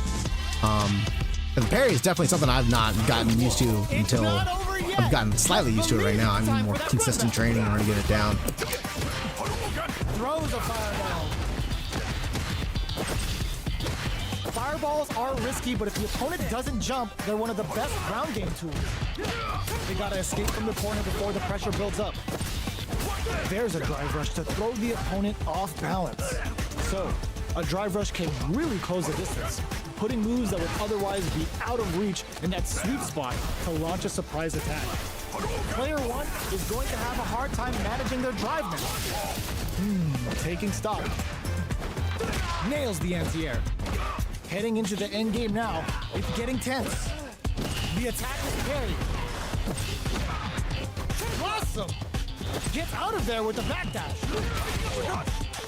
Dashes forward. So they break forward to pressure the opponent. That drive impact doesn't get through. They're at the center of the stage. What happens here will have consequences later on. What I'm realizing right now is I'm having a really hard time parrying drive impacts. I'm so used to either blocking, DIing, or neutral jumping, but parrying it is way more fucking scary. Like DIing it, I felt my hand going to the DI, but I had to fight that reaction. But parrying, it's basically the same fucking input, just with 2 different buttons. I'm way more scared of that. I'm way more scared of that. They can't do anything now. Player two holding on. And I see frame trap me there. He made me think that he was gonna go for a throw. Player two wins first round, it is now riding a huge wave of momentum. Overdrive art gets the parry in and adds some pressure. Stops the attack by using the drive. Ooh, I'm getting the... Not a perfect parry, but I'll take it. Both fighters are looking for a way to get in, but there's still time to feel out the situation. Ooh, I'm starting to feel it. I'm starting to feel it. Sand blast. Saw that coming. A quick breather. I just need to land against that DI. Looks like they want to put a new spin on the drive rush to keep it going. Both fighters have a full super meter on deck. The winner will be the one who manages it best. That's scary, though. Shows a medium kick. Smart play with the throw. Oh, the throw connects. Still scrapping for control of the stage. Yeah, it's trying to punish me for parrying so much. Player 2 is barely hanging in there, but he plus out the parry. Let's fucking go. Let's fucking go. I just level up a little bit. I felt a little bit of level up there. From this point.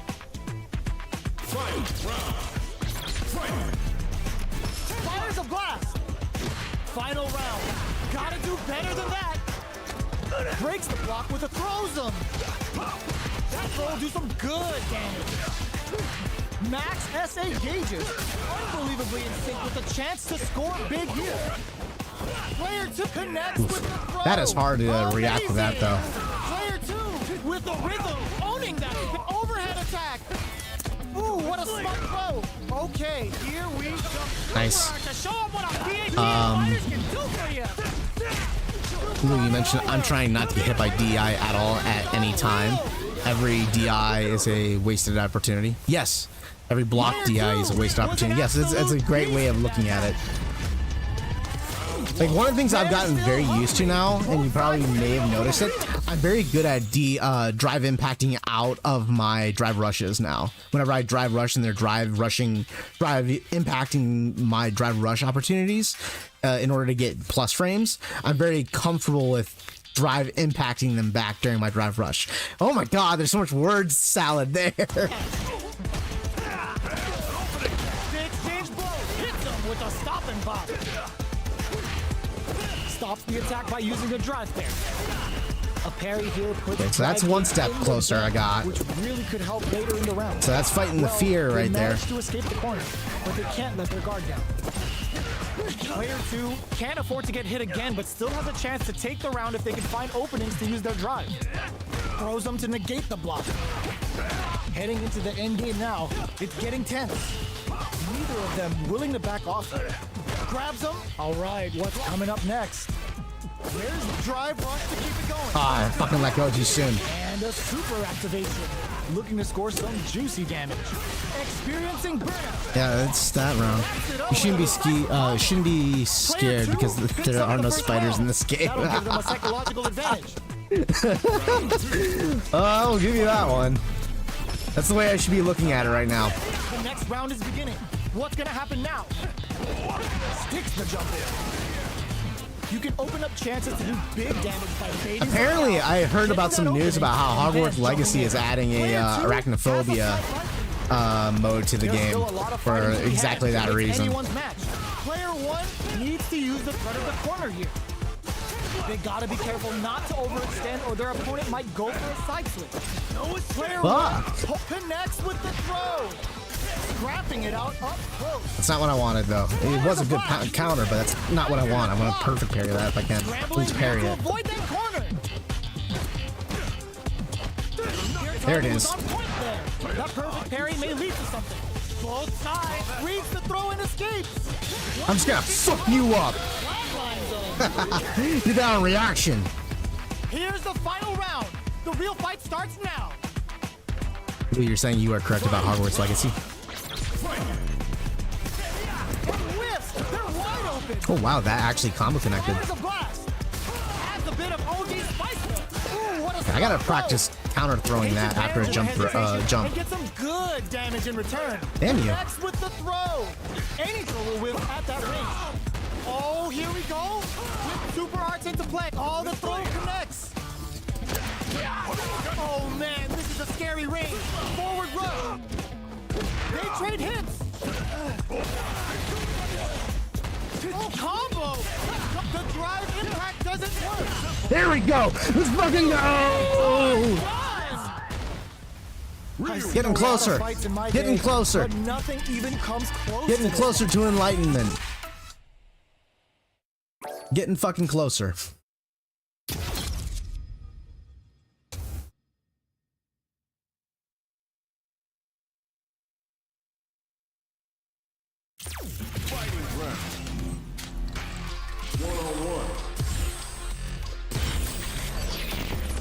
Next up, stage selection. The scene is set. Who's gonna be in the starring roles? All right. Now that our fighters have chosen their characters, it's time to go. We're in for something special right here, right now. All right, first round. What's going to happen?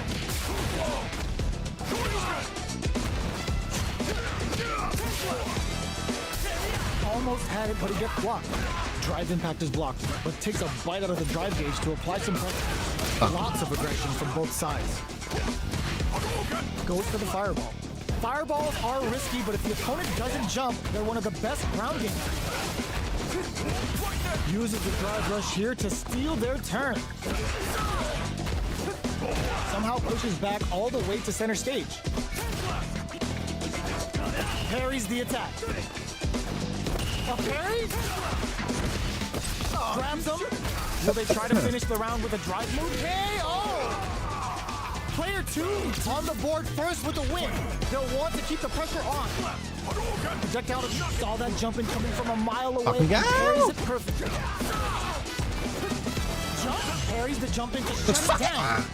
Jumping attacks have a lot of lag time associated with them and are very vulnerable to perfect parries like we just saw. Oh, says no to the impact. Excellent block to shut out the impact. Gotta practice that though. Both fighters have a full super meter on deck. The winner will be the one who manages it better. He's near dead now, so now you just straight practice it. Blocks the impact. The fighters return to the middle of the stage. Genius speed. Damn, that's hard. Their spacing is so on point right now. But who's gonna blink first? Attempts to break the finds the target. This may I didn't mean to throw you. This is the final round. Expect Kim really doesn't look that scary now, does she? No, I'm still scared of her. Until I learn her and learn how to play her and understand her the thinking process of using that character, I'll probably continue to be scared of her. This is gonna hurt.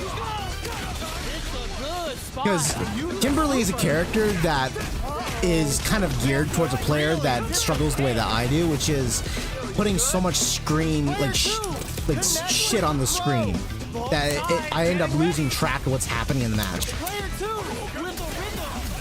Yeah, I can do that.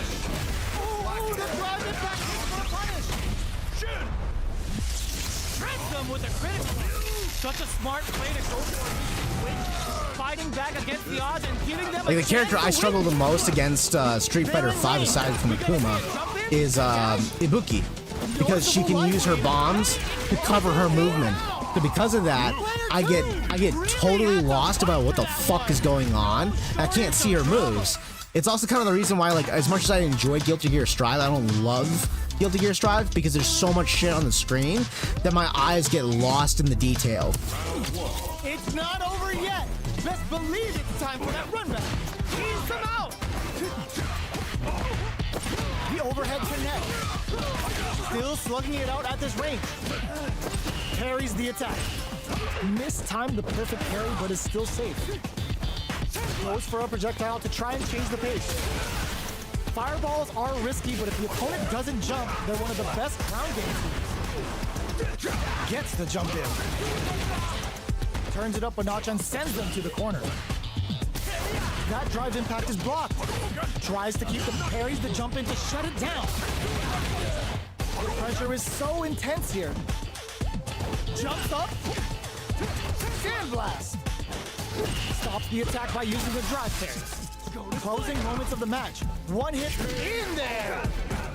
You can parry her running slide, parry her jump kick into you, and her graffiti teleport. Oh, no kidding. I'll have to practice around with that next time around. Meets the jump in with a perfect parry. They piled up the knowledge. Now, how are they going to use it? Oh, Drive let go too keep soon. going. Close in the distance. Player 2. There we will go. look I'm to getting apply the pressure counter here. throw down during the Check for jumping the like that. Takes a trip. Gotta be careful not to whip at this range.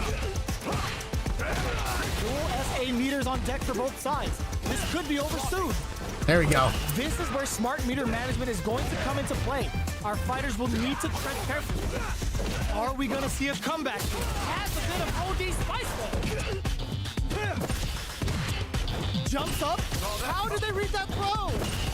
Player 2 base. What a finish! Starting to get it down. I'll have to keep practicing with this when I get more time. Let's see if they can build themselves a streak. Do one more. Right back into the rematch. We'll do We another ain't even little discussion close. video. Checks him with the projectile.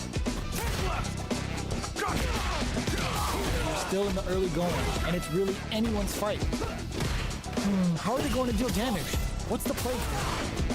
Ooh, will they hit, twist, or even charge in? Tricky territory here.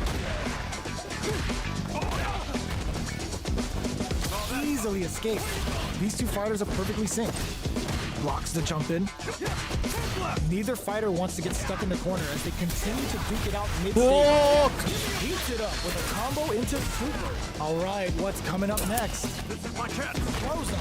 What's next? What's their game plan here at this critical stage? Player 1 will want to take advantage of their I meters tried to while they fucking have counter throw that. it. Overhead. That actually threw me off. Sees it coming and blocks it out. Do it again. I dare you. Player 2. Drive impact me again. Oh, I couldn't fucking do it on reaction. They can't do anything now. The reaction time was a little slow. I try to tell everyone that parry is a tool that will stop anyone in their tracks. Now riding a huge wave of momentum. It's like despite the practice and getting it down, it is still a little scary. Piled up the knowledge. Now, how are they going to use it? Goes for a projectile to try and change the pace. I think the fear is probably the hard part about it. Jump, they're one of the best ground gamers. Fucking let's go! Let's fucking go! The course of the round.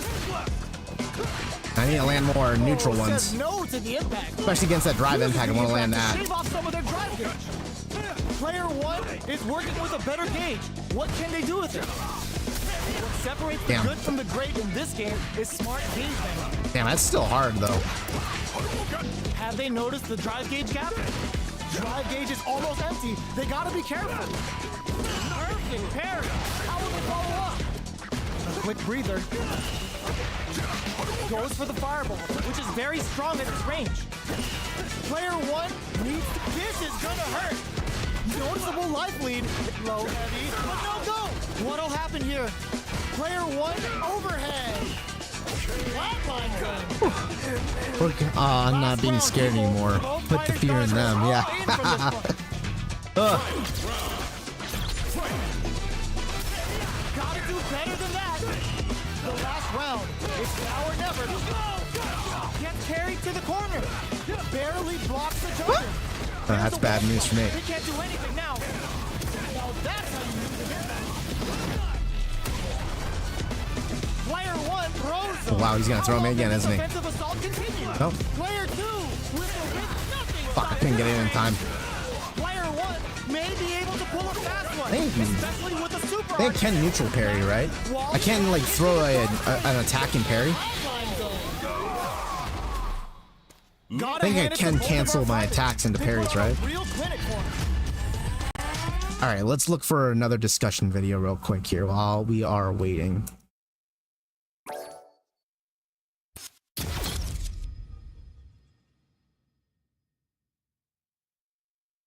Let's talk about... Actually, let's talk about some King of Fighters. We'll change the subject a little bit. Let's take a look at the new character at King of Fighters, because I do love me some King of Fighters. I did see the new character get announced, which I'm not the most excited about, because she's not really my kind of thing. But it might be fun to talk about.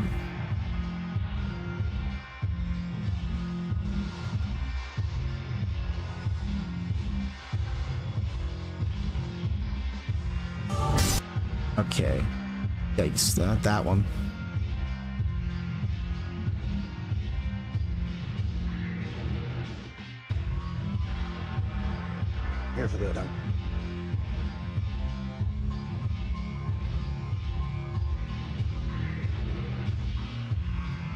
All right, we're gonna switch gears a little bit here, and we're gonna talk about the new trailer for Sylvie Palapala when it comes to her design. All right, let's check out Sylvie Palapala. Actually, before I even do that, let's do this. I'm gonna straight up do this instead.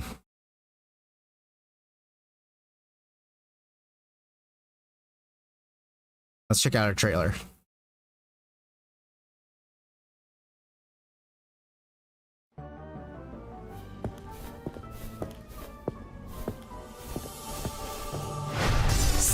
Not my favorite character, I'm not gonna lie, but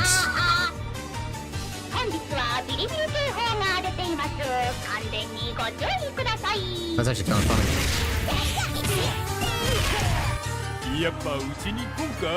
Now, I never played King of Fighters 14, so I didn't have much exposure to her, but I heard she was a bitch to fight in that game. ありがとね社長。ちなみにポーラ選手じゃなくて副社長としての採用なら大歓迎なのだ。Oh, there's her OG outfit, the original one.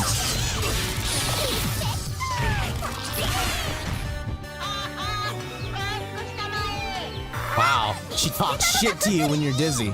Really? ミヤに秘密で出場しちゃうなんて友情崩壊スカヒ案件勃発中だぞ。なんでこいつがここにいる。ネ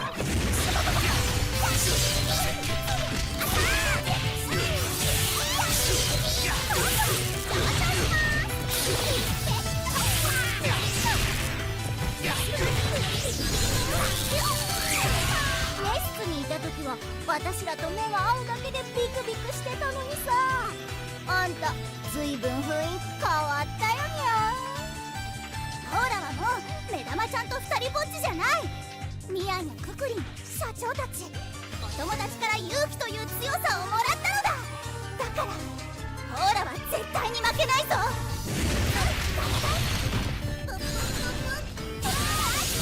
Oh, she OTG's off that. Holy shit. That's scary. That's a level 2.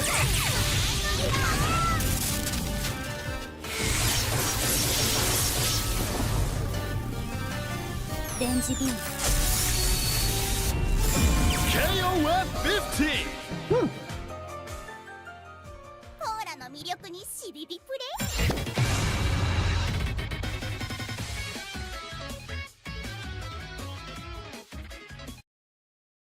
Definitely an interesting character, I won't lie. Definitely interesting. Let's see here. Lou. Make the opponent feel like they can't do anything against you. Oh yeah. Oh yeah. This is like adults beating down on a child.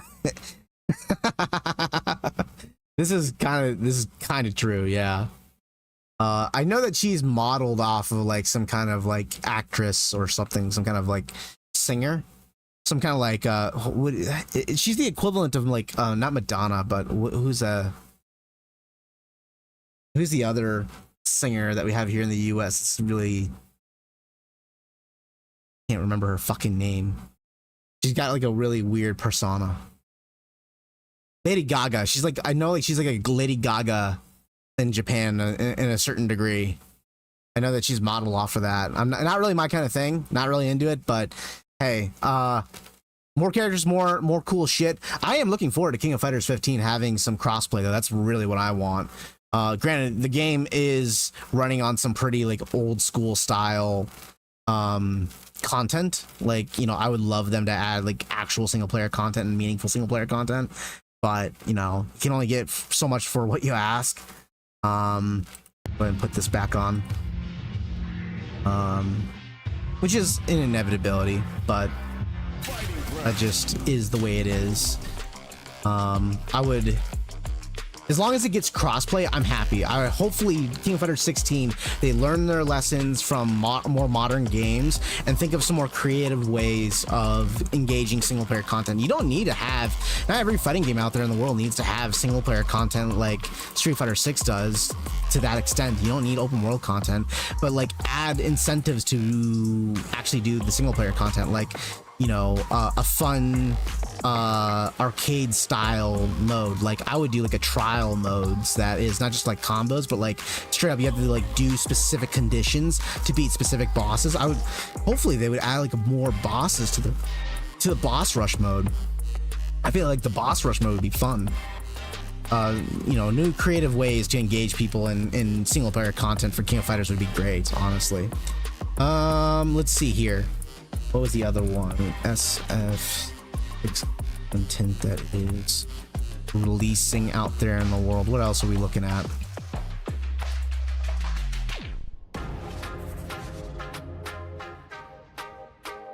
Everyone's talking about how to pick the right character for you.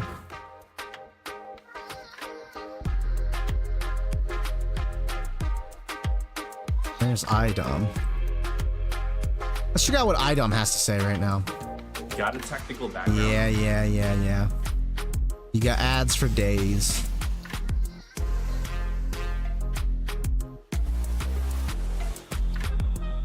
All right, let's check out what IDOM has to say real quick here.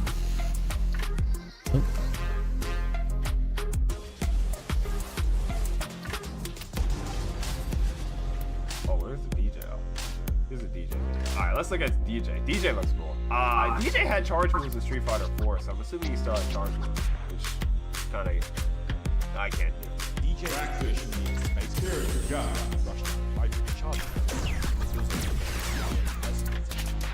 Oh wait, he has a. Oh nah, that's cool. Nah, that's cool. He has a step back. Nah, that's cool. That's actually mad cool. I didn't know he had that. So yeah, let's take a look at that again. I want to see that. Street Fighter 4, so I'm assuming he still has charge moves, which kind of I can't do. DJ is traditionally a space.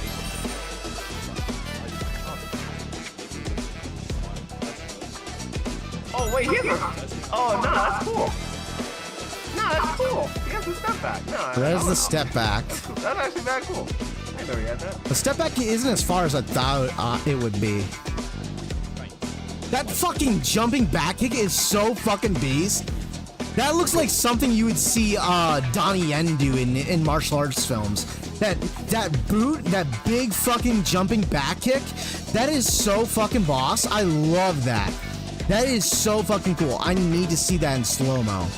I need to see that in slow-mo. That reminds me of like Donnie Yen movies.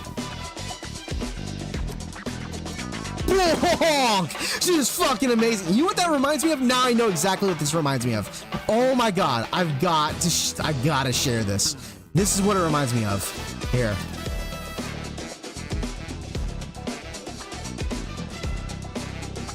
It reminds me of this.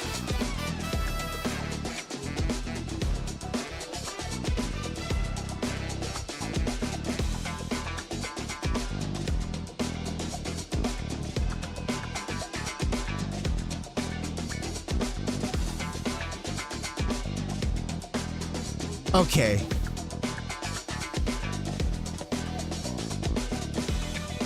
It reminds me of this. This is what it reminds me of.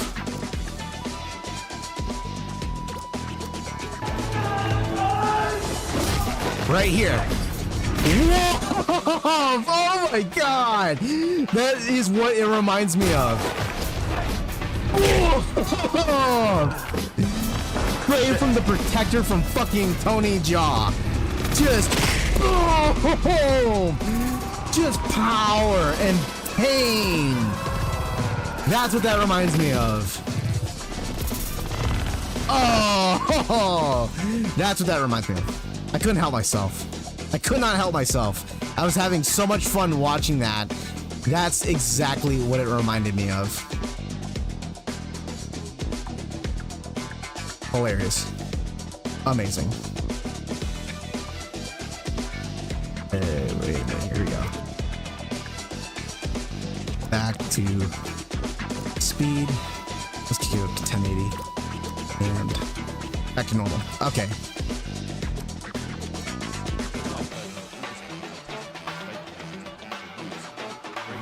He doesn't have light. He doesn't have light special. Oh, interesting.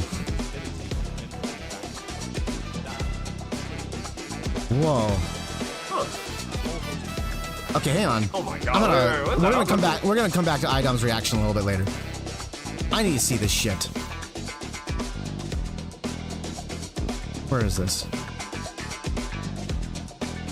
Where is this? Where is this?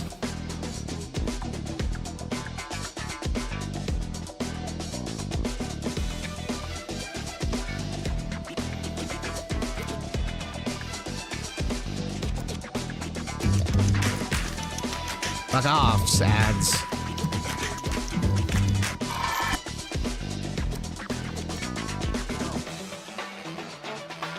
Yeah, I think this is it. I think this is it.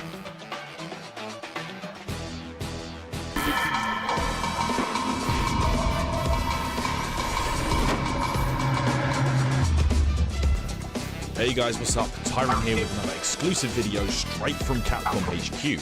Series veteran DJ makes his return in Street Fighter 6, bringing some of his OG flair as well as some new tricks. But will he remain as lackluster as he was in his last Street Fighter outing? Let's give him a quick test and find out. Damn, that's fucking cool. DJ is traditionally a space control and tricky rushdown hybrid charge character, and it feels like they got his style and personality down perfectly. The first thing I like to do when testing a legacy character is see if some of their classic moves and combos remain, and they most certainly do here. It's worth mentioning that DJ is now a charge and motion hybrid character, with some of his classic charge moves like his air slash fireball and jackknife maximum up kicks remaining as before, while his Sabat dread kicks now are a quarter circle forward and kick input. His machine gun upper is also a quarter circle. That's back. Punch, Oh my with god, unfortunately damage! No mashing this time to get extra hits. I like pressing buttons, man, come on. Something that Capcom really honed in on here with DJ is his trickery and feints. Fucking The light back version of all the kick. specials I tested being fake versions of the actual moves. Great for baiting out your Oh, opponent's sorry, mixing. sorry, my bad. Can't see the video. Here we go. Let's bump it up. As a matter of fact, I know exactly what I'm gonna do.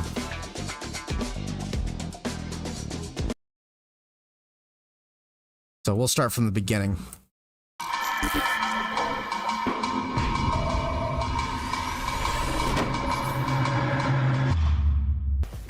Hey guys, what's up? Tyrant here with another exclusive video straight from Capcom HQ. Series veteran DJ makes his return in Street Fighter 6, bringing some of his OG flair as well as some new tricks. But will he remain as lackluster as he was in his last Street Fighter outing? Let's give him a quick test and find out. DJ is traditionally a space control and tricky rushdown hybrid charge character, and it feels like they got his style and personality down perfectly. The first thing I like to do when testing a legacy character is see if some of their classic moves and combos remain, and they most certainly do here. It's worth mentioning that DJ is now a charge and motion hybrid character, with some of his he's classic got like a charge moves feint like his kick. air slash fireball and jackknife maximum up kicks remaining as before. Damn, that looks good. While his Sabat dread kicks now are a quarter circle forward and kick input. His machine gun upper is also a quarter circle back Oh, punch. God, with that unfortunately damage. no Look at that mashing this fucking time to get damage. extra hits. I like pressing buttons, man, come on. Something that Capcom really honed in on here with DJ is his trickery and feints. With I the didn't light do- version oh, of yeah, all that's the because she specials was I near tested dead, being so fake it versions is- of the it- actual yeah. moves. Great for baiting Training out your stuff. opponent and mixing That them must be into a very. oblivion. That's a pretty fast You can overhead. If use that's his an light up overhead. kick, for example, as an alternative Whoa. jump, coming down with the button to catch your opponent asleep at the wheel. A brand new tool for DJ is his Just Cool Sway move, which is a quarter circle back and kick input. The best way I can describe this is an auto shimmy with multiple follow-ups. Light kick is a low attack, usable in combos or to check your opponent. Medium kick is an overhead. Overhead. Heavy kick is a launching kick, which can anti-air or start juggles. He also has movement option follow-ups too, with forward and That's punch fucking lunging DJ crazy. forward with projectile He can move invincibility, forward? then pressing back Oh, and that's punch during dope. that will retreat, keeping DJ at a safe distance from his opponent. A whole host of unique attacks and target combos rounds out his moveset, and of course top of the list is his jumping down A lot of light unique kick and knee attacks, holy shot, shit. which is an important tool he's He has had 3 since unique 93. attacks? I know my good friend and longtime DJ player Sai is happy to see that. His level 1 super is a single big hit, and we've seen Yeah, it but it's crumple opponents on fucking counter hit, awesome. for example, in some of the developer footage.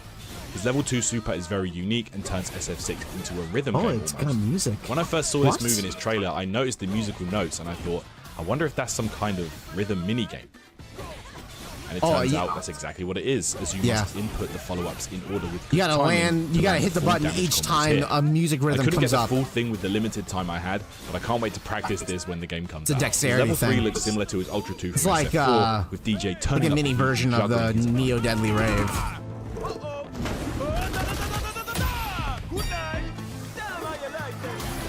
Overall, DJ feels fresh yet familiar, with a real identity in his tricks and feints.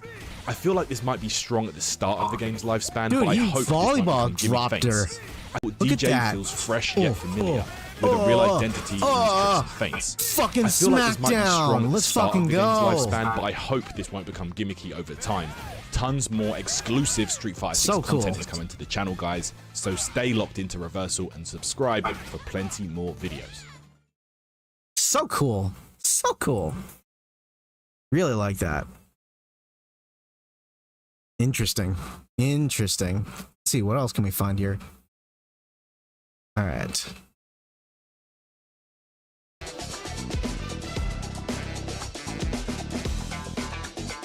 What else can we find here?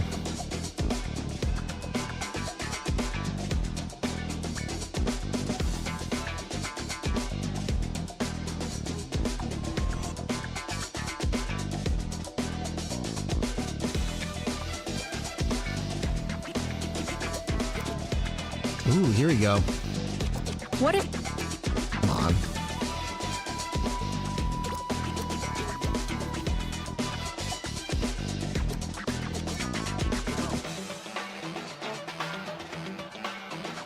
Alright, here's another one.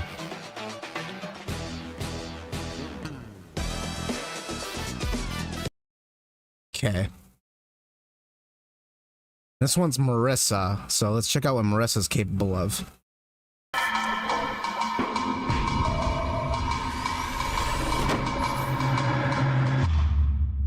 Yo, what's up guys? Tyrant back with some more exclusive Street Fighter 6 content. Once again, thank you to Capcom for allowing us to shoot this footage, and this time we'll be looking at the colossal Italian fighter Marissa, who is also a newcomer to the Street Fighter series. We didn't get the most time with her as we had around about an hour to shoot all these different character breakdowns, but I'll run down her move list briefly and give some first impressions. As you'd expect just by looking at her, Marissa is all about her power and armor moves. The one special that really stood out to me was her Scutum defensive maneuver.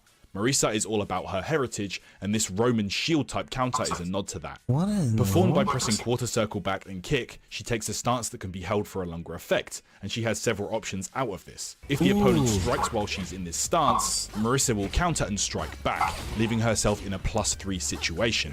She can also keep hold of the kick button to maintain this stance after the strike, and she has access to even more follow-ups here. While in this stance, she can press punch twice to initiate Tonitrus, an overhead target combo, or kick to use Prosella, a low kick attack, both to surprise the opponent.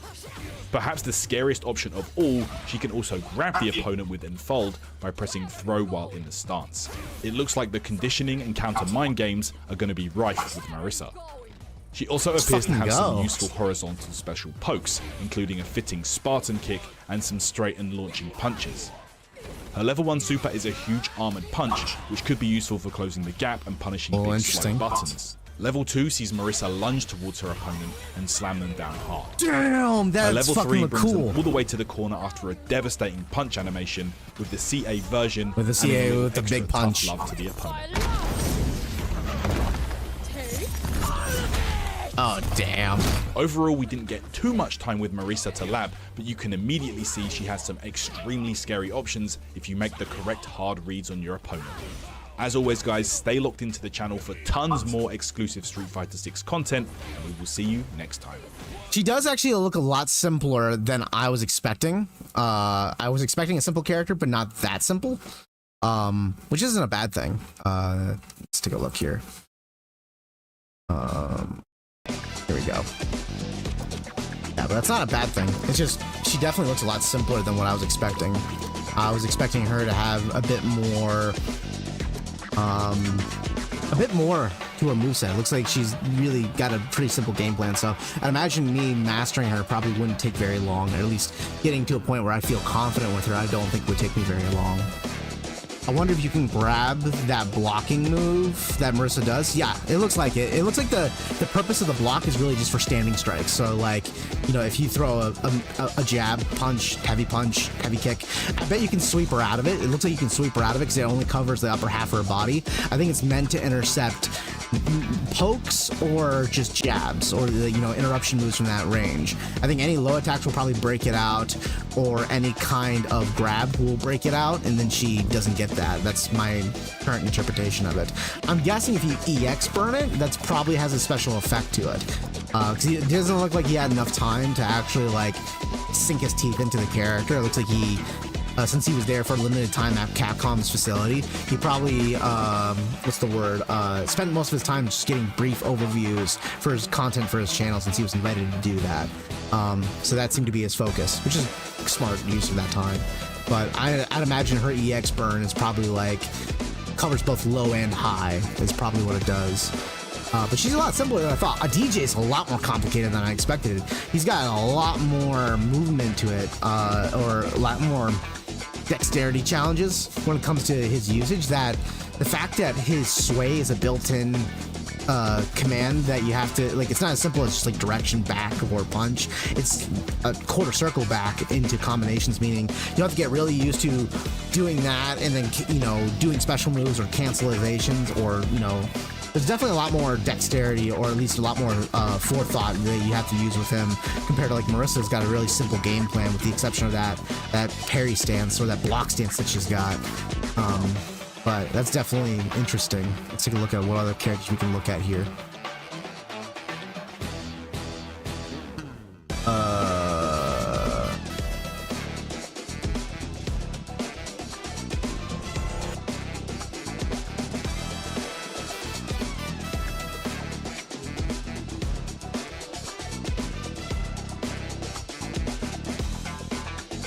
Oh, he doesn't have a fucking thing with it. Okay, fine. Since he doesn't have that, I will look at this one. Here we go.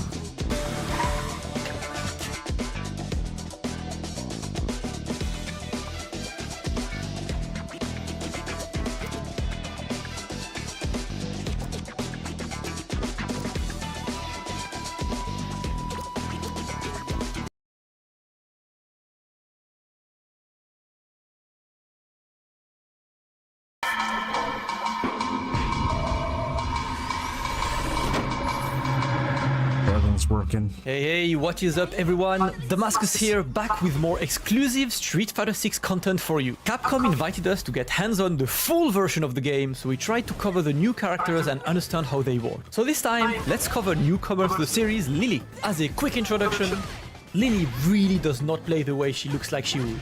You thought you were about to get a fast, nimble character, maybe rush down and mix-oriented. Well, nah. You're getting posts. Glow up! T-Hawk! Did you miss the Kondo moves? Lily brings them all back. I'm scared, sorry guys, I'm scared. Lily's mechanics revolve around Kondo Winds, a move stocking one wind unit to power up your next special move. She can hold up to 3 units at a time, and using the wind-powered version will take 1 unit off your counter. She has the good old Kondo Spire! Yeah, SF4 PTSD. Kondo Spire. Horizontal, traveling move, -8 on block. And when powered up with winds, the move becomes +1 on block, allowing her to keep the pressure up. Tomahawk shit. Buster, her DP move, is the go-to anti-air. The OD version gives her access to a follow-up in pure T-Hawk fashion. And when wind-powered, the DP gains an extra hit and more damage. Kondo Dive is here as well, simply triggered by pressing 2 punch buttons when neutral jumping or forward jumping. When wind-powered, an extra hit creates more distance on block, making it safer than normal. And of course, after all that, the one thing you were waiting for, the command grab. Mexican Typhoon is here to complete the moveset. It does not power up with wind, nor does it give any pressure on wake up as she lands far from her opponent, but it gives you a lot of scary approaches. Empty Condor Dive into grab? Check. Damn, that's Empty where Condor it Spire works. into grab? Check. I mean, I was expecting that. Her base but moveset air? is quite Holy scary. shit. And her unique attacks are all here to add extra variety. From overhead, there is a body press, a target combo. Yeah, she's a true successor to Now, T-Hawk. let's review her Holy shit. supers. Level 1 is a standard combo finisher. Got a bit more range than he does, but Level with 2 those fucking is a war vertical clubs. move that can also be used in the air. When wind powered up, it gets a lot of extra hits and damage. Raging Typhoon, her level 3, is a command grab with good damage.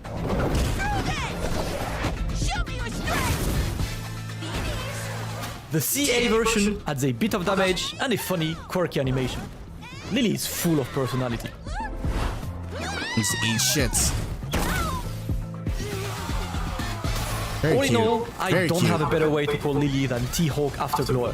Just playing her triggered all my PTSD of playing my first death against Native back on SF4. Native bro, if you hear me, I do not want to play you on SF6, sorry. This character is made for you, for Koji Cog, and all of the guys who loved T-Hawk back in the days. For more about Lily, you can check the match I've played against Tyrants. And of course, take a look at our other character overviews here. A lot of SF6 content is on the way, so make sure you like and subscribe. That's cool. That's really cool. Okay.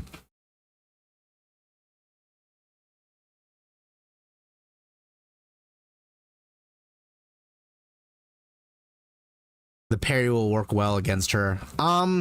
Maybe not. I don't think so. I don't think the parry is going to work too great against command throw characters, even though she has like Condor Spire and whatnot.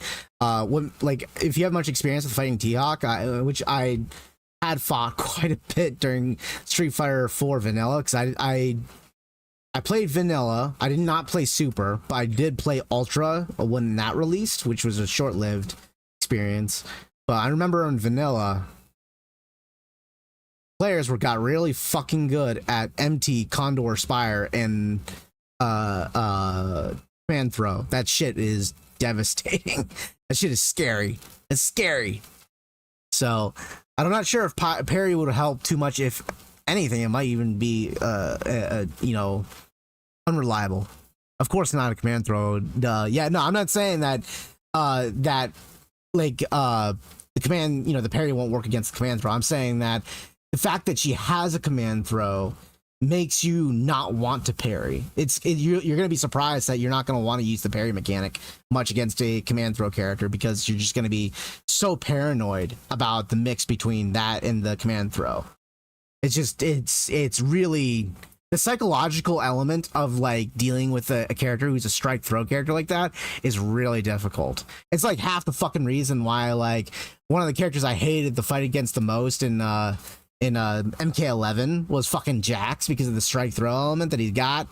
It's frustrating when you're dealing with, like, it's one thing to deal with a character that's a grappler like Geef, who has like, some, you know, strike throw elements, but he's more throw based than he is strike.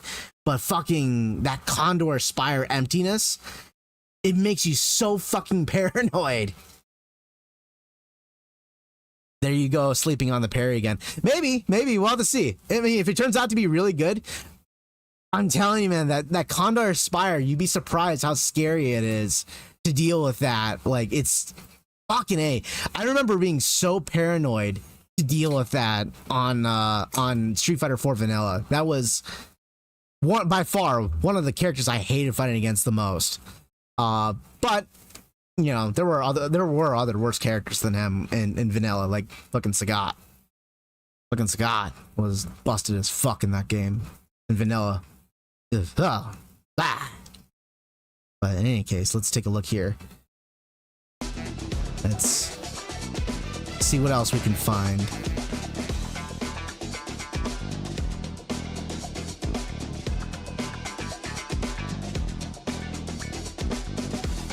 Excel introduced.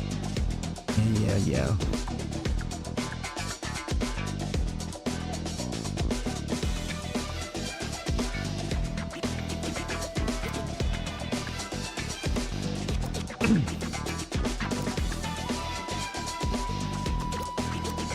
All right. Goes without saying, if we're ever going to talk about a character that people are scared about right now, because I've been hearing a lot of buzz from people that are really afraid that Geef is going to be the strongest and one of the scariest characters in this game. So I'm very curious to see how that works. Thunder Spire can be parried, lull, perfect parry it, and you get plus frames to counter it with a combo. Yeah, you do. It's just that, remember, if you do perfect parry, you don't get a lot of damage off of it.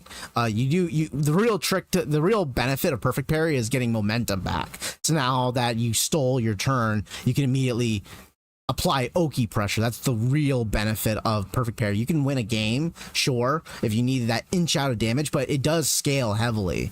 So that is a benefit, but again, Kondo Spire it may seem reactable, but if the player knows that you're going for parries, he's going to just do the short version of the Condor Spire, and it's tricky to deal with. You won't see a lot of low mid-tier players use that, but more advanced players, like I remember like when I got to like the 3000 BP rank, where you start running into some decent players, people that are really good at like fake Condor Spire into close range command throw, it gets overwhelming. Let's see here. And she gets multiple hits on her Condor Spire when she has stock, which makes it a lot scarier. Let's check out Geef. I'm not snuffing the idea that parry won't be useful against her. I'm just saying that I'm not sure if that it's going to be as effective against her as it would be like either what's his face, Jamie or any of the other striker characters, more strike with even some command throws. I think that characters like her in particular, with the strike throw being built into their mechanics, I think she's gonna be a lot scarier. But then again, every character in this game looks scary to me now, which is good. I love that. What's up guys, Damascus here. Capcom invited us to play the full game for an hour or so we had to make it count and try as many characters as we could. As you might know, I hate grapplers, so I obviously had to check out in how much pain I'll be when facing them in the game. Let's go for a Street Fighter 6 Zangief overview, and spoilers, he's scary. Oh my god. Geef looks as beefy as ever in Street Fighter 6, and so used Marisa for scale. You can of course check out the Marisa overview video as well. Full area, it's double punch. The first thing I had to try was the good old Russian SPD, suplex. and more importantly, light SPD range and speeds. And yeah guys, we're all done. RIP. 5 frame startup and the range is mad! What? This is about the range from Street Fighter 4's car SPD, maybe even more? I'm not even sure. Medium and heavy SPD have, as usual, more damage, but a bit less range. As you can see here, heavy SPD only works from very, very close. Yeah, you gotta be very close. But Siberian Express is the common running bear grab, and the Russian suplex is a half circle back kick. From our tests, it looks like you can at least use Drive Rush after knockdown to get closer, but not sure if this is legit Oki or not. The damage! Speaking of Drive Rush, as we all expected, using Drive Rush as a way to get plus frames and set up SPD traps is going to be scary. But you know what? There is more. Zangief's light buttons are plus. That's going against a lot of the things we've seen on SF6 so far, as light buttons are generally negative. He has built-in frame traps without Drive Rush. What? He has built-in frame traps without Drive Rush. Everyone is negative on light attacks, but Geef? Oh my god.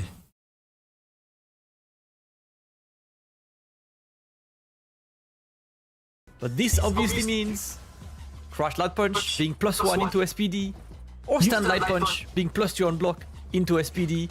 Yeah, you have to guess. You have to guess the moment he light jabs you, you have to read. Zangief players are about to have fun, man. And of course, Zangief can still protect the skies with Borscht Dynamite, his air grab. Along with the classic Lariat you can use to anti-air, his move list is pretty much what we expected. Let's talk about his supers now. Level 1 is an anti-air move for decent damage. Damn. Level 2 has two versions. The normal one being a grab finisher, Really? and the one where you hold the button, becoming his Street Fighter V V Street trigger Fighter with V. a vacuum effect and possibility to combo into EX I'm Borscht guessing that Dynamite beats, afterwards. His level 3 is the good old range. 720 motion,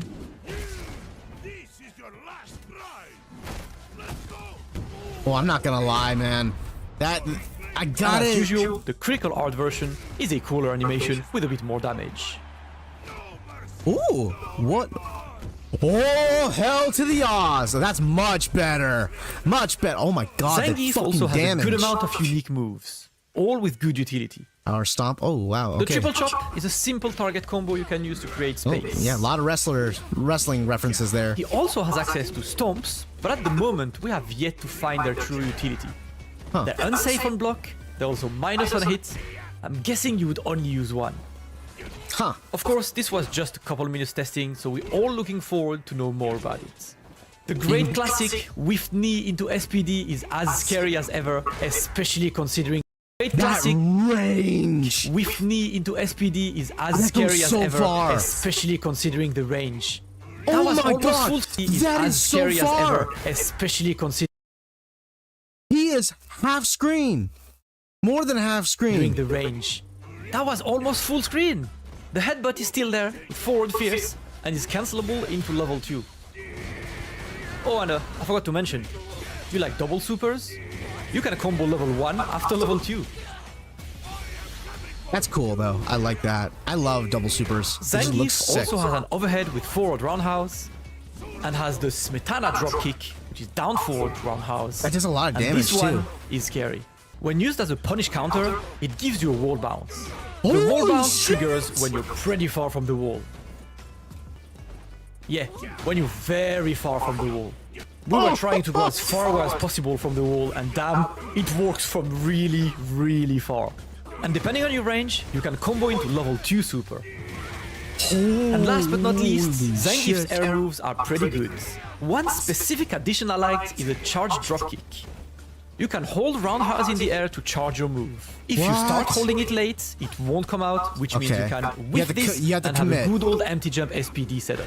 As if it was not scary enough, it gives a wall bounce as a punish counter, and it is also pretty good at beating or trading with non-invincible anti-airs, making Zangief's air approach even crazier. All in all, Zangief looks scary. He has every tool he needs to be a threat, and I'm absolutely sure that a character like this, in the hands of a madman like Itazan or Kichipa, is going to be absolutely insane. For more about Zangief, you can check the match I've played Fucking against Snake Tyrant Eyes is during our fucking playtests. partying, I can tell you And this of course, check out our overviews of the other characters. Do make sure you like and subscribe, because we're about to go absolutely crazy with Street Fighter 6.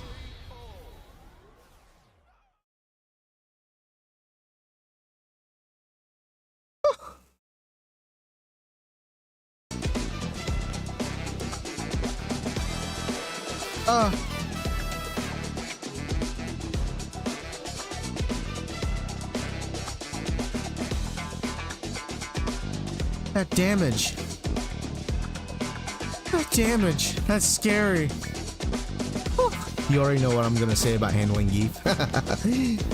Still, it's never that simple in fighting games, though. It's never just like just parry or some shit like that. It's never is. I know it's not what you're saying, but or you know, don't let him get close. There's plenty. Oh, that character's gonna be scary. Oh my god, I'm so excited to see what this game is gonna, like, all the players and how things are gonna shake up, what people are gonna be able to do. I'm so excited to see it. I'm so excited, but I'm scared at the same time. Oh my god. Wow. Fucking amazing. Just, what the hell? Okay, let's see here. else we got here? So we've already seen a bit of... Let's take a look at Manon.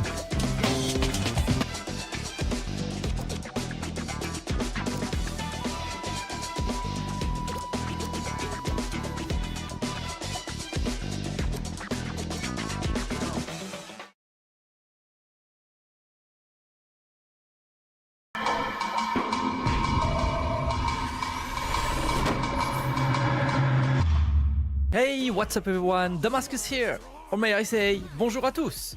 As we had the opportunity to play the full version of SF6 at Capcom UK's headquarters, you know I had to try the newly introduced French fighter, Manon.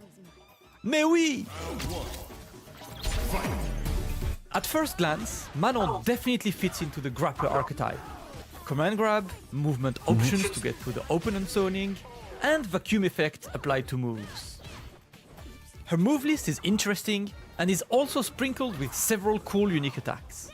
Let's start with her command grab, Manège Doré. Half circle back motion. Holy shit, how many medals did she get from that? The range is pretty good as well. Manon also has a medal system where anytime she lands a grab, she gains 1 medal. The counter does not go down, nor does it reset between rounds and the 1 medal. The counter does not go down, nor does it reset. Why does that do 1/3 your health on one fucking command throw? Holy shit. Between rounds, and the middle count directly buffs the command grabs. So basically, I mean, you do have to land at least 5 command throws to get to that level out of multiple rounds.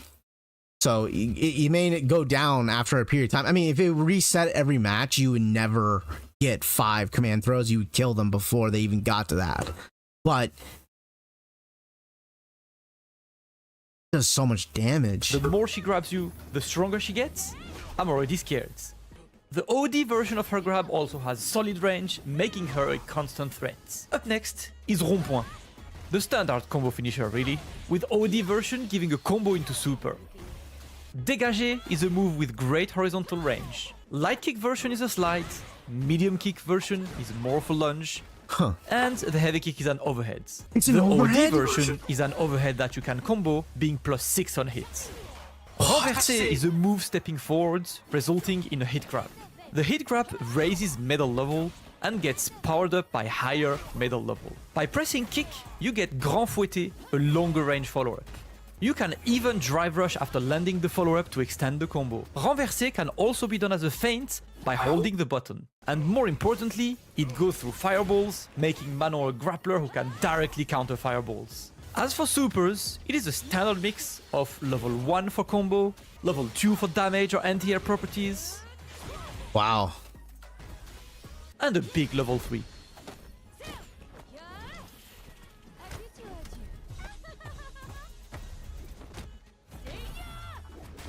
Damn, that is cool Her though. critical art version has Manon singing along as she takes you for a dance.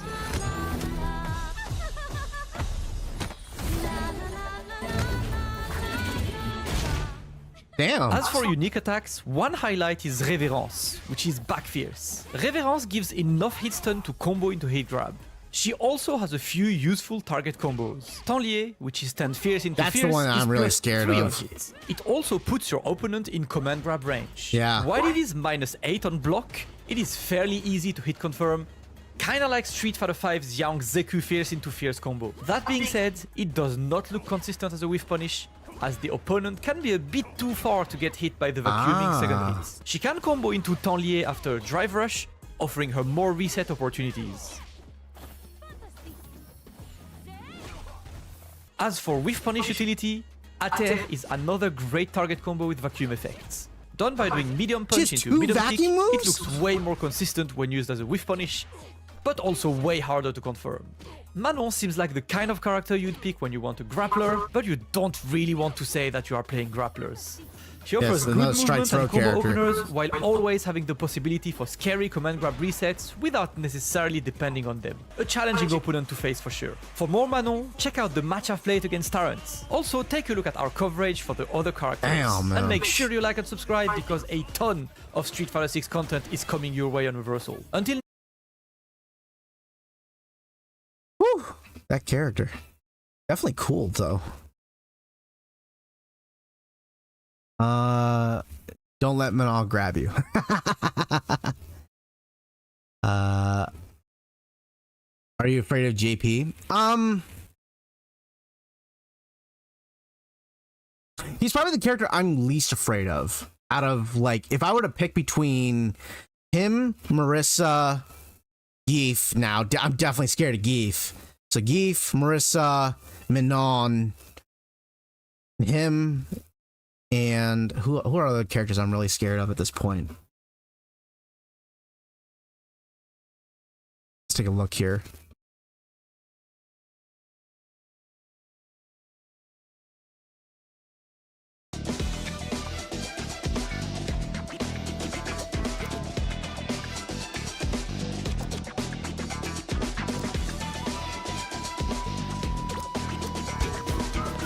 This is a giant eyesore. All you have to do is point. Okay, let's take a look.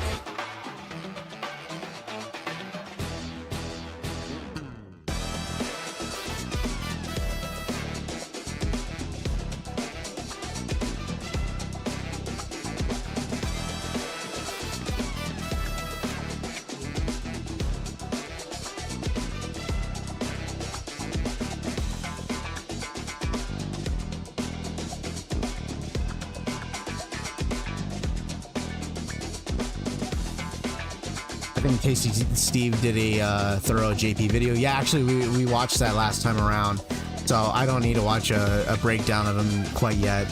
Although, gee, was it Tasty Steve? I think it was Tasty Steve that we watched last time, if I remember correctly. But yeah, we're talking about, like, let's see here. There's Geef, Dalsum, Honda. Oh, I know everyone's afraid of Guile right now. I would say Marissa, Manon, a little, like, I do think that Lily is scary, but I'm not that scared of her. Kimberly just is a really good counter pick for me because I just struggle against characters that distort the screen. If there's too much on the screen, I get lost in the minutia. So if there's too much, like, with her spray cans that she can, like, blur where she's going, that does throw me off. So I do tend to struggle with her. I would probably say that I'm more scared of Marissa and Geef and Manon right now. I think those three characters I think I'm most terrified of right now. I think those are the three scariest characters I've seen so far. Everyone else looks great, strong, good, capable. At the very least, they all look viable. Everyone looks viable. Those three characters look particularly strong to me. Of course, you know, the thing about grapplers in fighting games have never been traditionally very strong. They've never had. I've only seen one fighting game where a grappler was busted strong, which was Injustice, the first one, with Doomsday. If he even quantifies as a grappler, he's more of a striker. That was mostly because of his hyper armor ability. But yeah, traditionally in fighting games, grapplers are not usually top tier. They're usually mid tier. They don't have the best consistency with being top tier characters. I would say those three definitely scare me. If you're gonna ask me, like, who do I think is gonna be top tier, who's gonna be S tier in the game,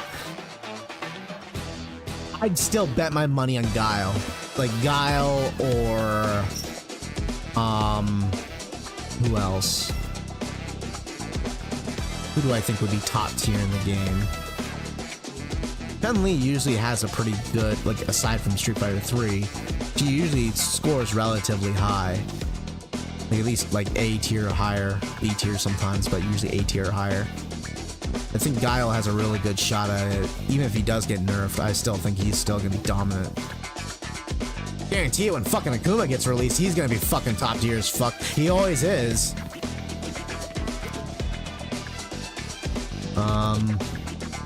But for initial roster,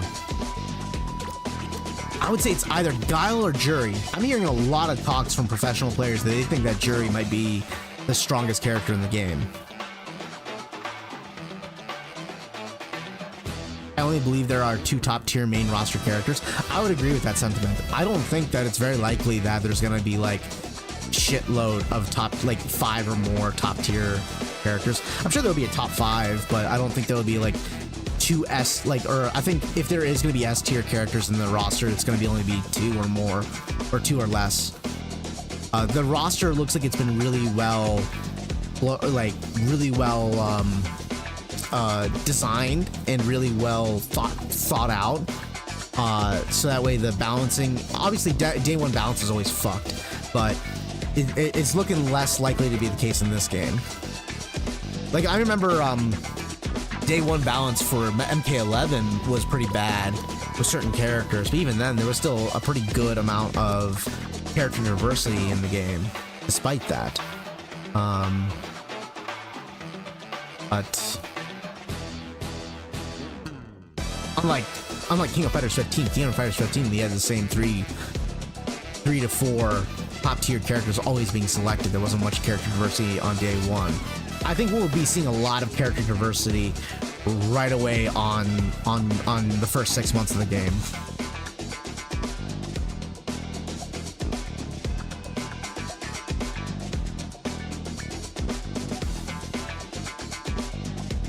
If I was a betting man, I would say it's likely Guile and Jury that are probably going to be some of the strongest characters in the game. Jury she usually places pretty high on tier lists too in previous entries.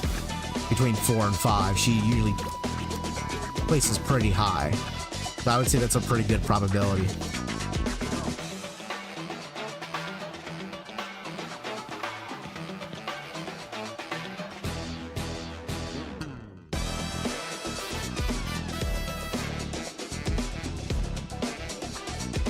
Alright, just for shits and giggles, we'll check this out. Right here, the JP version. I'm curious to see what his input is about JP.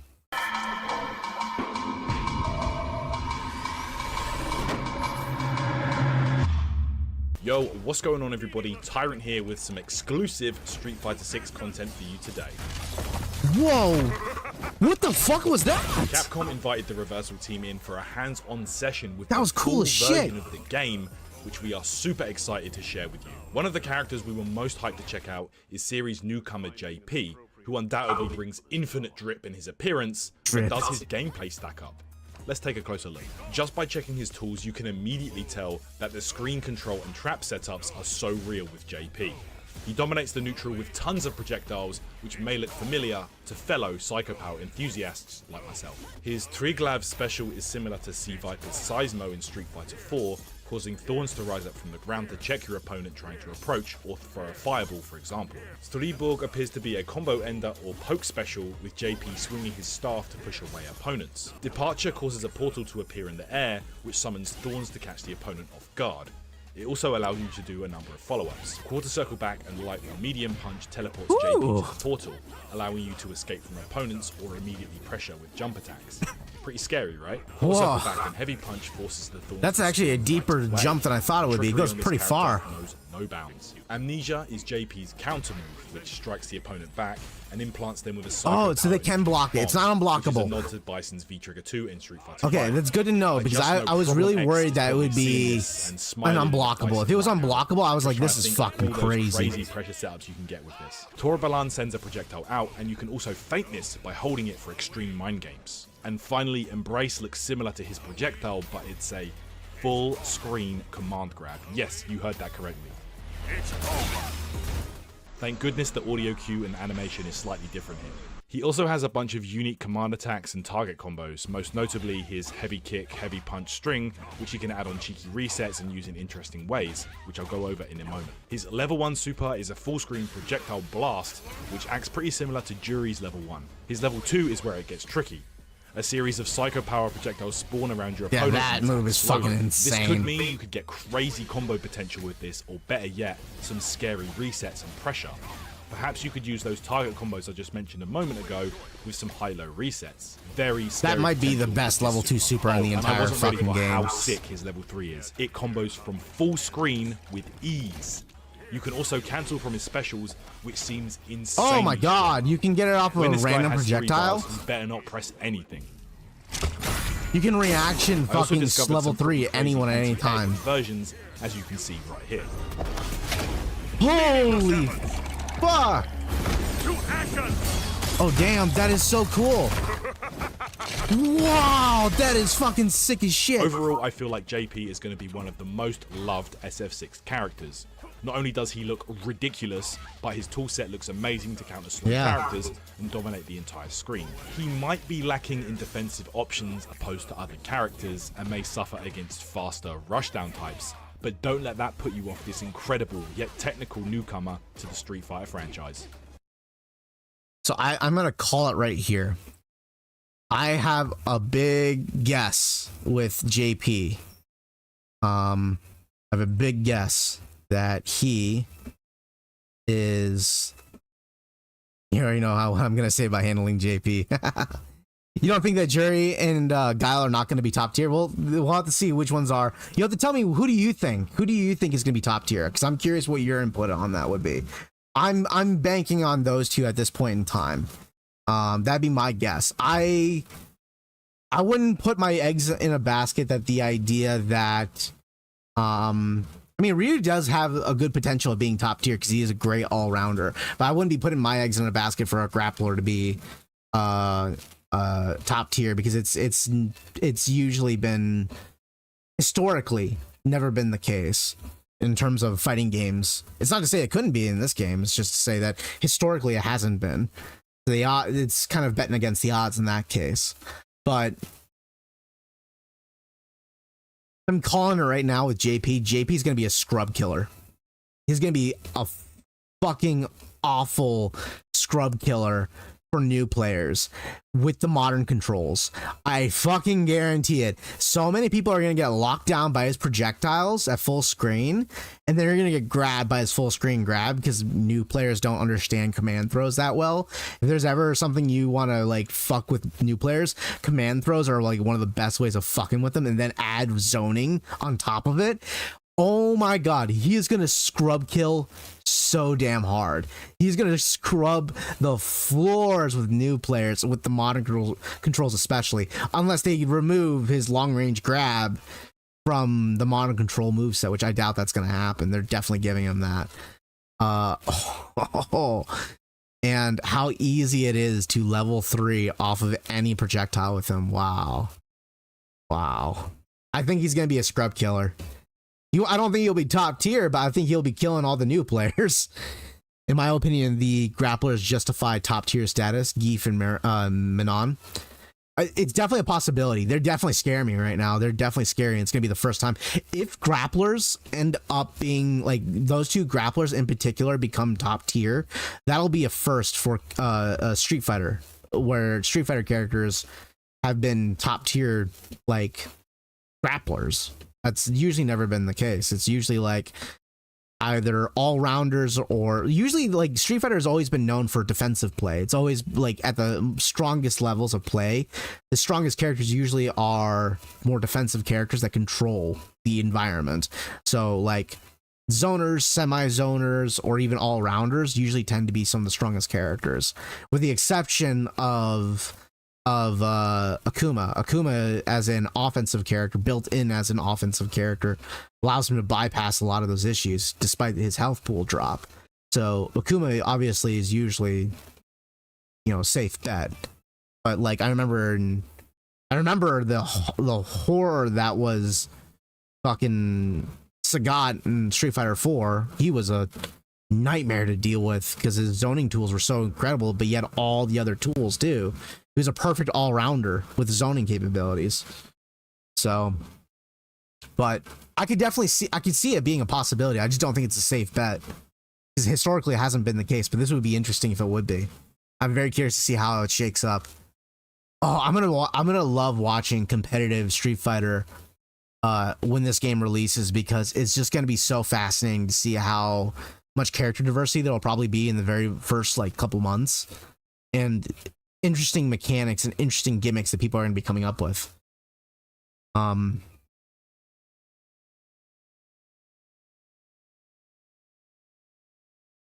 Definitely gonna be fascinating.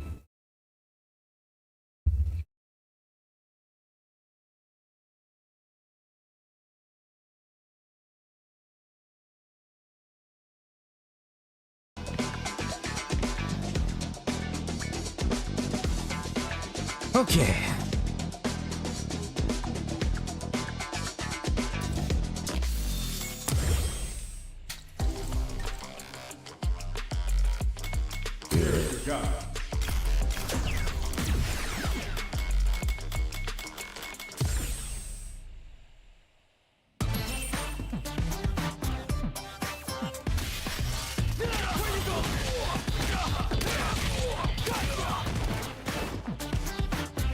Okay, what makes you think Guile and Jury are top tier? Not what pro players are saying. What do you think are think they are top tier? The reason why I think that is not because of what professional players that are currently playing and have had access to the cracked beta. What makes me think that is the consistency in which they have been strong characters in the past. Granted, Street Fighter 6 is a different beast compared to previous entries, but Street Fighter has traditionally favored defensive characters, or at least characters with really, like, you know, long-reaching pokes, a means to control space. You know, that's usually been the case. Jury has had a really consistent high tier status, never necessarily top tier, but usually very high tier status. So I think that it's a safe bet that she could be top tier. Also, I do think that her ability to apply pressure with her cancel chains with her level 2, as well as like the way that she can just constantly hit you and deplete the shit out of your drive meter, makes me think that she's gonna be a monster when it comes to the drive meter status. But Guile, I would say, has a pretty safe bet based on what you've seen from Street Fighter 6 though. And I would say that, like, when it comes to Jury, like I mentioned before, she has really good like constant pressure tools that break down your drive meter. I think that she's going to be a drive meter menace. When it comes to Guile, I think it's a different story. I think Guile is just going to be able to control the space incredibly well with that perfect booms and the repertoire that he's got. I think Guile has always been able to be consistent with that, but I'm betting on that because of historical relevance of how Street Fighter has been. But if I were to simply focus on the gameplay mechanics of what they have, I would say Guile's biggest strength probably is the fact that he's incredibly versatile.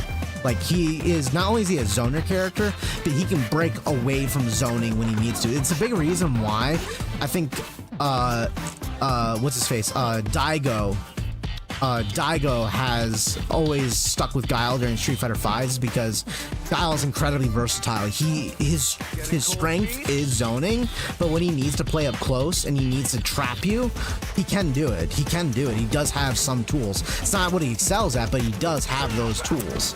So he's kind of more like, he's zoner, but leans a little bit on the all-rounder side. Jury, you're mentioning that they all have pressure tools. Yeah, I'm not saying that no one has pressure tools and you know, no one has any like means of doing what she can do. I think what makes her unique is that she can, with her level 2, she can do what she can cancel her special moves and start breaking down your drive meter. I think that she's going to be a menace with the drive meter mechanic. I think that she has a bit of a thing with that, but my major guess is that she she's just gonna be a really good all-red set of buttons. Guile and Jury have no gimmicks. They are straightforward. There's nothing that sets Guile and Jury apart. That's actually kind of part of the reason why I think that too, though. Typically, gimmick characters, the thing with gimmicks is that gimmicks tend to be designed to be like, they have like a element of them being niche. They tend to be very niche and designed with a specific purpose in mind. Typically, strong characters are either simple and versatile. Like, the more versatile the character, the stronger they traditionally tend to be. Like, I'm also thinking of like Dragon Ball FighterZ. Like, one of the most versatile characters when he released was Bardock. You know, he can do everything. The more versatile the character, typically the stronger they get. Of course, the game's meta changed as more DLC characters, and basically the game became like, you have to play DLC characters if you want to fucking compete in the game to a certain extent. But it's one of those things where gimmicks tend to be very designed to be very niche. I mean, gimmicks that seem unfair to the for the characters to have. No, I don't think I don't think any of the characters actually have, like, I don't even think that the mechanics that like certain characters like Yeef and Manon, I'm not convinced at this point in time that anyone has a gimmick that is incredibly strong that allows them to like seem unfair. You know, Manon definitely's metal seems scary, but I would have to see how it plays out. It's still too early to tell which gimmick would be like unfair to have at this point in time, and you can always nerf it down the line. But I would be betting my money on Guile and Jury at this point in time just because of the versatility. They can do a lot. They can do a lot. They have a lot of potential. I mean, I suppose the gimmick with Jury is her stocks, but the thing about getting her stocks, if I played her in Street Fighter V and Street Fighter 4, the thing is getting her stocks is not hard. She has a built-in repertoire for doing it.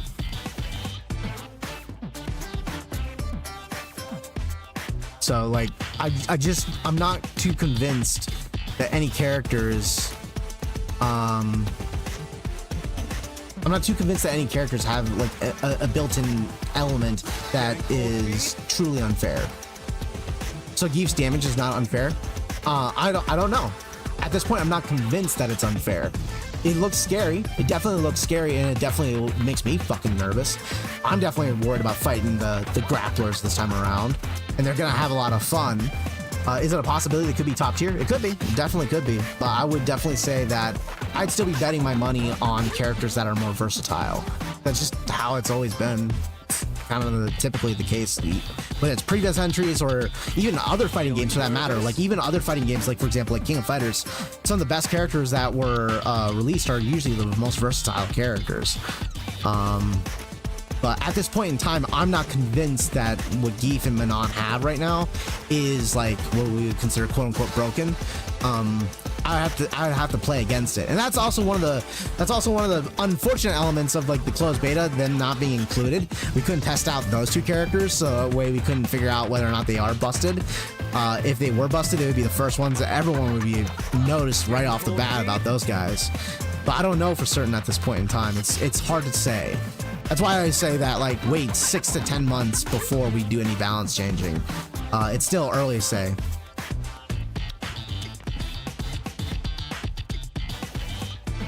Listen with your eyes unclouded by hate. Yeef and Manon is top tier, my man. Well, it could be. It could be. It definitely could be. I'm just gonna wait and see how things pan out over a period of time. I've been wrong about other. Like, there were times where I thought that other characters were going to be super top tier, and they turned out not to be. Of course, here's the funny thing.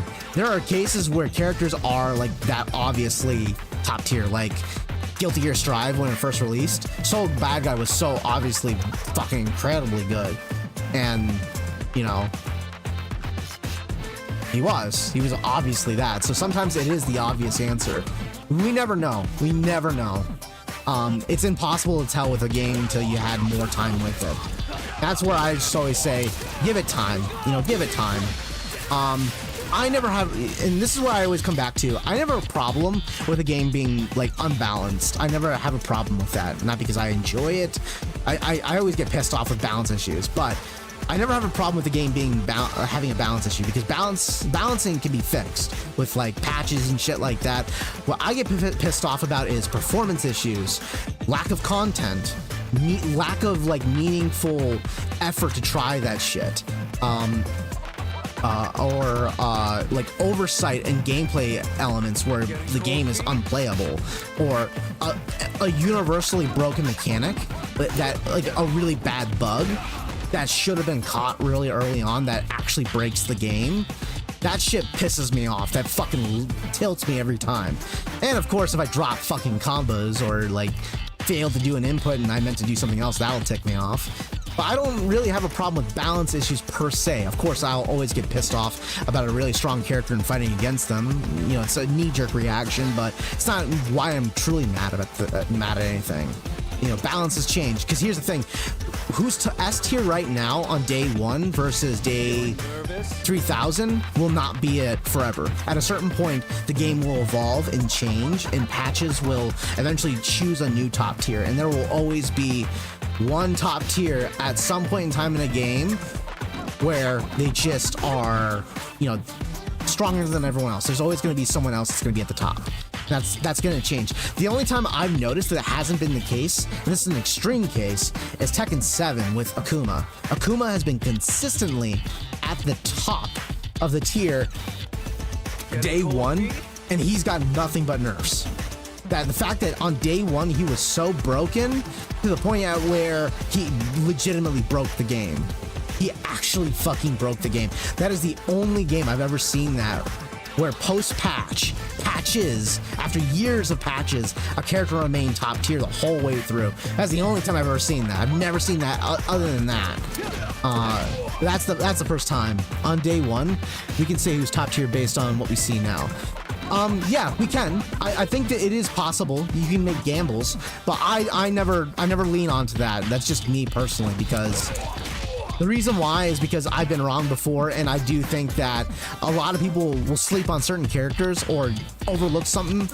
There's also could be a gimmick that we never knew that a certain character's got, and that unique element that allows them to be different than other characters. You know, it's hard to say, but I would definitely say that I would expect, I'm expecting there to be a lot of character variety during this first year of Street Fighter, but I would say it's a higher probability of a versatile character than it is a all-round, like a grappler. Grapplers have traditionally been pretty rare on that spectrum of being top tier. It just hasn't happened that often, if any at all, I can think of.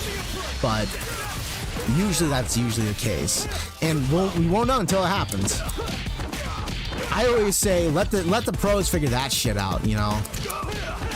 I don't even bother with like who is top tier, because I personally don't care who is top tier as long as the game itself is fun. And ultimately, like, because I don't fucking compete. I don't compete for prizes and shit like that. All that matters is the character fun. Here's what I do get annoyed by, is if a character is top tier and they're not fun to fight against and they're not fun to play as. That fucking irritates the shit out of me. One of the things that really pisses me off is when they just slap a really strong character on there as a DLC and they didn't think about making them fun to play. Like, Happy Chaos. Happy Chaos and fucking Guilty Gear Strive. He is not fun to fight against. He is not fun to play as. He's not fun to watch. There's nothing enjoyable about him. Absolutely unenjoyable. That bugs me a lot. So it's always difficult to say who is top tier, but I always say let the professionals figure it out. That's their job. That's what they're gonna do after all. But if I'm betting, my guess would be traditionally versatile characters. So I have a question: do you have a goal for rank mode, or are you just gonna play and do? Are you just gonna play and do? Are you just gonna play? Do you want to reach a specific level? I will definitely reach master rank with whatever character that I want. But when it comes to like a goal for rank mode, master is not my limit.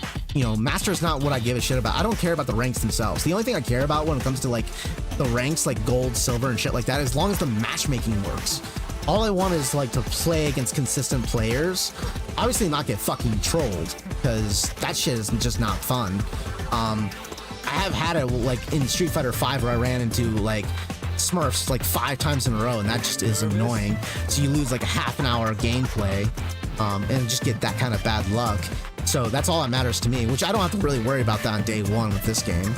But as long as the matchmaking works over a long period of time, and I can learn new characters, enjoy new characters, that's all that matters to me when it comes down to the rank mode. I don't give a fuck beyond that. Now, when it comes to like master rank and like where's my end goal, like getting better at the game? My end goal is how much fun am I gonna have with the game? That's really it. I don't give a shit about like being better than the best player in the world, because I don't compete. That's not my interest. I will try to get to master rank, and then after that I'm going to keep getting better as I play against players in the master rank. But my real goal is just to enjoy the experience of competition and enjoying that, and enjoying the experience of like playing, just having fun. So I believe that, you know, like I'll probably play majority of my time on casual, but I'll be playing ranked plenty too. I'll definitely be playing ranked, because what I see myself doing is that I'll be playing ranked when I play a new character, or probably all the way to like platinum. And then after that, I'll see myself weaning off of ranked quite a bit, and then going to casual mode with that character and just experimenting and having fun. And then completing it all the way eventually and getting as good as I can. And then once I pass master rank, just enjoy the competition, enjoy using the character and knowing that character, experiencing that character. That's all I give a shit about. You know, I let people that want to compete at tournaments, let them do that and care about the rank system. I don't think the rank system is just a virtual thing. It's arbitrary. It doesn't matter to me. It doesn't hold any specific sway on me. I don't give a shit if I'm a master or a gold. I don't care one way or another. All that matters to me is that I can do shit and enjoy it.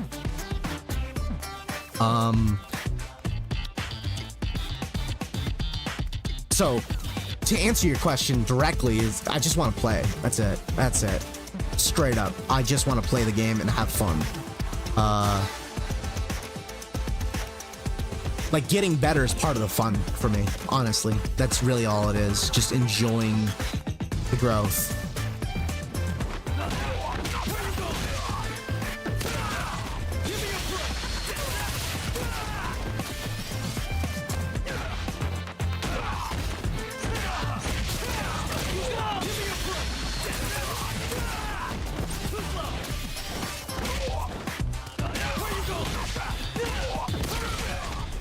Kind of like what I always tell people when it comes to stories. A lot of the time, a lot of people get fixated on the endings of their stories. Like, they really care about how the endings are, and the endings are always important to a story. But I always tell them, did you enjoy the journey to the ending of the story that you got? If the journey there to the ending, like, even if the ending sucked, was the journey there really good? Of course, an ending can ruin the journey, but more often than not, it's really hard to write an ending. And I always say, if the journey to the ending is really, really fucking good, then that's all that matters ultimately in the end. How many hours of entertainment did you have despite that ending? You know, there are times where it blows, absolutely. But I always say the journey to getting better is way more important to me than actually like the end goal. You know, I care so much more about enjoying the struggle of getting better and better and finding myself there.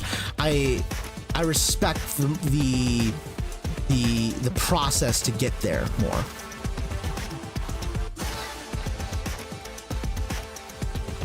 All this Street Fighter gameplay is making me want to train some more. I'm heading out, play a few matches before I go to bed. Good stream, man. Absolutely. Go train. Go train. Good luck. Thanks for the tip, by the way, about the parry. That was fucking badass. I'm gonna keep practicing that more often. I'm actually gonna be wrapping up the stream. I have been going for 5 hours. Wait, that's a long stream. I didn't even realize it went by that fast. But I really appreciate you hanging out, man. You are the man, and I really been having a lot of fun. Hopefully, you've been enjoying the conversations.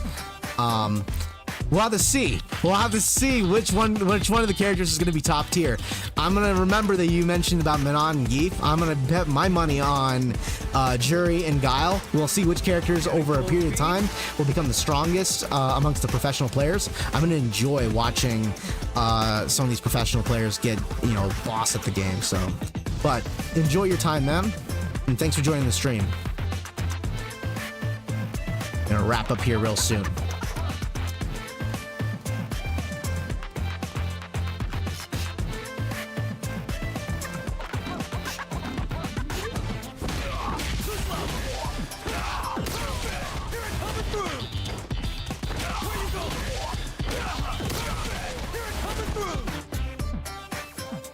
I'll always be here to debate. Fuck yeah, I respect that.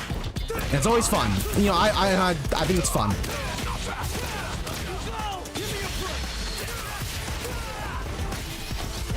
Enjoy the rest of your day.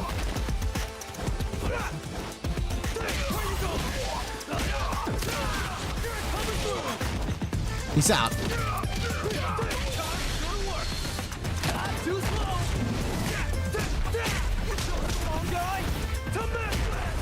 Hard for you, huh?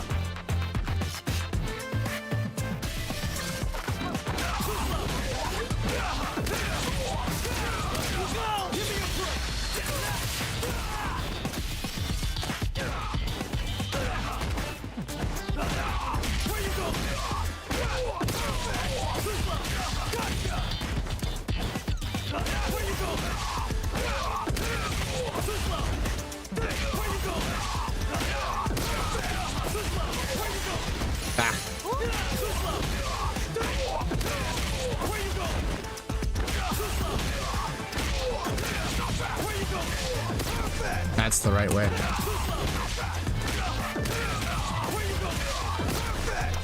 Only land on perfect.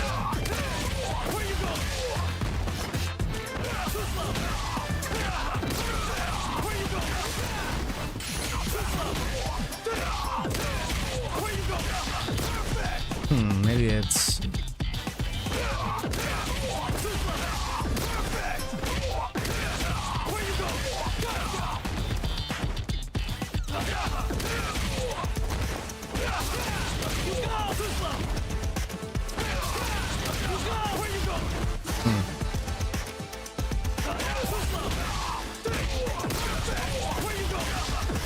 There we go, that's what it is. Okay. Alright, we're going to be wrapping up the stream here, guys. I appreciate any of you that have participated and hung out, even if it was for a brief little while, or you stuck around for the whole stream. You guys are the shit. I love you all. And hopefully we all enjoy the Street Fighter 6 craze when it comes out. I'm excited for it. Hope you guys are all excited for it. Fighting games in general, I'm excited for it. But again, thank you guys all for hanging out. It just means a lot to me that you guys are even just hanging out, chatting, having fun. So, until next time, catch you guys around at the next stream. Peace out.